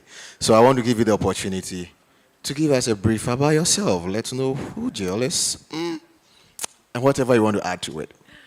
Well, we don't have much time, as you mentioned, so I'd rather not take too much time to speak about myself, but I will introduce myself for everyone that's joining us on day 2.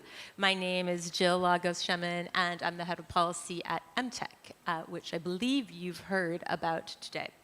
We are a provider of modern central banking and regulatory solutions. Okay, so that's brief. Mimi, you just saw her, so I don't need her to say any other thing. So, when we talked about, I want you to try and break this thing for me in the barest level. Tokenized deposits and stable coins. I want you to start with that one.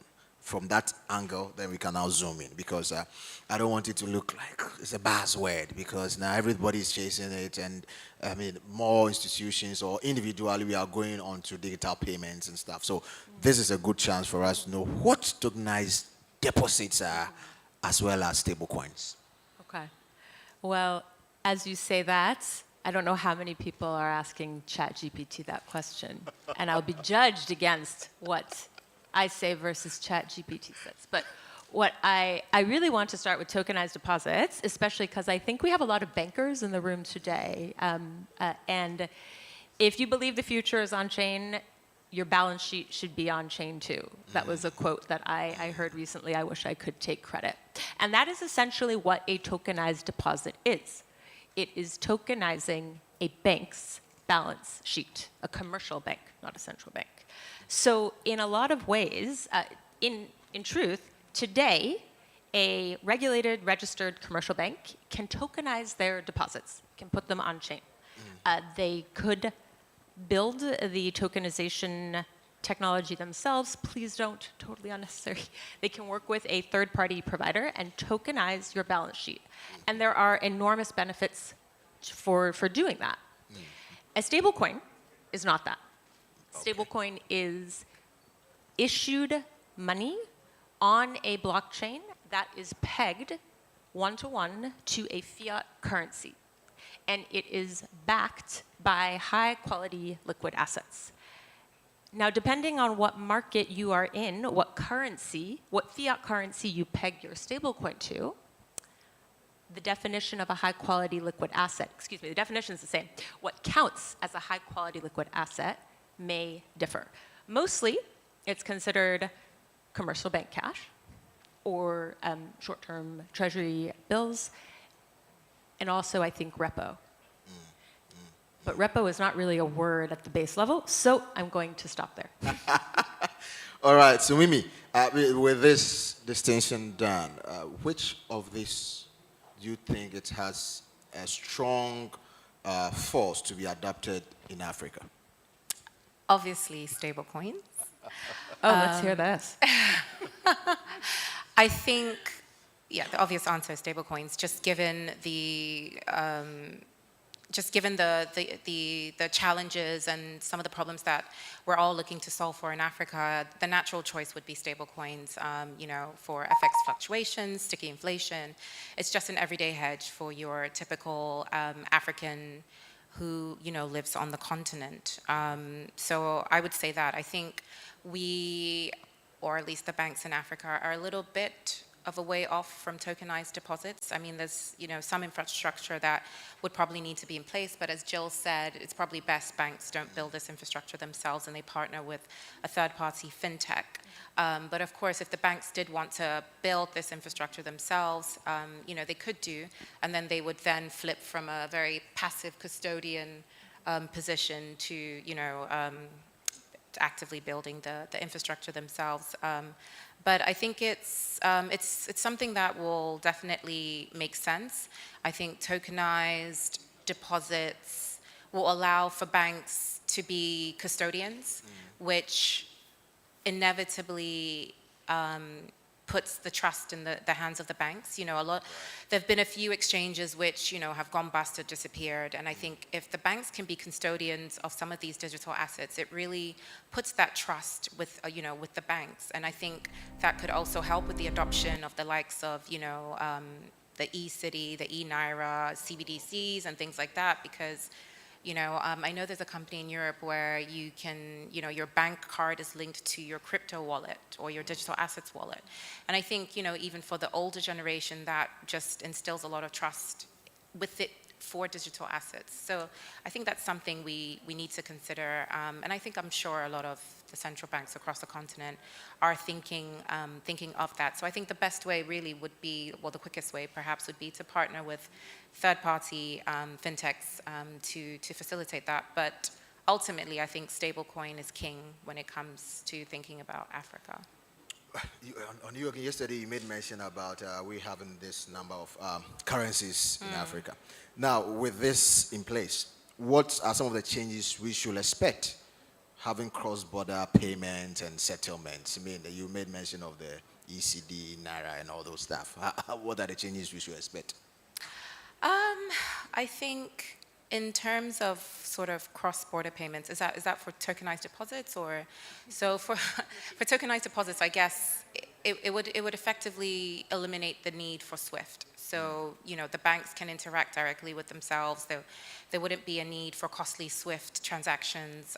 So I think that's kind of the way the business model will change for banks. Do you mind if I add something? Yeah, jump in. So I think that it's really important to mention some of the benefits of tokenized deposits for banks before talking more broadly about this comparison, tokenized deposits and stablecoins.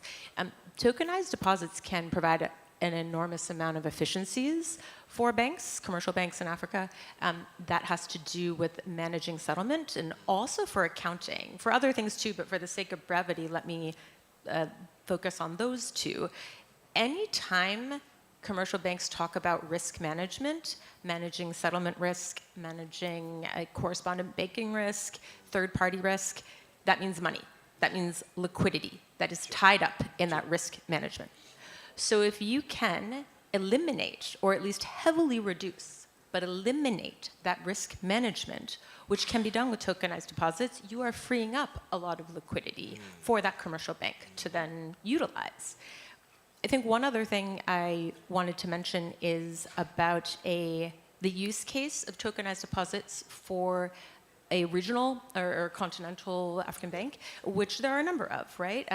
And that's where I see a major use case for tokenized deposits. You know, should the Echo Bank or the Stanbic Bank or the Standard Chartered Bank decide to tokenize deposits, that can really change in a, I don't want to say fantastic way, that sounds overly enthusiastic, but an extremely meaningful way, how they can move money and manage money for their own banking structure. So bringing it from where you just ended, will the African Commercial Bank tokenize deposits? And if they will, are they ready to do it now? And if they are not ready to do it now, what is holding them from doing it now? So that's actually not a question for me. That's really a question for the folks from the the industry group of chartered banking institutions of Ghana. Oh, okay. That's the Ghana question for them. They're welcome to come talk to me if they're interested in doing that. But I hear what Mimi says in terms of the adoption in terms of sheer numbers, stable coins versus tokenized deposits. It really shouldn't be a versus. They provide different, their functions are different, and they provide different services to different players in the market. The only player in the market that can tokenize a deposit is a bank.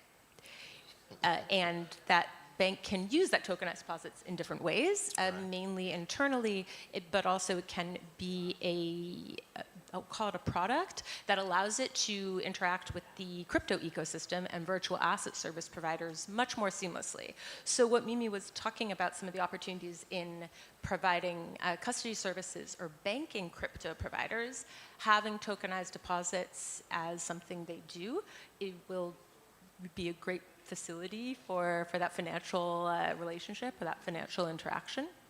I think that in terms of overall growth, we will see more stable coins just because of the service that they provide. Yeah, I think it's, they'll just complement each other. I don't think it's one versus the other. I just think for Africa, the need for stable coin is just more urgent than tokenized deposits. But I think eventually we will get there where deposits will be tokenized and the banks will have to actively participate in the infrastructure for blockchain and, custody and all of that. So I think, banks are probably already thinking about that. But yeah, I don't think it's one versus the other. It's just when. It's a matter of when it happens. So they are coexisting. Yes. Okay, if that's what you say, we'll go by that one. We don't have a problem. But then, how will their growth reshape business models? Because how will the growth of this reshape business models if they're coexisting? How are they going to reshape the business models in the different landscapes? I think it'll just be a matter of quicker settlement, and it will be a reduction in transaction fees from a stablecoin perspective. At the moment, you're paying 7 to 10% or something like that on remittances. True. So that will obviously be lowered. Tokenized deposits in the same breath will eliminate the need for, SWIFT, which can be costly, and, the time lag is days. So I think similarly, it'll be more efficient, it'll be more cost effective, and that's how it'll really change the business model, and inevitably it'll change the mix of, assets on the balance sheet for banks as well, because then they'll have these tokenized deposits on there. Okay. Yeah, I hope that we come back next year and we are asked the same question, because I think we will have much more robust answers. To be very frank, the business model for stable coins, we know it, it's very clear. How many stablecoin providers can exist in the market successfully and profitably, we don't know that at all. There's going to be a certain level of fragmentation of stablecoin providers, issuers in the market, and that is a necessary evolution of a nascent market. And as the stablecoin market matures globally, there will be convergence. That's a sign of how markets mature. What I would like to say, this isn't an answer so much, but I really hope we can speak to it at a later date, is the business model for stablecoins, different stablecoin currencies, I think will be different.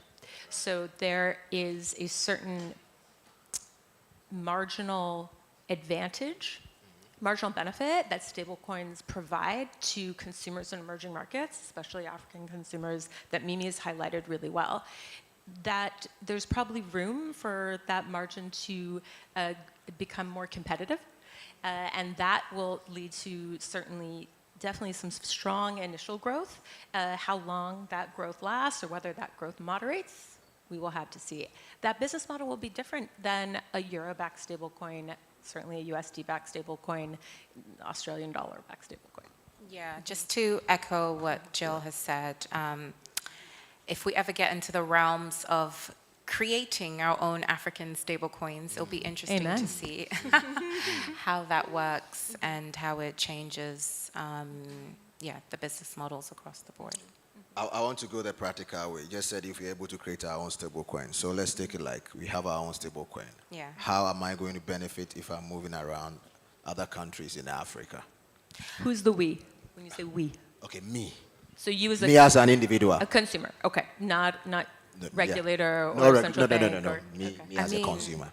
If I'm being very visionary, it would be great if we all had one currency as a continent. Okay.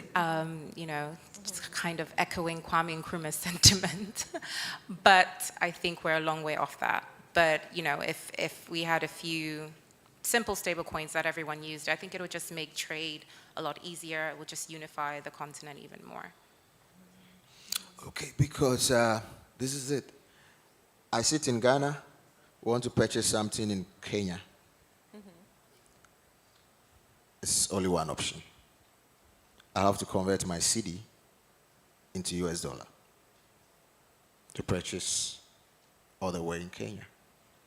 Whereas, I could have easily done with this one. So I think going forward, that should help. All right, Joe, your final words for me.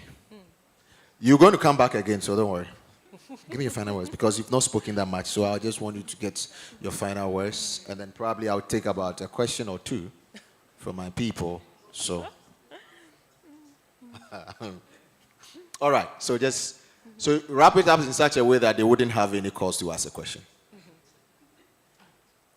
What do you think I should be speaking to that is most important, most exciting? Do you want me to tell them what stablecoin they should buy stock in? Because I won't. So which one do you want to do? I think that, per usual, I would say if you're a builder out there, it's going to be very valuable for you, a virtual asset service provider builder in Ghana. It's going to be very valuable for you to learn as much as you can about how banks manage their own risk and how they manage their own liquidity.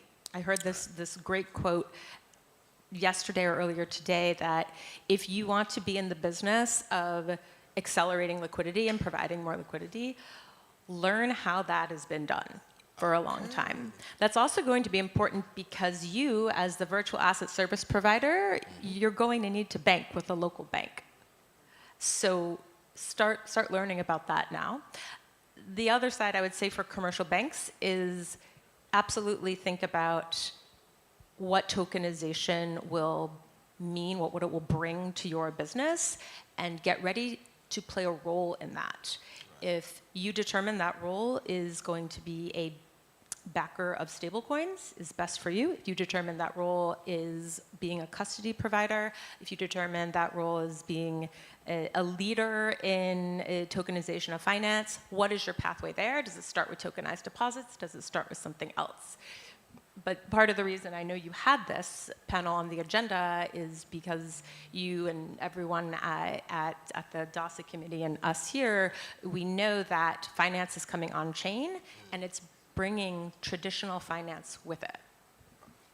Mimi, final words for us. Sure. I think I'm going to circle back to my point about access. Because I think that really just accelerates the adoption of any digital asset. So be it stablecoins, be it tokenized deposits. I think for myself that runs or operates a digital assets exchange platform, the key is really to be able to provide the necessary on-ramp and off-ramp rails so it's easy for people to transfer their Momo onto an account and buy these stable coins, and equally off-ramp into the local currency, be it Ghana cedis, Naira, the Kenyan shilling, whatever it is. So I think for me, that's still key, yeah. All right, that's still key for them. A round of applause for these wonderful ladies here sharing with us the future of money on chain. What do you want to do now? You want us to take a picture? Okay. All right, so please get here so that you can sandwich me for the picture.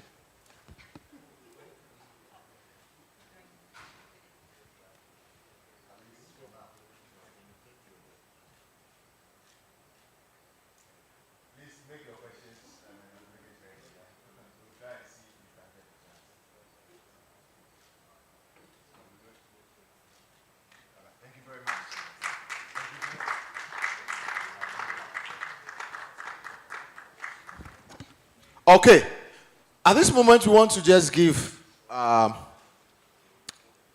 5 minutes chance for what DASA is doing. They're trying to help with startups, so startups can come up with what they're planning or what they're building, especially for innovators, and showcase it to the world. And then they have one person here to help us do that. Or Peter. All right, so let me get something from Peter, and then I can get back to you. Hold on.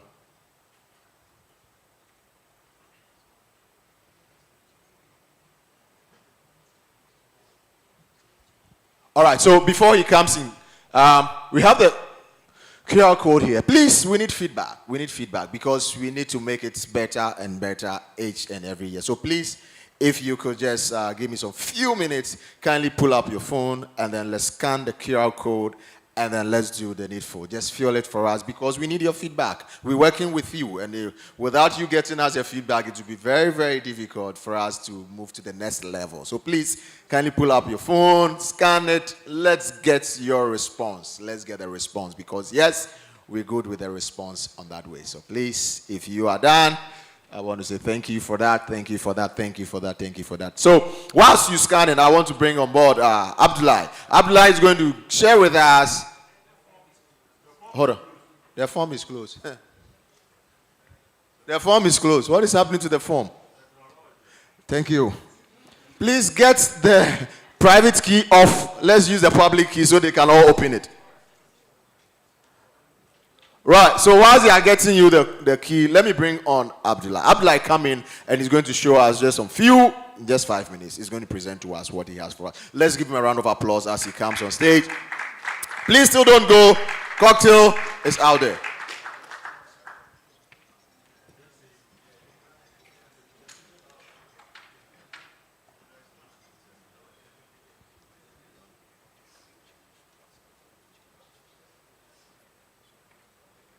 Hi, everyone. Hi, everybody. Hi. Good to see you and good to be here. And thanks so much for all the organizers, especially Peter. So my name is Abdullah Bas Ahmed. I put together this pitch because there was a request, and I'm going to try to, meet the 5 minutes window. Basically, I am a businessman. I'm an investor, and I came up with an idea a couple of months ago called Sikasem. And it simply means money matters in the Akan Ashanti language. So what you are going to see is a pre-seed pitch that I'm doing to anybody that is interested in the product design and development, as well as the marketing aspect and what this will look like. Or on another hand, we can also discuss in terms of what I do and what your interest is, and then we can see how we can partner together. Next slide. So Sikasem is a digital accounting platform concept, pre-stage right now. It's not in development. It's just the design. And the first slide you see is the initial research I did in Africa in terms of the internet is going to move forward. In terms of lack of connectivity, is always going to increase demand. And part of that demand is what we are seeing today, which is digital assets, cryptocurrency, and everything that we have talked about. And so because of that, I believe digital products and services will continue to increase. And that is part of the reason why Sikasem is important. Next slide. So just tells you a little bit about myself. I'm a Ghanaian. I was born in Ghana before I went to the US. I founded my 2 companies, small company, not very big, but great ideas in the making. We have a clear vision statement, a clear mission statement. And I'm somebody who's just innovative, somebody that comes out with a lot of ideas, and this is just one of them. Next slide. So the whole story started in the Volta region. I was thinking about the best possible platform that can basically bring data from all sources and then reconcile that data to meet standard requirements of accounting. For example, IFRS, which is used in the UK and even in Ghana. So that's the challenge that I had in terms of finding a tool that can really do that for me. How do I import my data from QuickBooks, for example? How do I import data from Excel? How do I structure unstructured data and then put it in the system and then be able to understand my financials, my goals, what is it, my profit, and my tax returns also paid to GRA and what have you. So that's the challenge.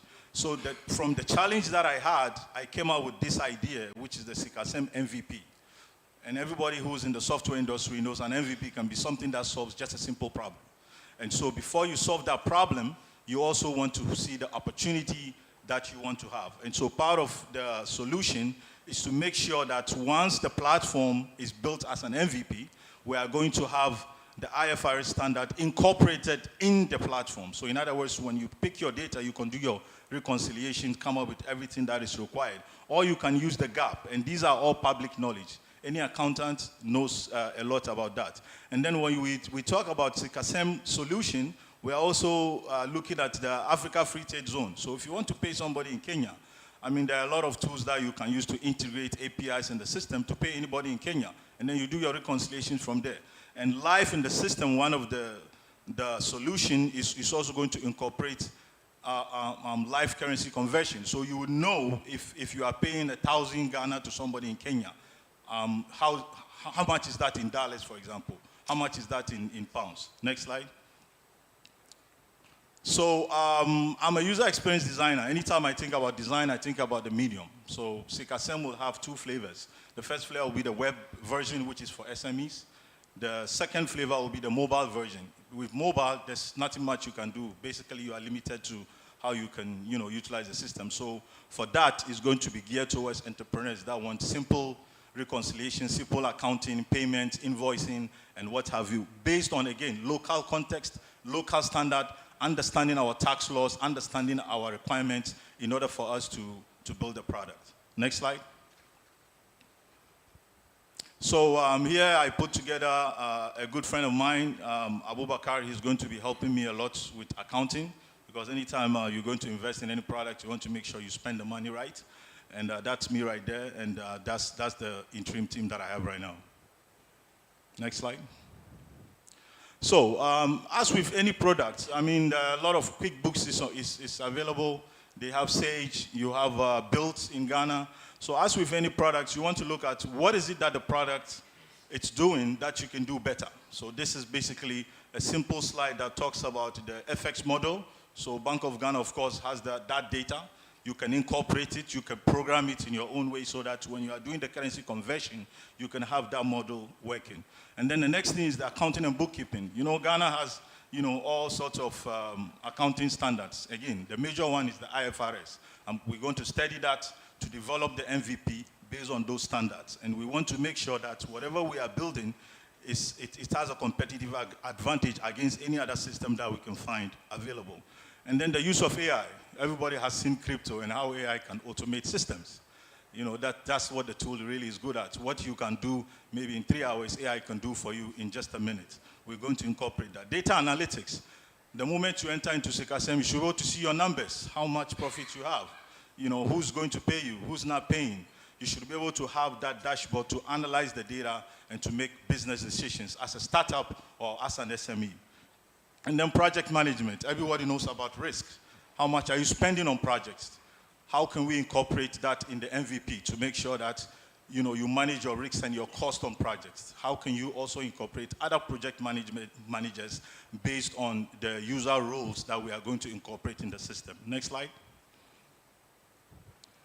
So research has always been something very important for me, and this is just gives you the bullet points of anytime I come up with an idea. I like to look at the market. I like to look at what is it that others are doing.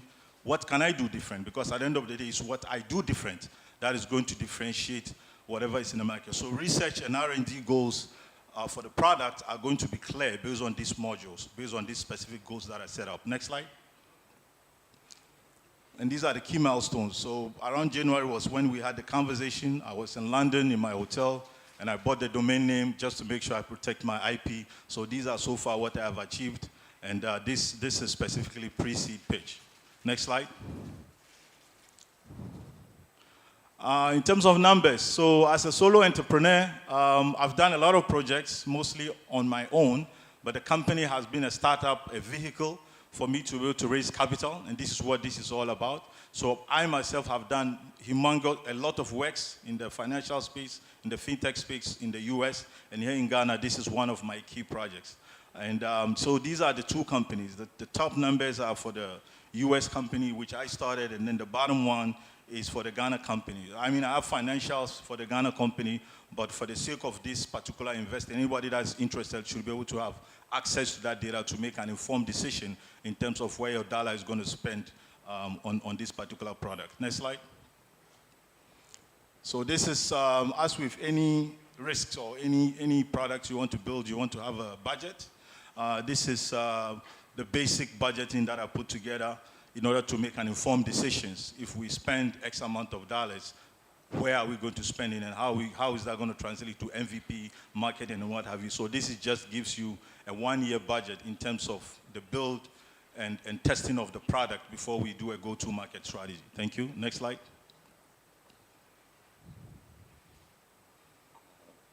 So Sikasem is going to be subscription-based, as with most of the SaaS applications. It's going to be subscription-based based on the specific use case. An SME could have maybe different modules built in, and based on your subscription level, you would be able to pay for the product. So it's a SaaS application. There's a lot of cloud tools you can use for that, but security is always on my mind. So in terms of a business model, I envision this product to be a SaaS model, as we see in the market. Next slide. This is just talks about a little bit about myself. That's me, and the immigration officer in New York City. I'm passionate about immigrants in New York City, and so this is an image of the officer. And I do hope that, post-Trump, we're going to have a more robust immigration systems and support for all immigrants like myself that went to the US and come back in order for us to support our country. Next slide. So in terms of engagements, I have, engaged with a couple of individuals I know at GIPS. ACCA is one of the key organizations I go to when I'm looking for accountants. So I've engaged them in terms of, building from their knowledge base to help make an informed decision in terms of the products from an accounting standpoint. And then the Bank of Ghana, of course, anytime you want to do any fintech application, you want to make sure you engage with them. So part of the spend will be to do all these engagements. And ICA Ghana has always been also a go-to place where I learn a lot about accounting, financials, the systems available in Ghana. So I have some individuals there that I talk to well. So this is very, very important because before you develop the products, you want to make sure that you create some kind of traction and relationships between those stakeholders. So that's what you have here. So next slide. So what's the ask? You can buy equity or you can invest. We can talk. I can discuss more specifics. But of course, as with any product, you want to make sure you protect the innovation so that other companies are not just going to take from your innovation and add it into their innovation. So as investors or individuals in the room, anybody can talk to me. I'm very open-minded. I can share more details, and then we can talk about what Newport has done in the past, what traction we have, and how you can invest, and how I'm going to make sure that your money is protected, and how we can all, have a piece of the pie in the digital fintech economy. Next slide. Thank everybody, especially Peter and the organizers, and I hope to see everybody at the fireside chat. Thank you. Thank you very much, Abdullah. So if you are a Ghanaian, you know this song very well.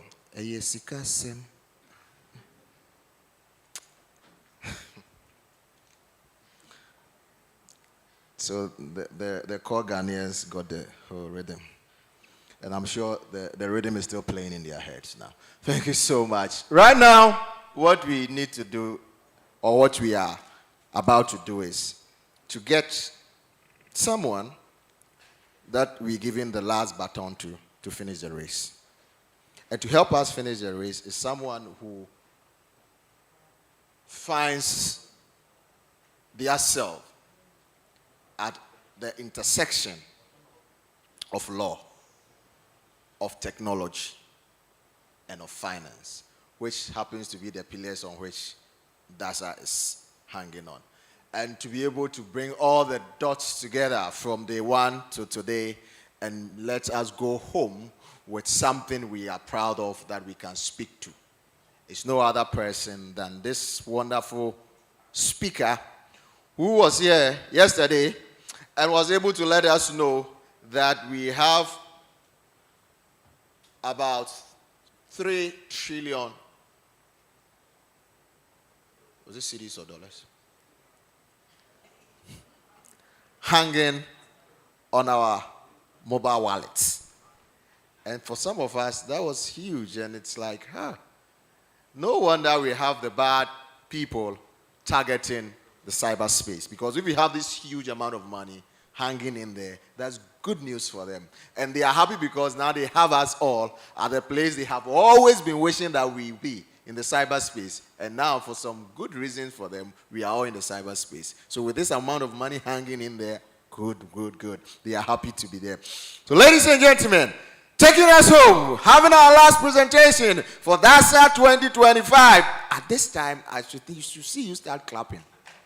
I should see you start clapping. Don't do that. Okay, you don't need to clap now. You don't need to clap now. Now, the QR code is open.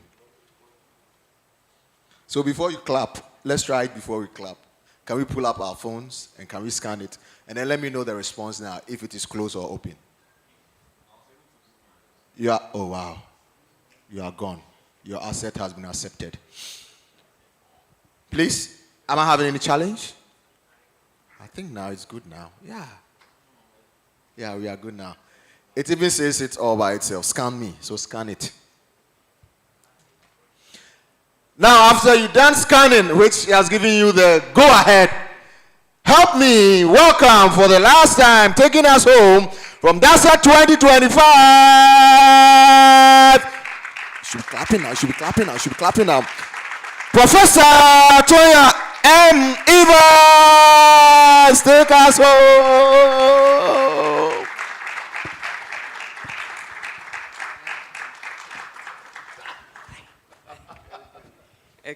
Excellent. Peter, sir, may I have the advancer? Calling Peter, or I will break out into a poem, I promise you. Oh. Hey. I was testing you. Okay, I was testing myself. Okay, let's bring this home. first of all, congratulate yourselves for your attention and your time. Please. You are the fearless warriors who are clearly invested in the future of Mother Ghana, and so it's an honor. It was an honor to open, and certainly an honor to bring all the pieces together as professors are wont to do.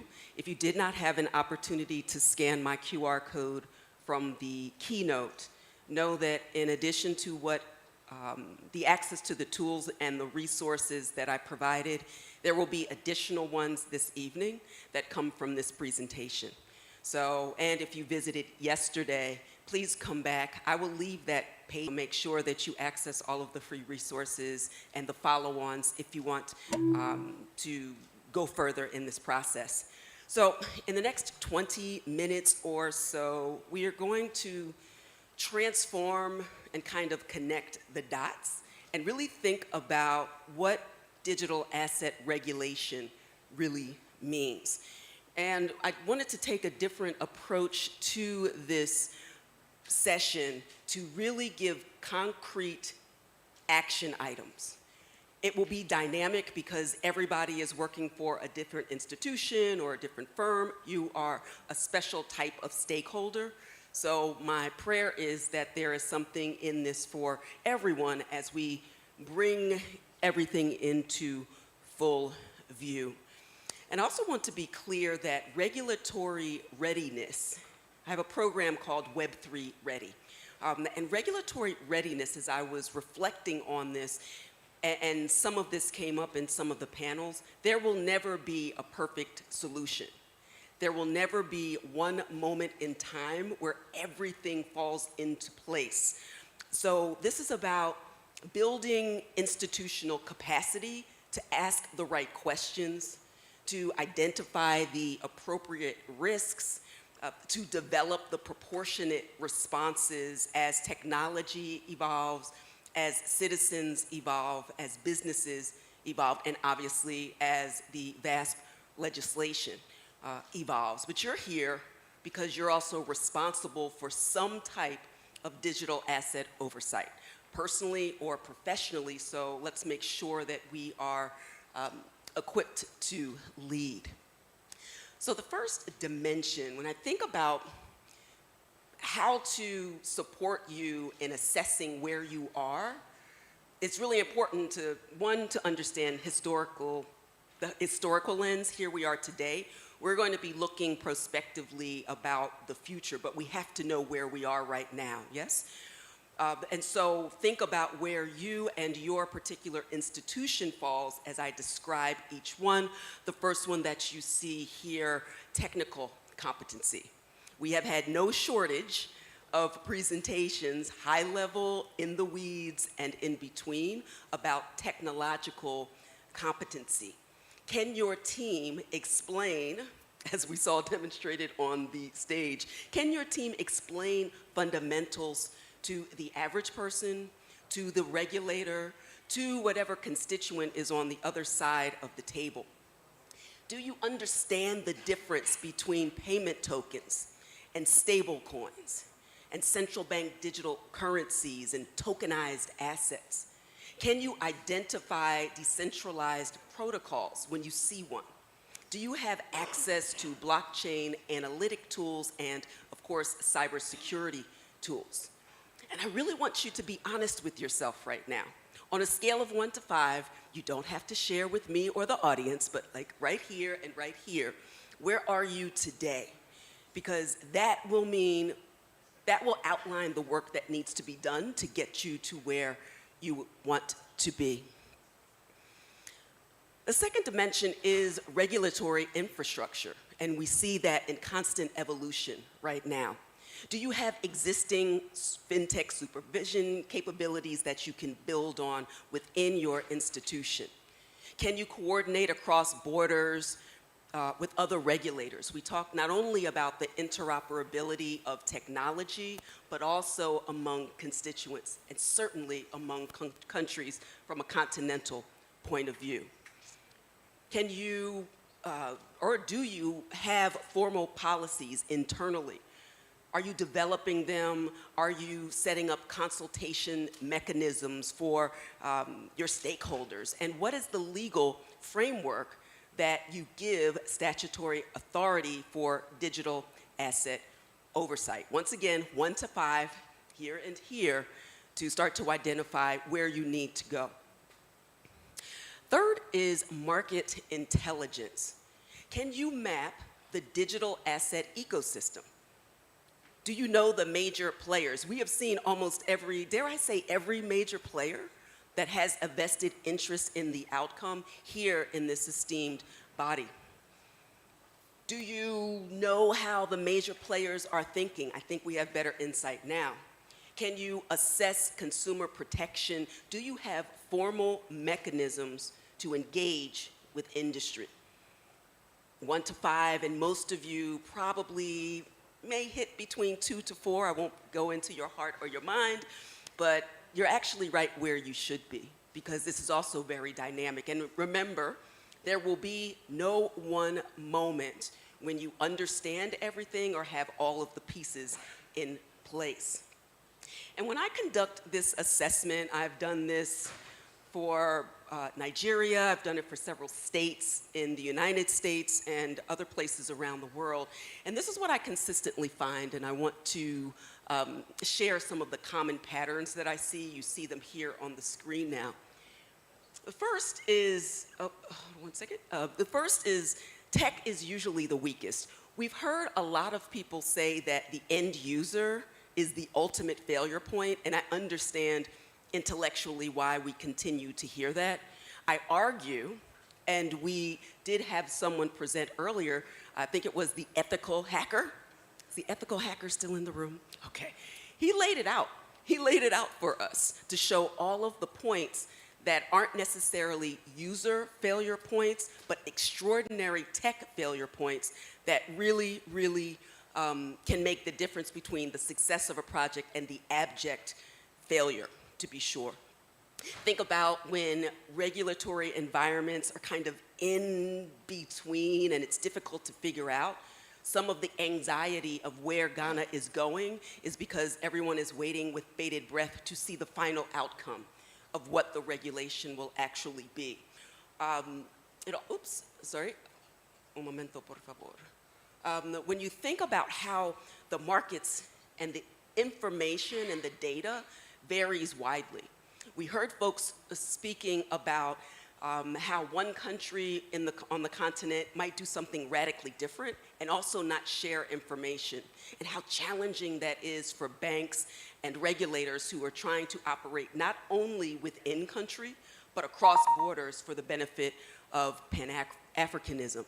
And also about the capacity of citizens and merchants to grow along with the technology and the regulation. That makes things very, very difficult if everybody is not moving forward together. And so we've heard quite a bit about Ghana's journey, the journey of regulation, going from perhaps very anti-crypto and then coming to the realization that this technology is here to stay, and you want to move with power, not as an afterthought. And so you think about the phased ban versus the decision to regulate responsibly. I think that's a very powerful move, and to center Ghana primarily and first. And also this idea of phased licensing. We heard Carmel Cadet talk about, not necessarily in our fireside, but in a panel before, about the importance of sandbox regulation and having that environment to test things in an ethical way that will be the ultimate signal. That is how Ghana started to move forward, and why that's so incredibly powerful to do. And I argue that this is the blueprint. This is the blueprint.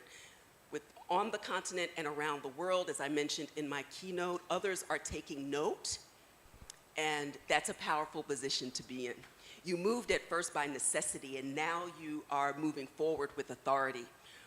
And the progress will be in the details of how all of those things come together. And so I wanted to share 5 principles that I think that will also be really, really important to focus on as you continue to move forward. Proportional licensing, consumer protection, the sandbox model, joint coordination within Ghana and across borders, and this structured oversight that we heard regulators echo and those at banking institutions as well, and something that will be extremely, extremely important. Let's take them each one at a time. The first principle means that not everyone gets the same treatment. Not every digital asset is the same. There are thousands of native coins and tokens that don't have their own blockchain but are built on other chains. There are different types that serve different purposes, and we're using software, which means they're dynamic. I heard someone earlier also say we don't talk enough about the fact not only can these be created, but they can be destroyed. The dynamic nature of digital assets means the taxonomy of digital assets is vitally important. By that very nature, not everyone gets the same treatment. And so what I love as I continue to learn about how Ghana is approaching this, using risk-based requirements with different rules for different service categories.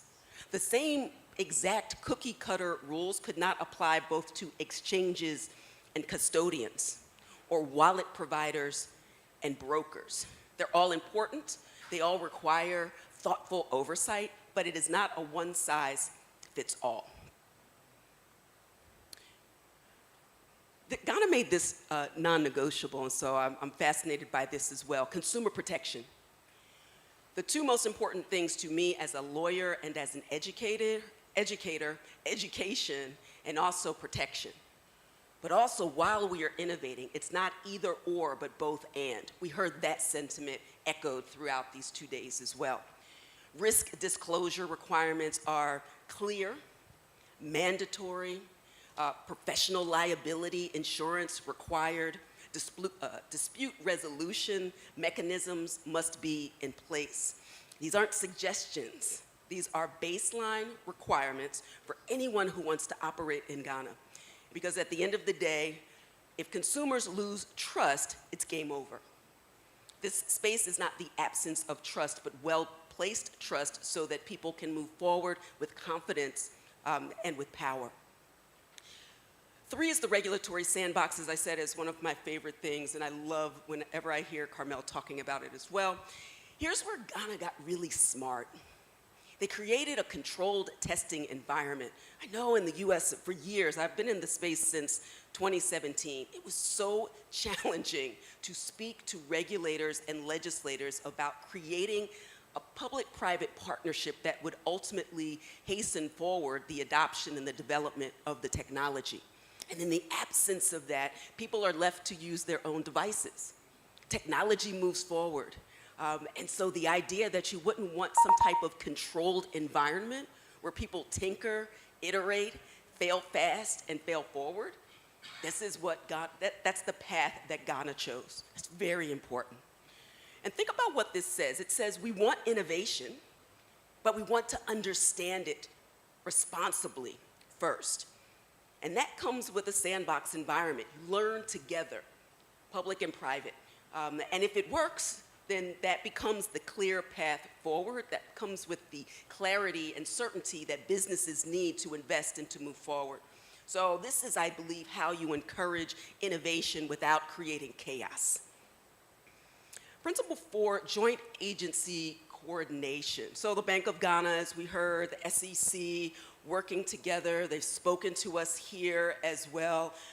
And they could say the words better than I. So I won't repeat them, but just know that coordination is critically important. A dedicated digital assets unit within the central bank environment, coordinated examination and enforcement procedures, harmonized reporting requirements across agencies. Everybody's speaking the same language, or as I said in my keynote, singing from the same hymnal. Critically important. And principle 5, from prohibition to oversight. So you all are living that, you're right in the middle of it. It's like the philosophical foundation of how, from my perspective, Ghana moved from considering prohibition to developing partnership with industry. And that seems to be the game changer, this structured oversight that translates into clear rules, transparent processes, enforcement when needed, but space for legitimate innovation to thrive. 5 principles, not revolutionary, but practical, and I believe they work. And so now here's your question to consider. Which elements fit your jurisdiction's context? Which fit your institution's context? Which fit in the process of marketing or communications or innovation? Ghana has a parliamentary process. It has its own specific timelines. Technology marches on, but you're moving forward as well. Understanding the legislative calendar is also important because you can reasonably anticipate, but do not hold it to the letter because it is what it is, not only here, but around the world when you're dealing with legislation. But let's talk about what it means to actually make decisions.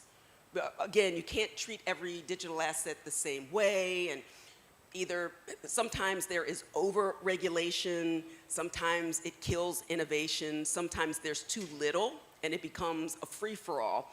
And so I started working with various regulators on kind of a matrix.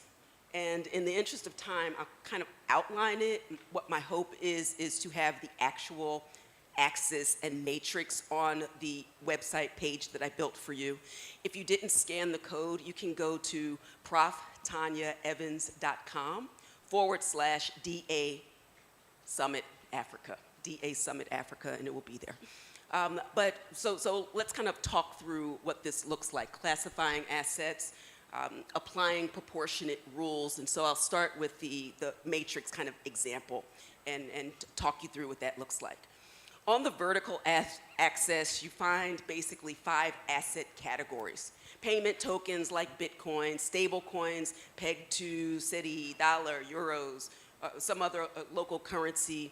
You have investment tokens that represent ownership interests, utility tokens, and hybrid models because, again, everything doesn't always fit neatly. And then on the other axis, you can see different classifications as well. Let me move forward a little bit. Oh, let me go back. Yeah, there we go, here. And what you would be able to see are the different types of risks based upon the different type of asset. And here's an example of kind of how it would work in practice. Maybe you have a payment token, Bitcoin, ETH, something else. A lot of jurisdictions classify those as medium risk because they're established. Bitcoin has been around since January 2009. Shout out to Satoshi.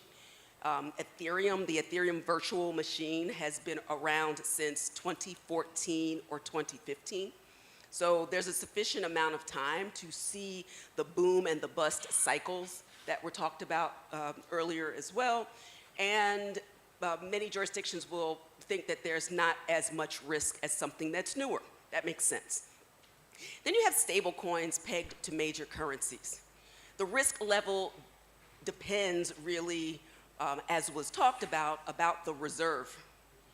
We know from Terra Luna and some other areas when we had algorithmic stablecoins, disaster. Not that they can't work, but we have seen epic disasters when they didn't. And so it depends on the reserve backing. Fully reserved, audited stablecoins might be at most medium risk. Algorithmic stables with no reserves, some jurisdictions might consider those to be high risk or even prohibited. And that's how it starts to work. You will think about the type of asset and the corresponding type of risk. You'll go through, I won't take you through each of them in the interest of time, but investment tokens, utility tokens, hybrid instruments, all of them will have their own risk categorization, and then you can build appropriately. So the red flags and the triggers. Beyond asset classification, you need specific triggers for enhanced oversight. I am a huge proponent and spend a lot of time teaching about governance, risk, and compliance, or GRC. And we heard people speaking about it throughout the day. You need these specific triggers for enhanced oversight to know when to jump into action. You can kind of think about this for emphasis. Transaction patterns are critically important. Let me make sure I get this up here. Oh. Transaction patterns, so anonymous transfers that look out of whack. It's just like if all of a sudden you get a notification from the credit card company that says, did you buy a laptop in Lagos? You said, no, I'm not in Lagos. Please stop that transaction immediately, right? There are certain bits of information, transaction patterns, absolutely risk triggers.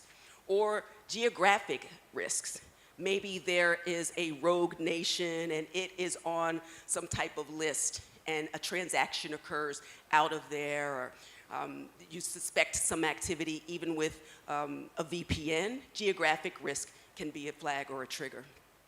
Operational concerns, integration with traditional banking, but without proper controls.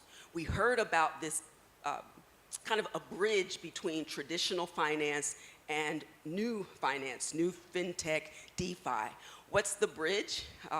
Is there an API failure, as we have heard? There are a lot of bits of technology connecting old to new that may not serve the intended purpose.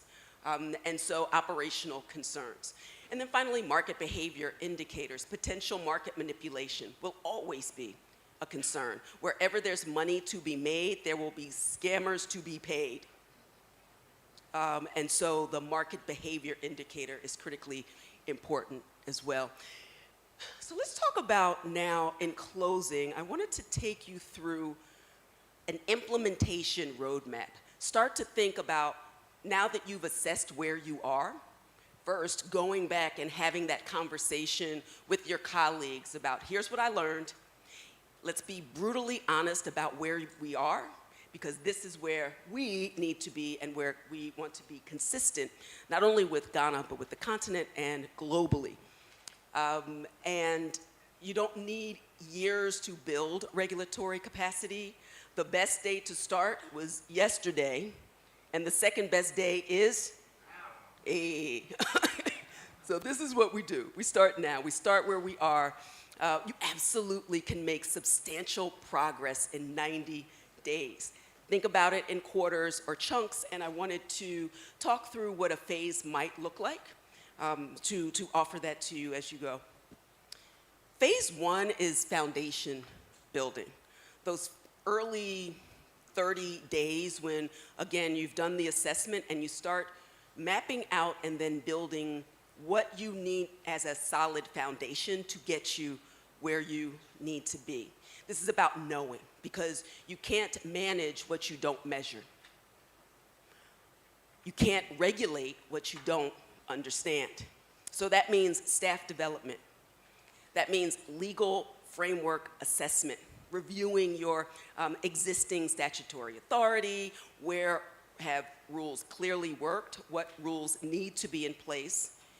You all can reasonably anticipate what's coming down the pike and prepare accordingly. And also stakeholder mapping. Who's across the other side of the table? What are their needs? How are you working together to make sure it's win-win so that you are rewarded as is the stakeholder on the other side? The first 30 days are also about information gathering. What's the actual size of the digital asset activity in your market? What are the transaction volumes? I shared as many statistics as I possibly could in my keynote, but there are many, many more. The numbers tell the story. So data collection and management and storage and protection is very, very important so that you can have that baseline data. And if something isn't working, you can pivot, but you have a solid foundation. 31 to 60, days 31 to 60, phase two. Month two is about designing. So you've gone from knowing and understanding to designing. Now you start to create your actual regulatory approach. We know that draft regulation is moving through Parliament as I speak. And based on your risk assessment and legal analysis, develop initial policy frameworks so that you can proactively meet the moment. Use the models that you have around the world, but adapt to your context and build for Ghana first and the continent always. Everything else will follow as it always has. This is the mother of all resources. So why export only to import something that already existed here? You have the resources, you have the technology, we have the people. So that's where it comes to international coordination as well, establishing information sharing agreements here on the continent and with advocates and allies. But again, continent first. Join FATF working groups, participate in regional coordination forums, and building capacity would be the final step in that first, or that second 30 days. Procedure examination tools, licenses, hiring technical experts, because at that point, you know what you have, but you also know what's missing. It was an interesting conversation to hear banks say, we need an ethical hacker to figure out where our vulnerabilities are.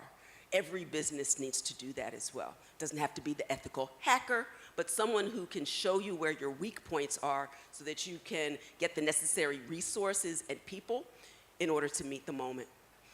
And then finally, that final phase from days 61 to 90. This is about testing. This could go on quite some time.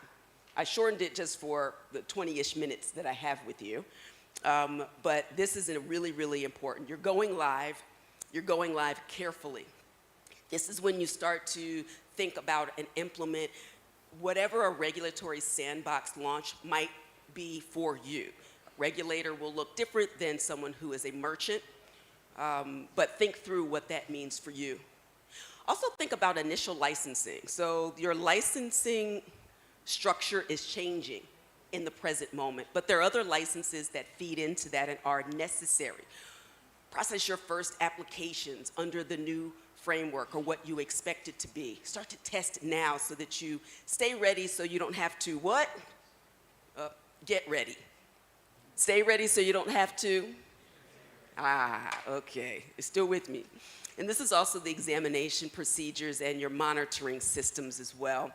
The success metrics that will ultimately matter, what you're looking for as in terms of milestones, by day 30, staff trained on blockchain fundamentals, legal gap analysis completed, stakeholder map with at least 20 entities identified, baseline data on market size collected.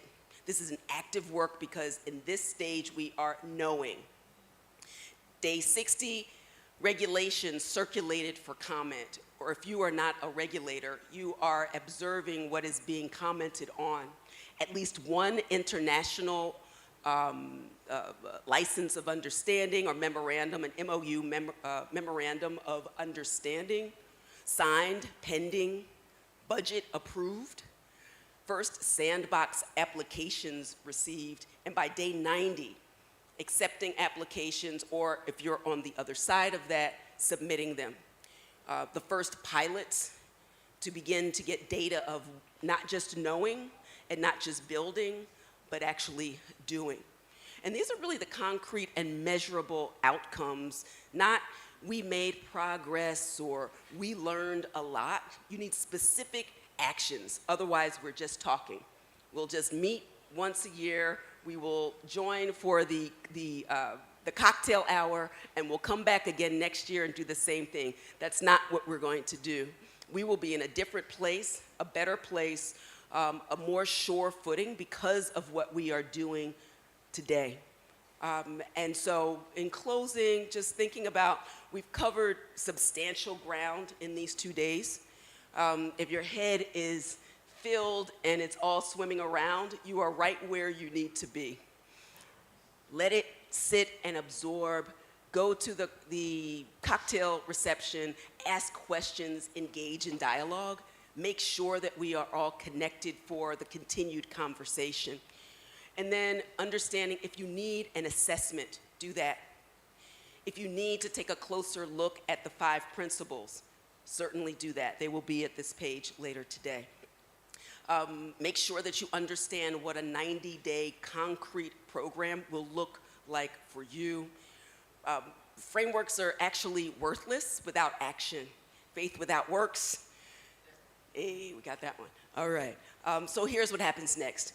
First, access the digital resource. I see you all scanning. You're already doing that. Reach out to Peter and the organizers about taking the next steps forward, turning this discussion and these ideas into implementation. We are certainly establishing this type of network that we won't work in isolation. You go, fast, you go alone, you go far, you go together. And we are together. I thank you, Peter, and everyone who has been involved in this process. I most importantly thank each of you for your time, your attention, your hospitality. And we can do this, together. So again, thank you, thank you, thank you. Medase ba.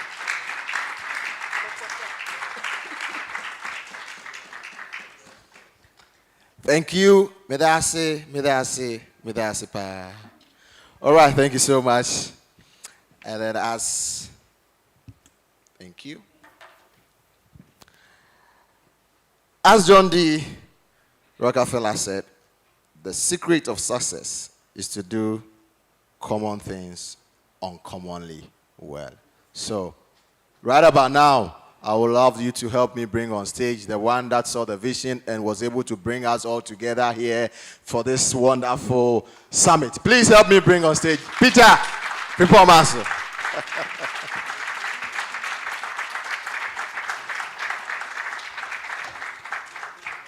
Thank you very much, Benjamin.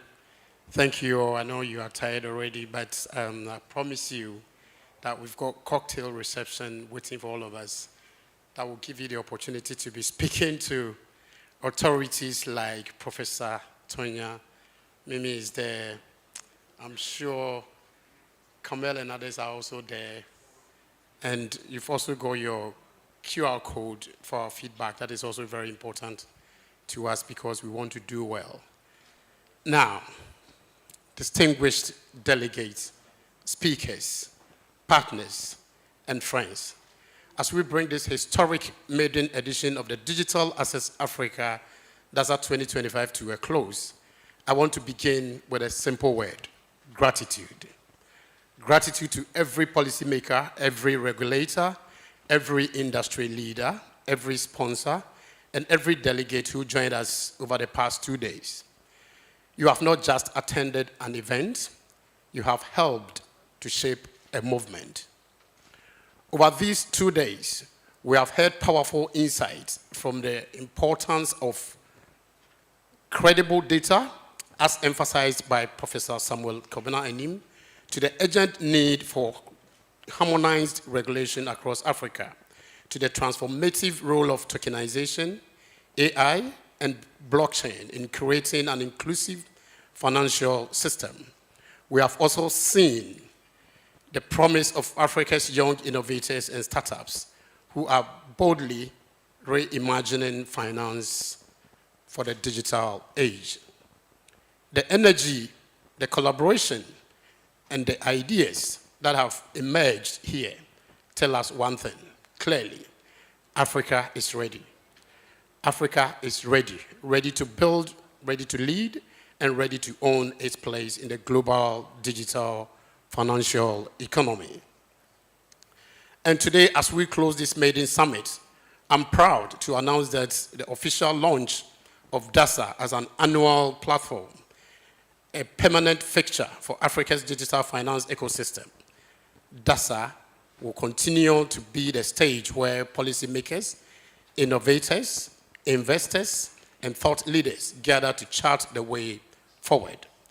At Promark Elite Limited, we are humbled to serve as a custodians for this vision. But the real ownership lies with all of us: governments, regulators, businesses, investors, and citizens, because Africa's digital economy belongs to Africa. Let us leave here not just with new knowledge, but with renewed determination to collaborate, to innovate, and to act with urgency. The time for Africa's digital financial future is now. Thank you all for making DASA 2025 a reality. We look forward to welcoming you again and in the next edition. And before I leave the stage, I'll ask the guys from the video team to play us a short video.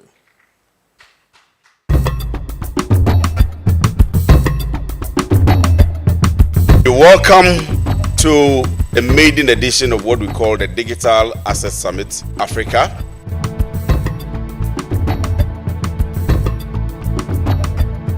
When we envisioned this summit, the goal was clear: to create a trusted platform where policy, innovation, and investment converge to shape Africa's place in the digital economy.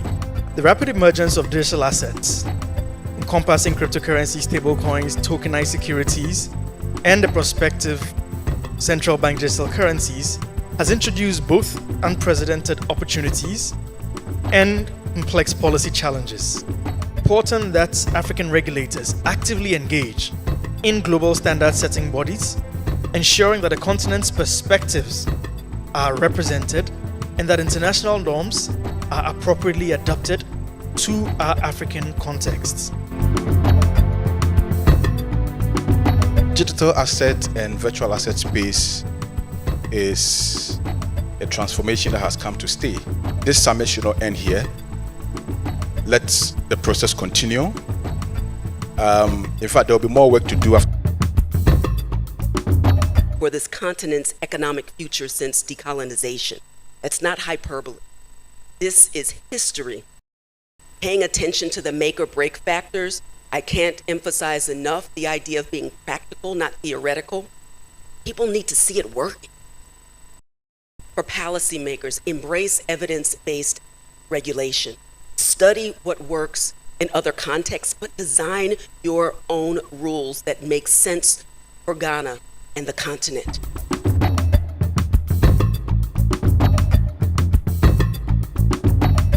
DASA 2025. It's big, it's big, it's big. Thank you all very much.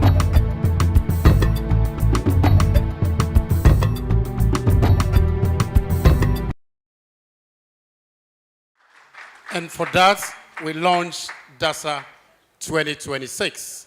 Please go to our website that was showed there and register your interest. We'll be coming up with information to furnish you with what you know as we prepare for DASA 2026. Safe travels, and may we continue to unlock Africa's digital economy through innovation and regulation. Thank you very much.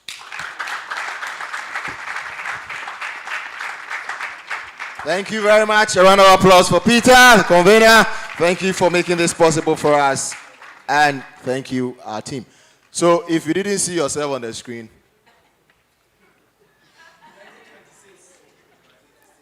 make sure you sit somewhere. 2026 is up, so make sure you sit somewhere else so that these guys can capture you and you'll be on the screen as well. Thank you very much. All roads lead to, yes, downside for the cocktail networking together.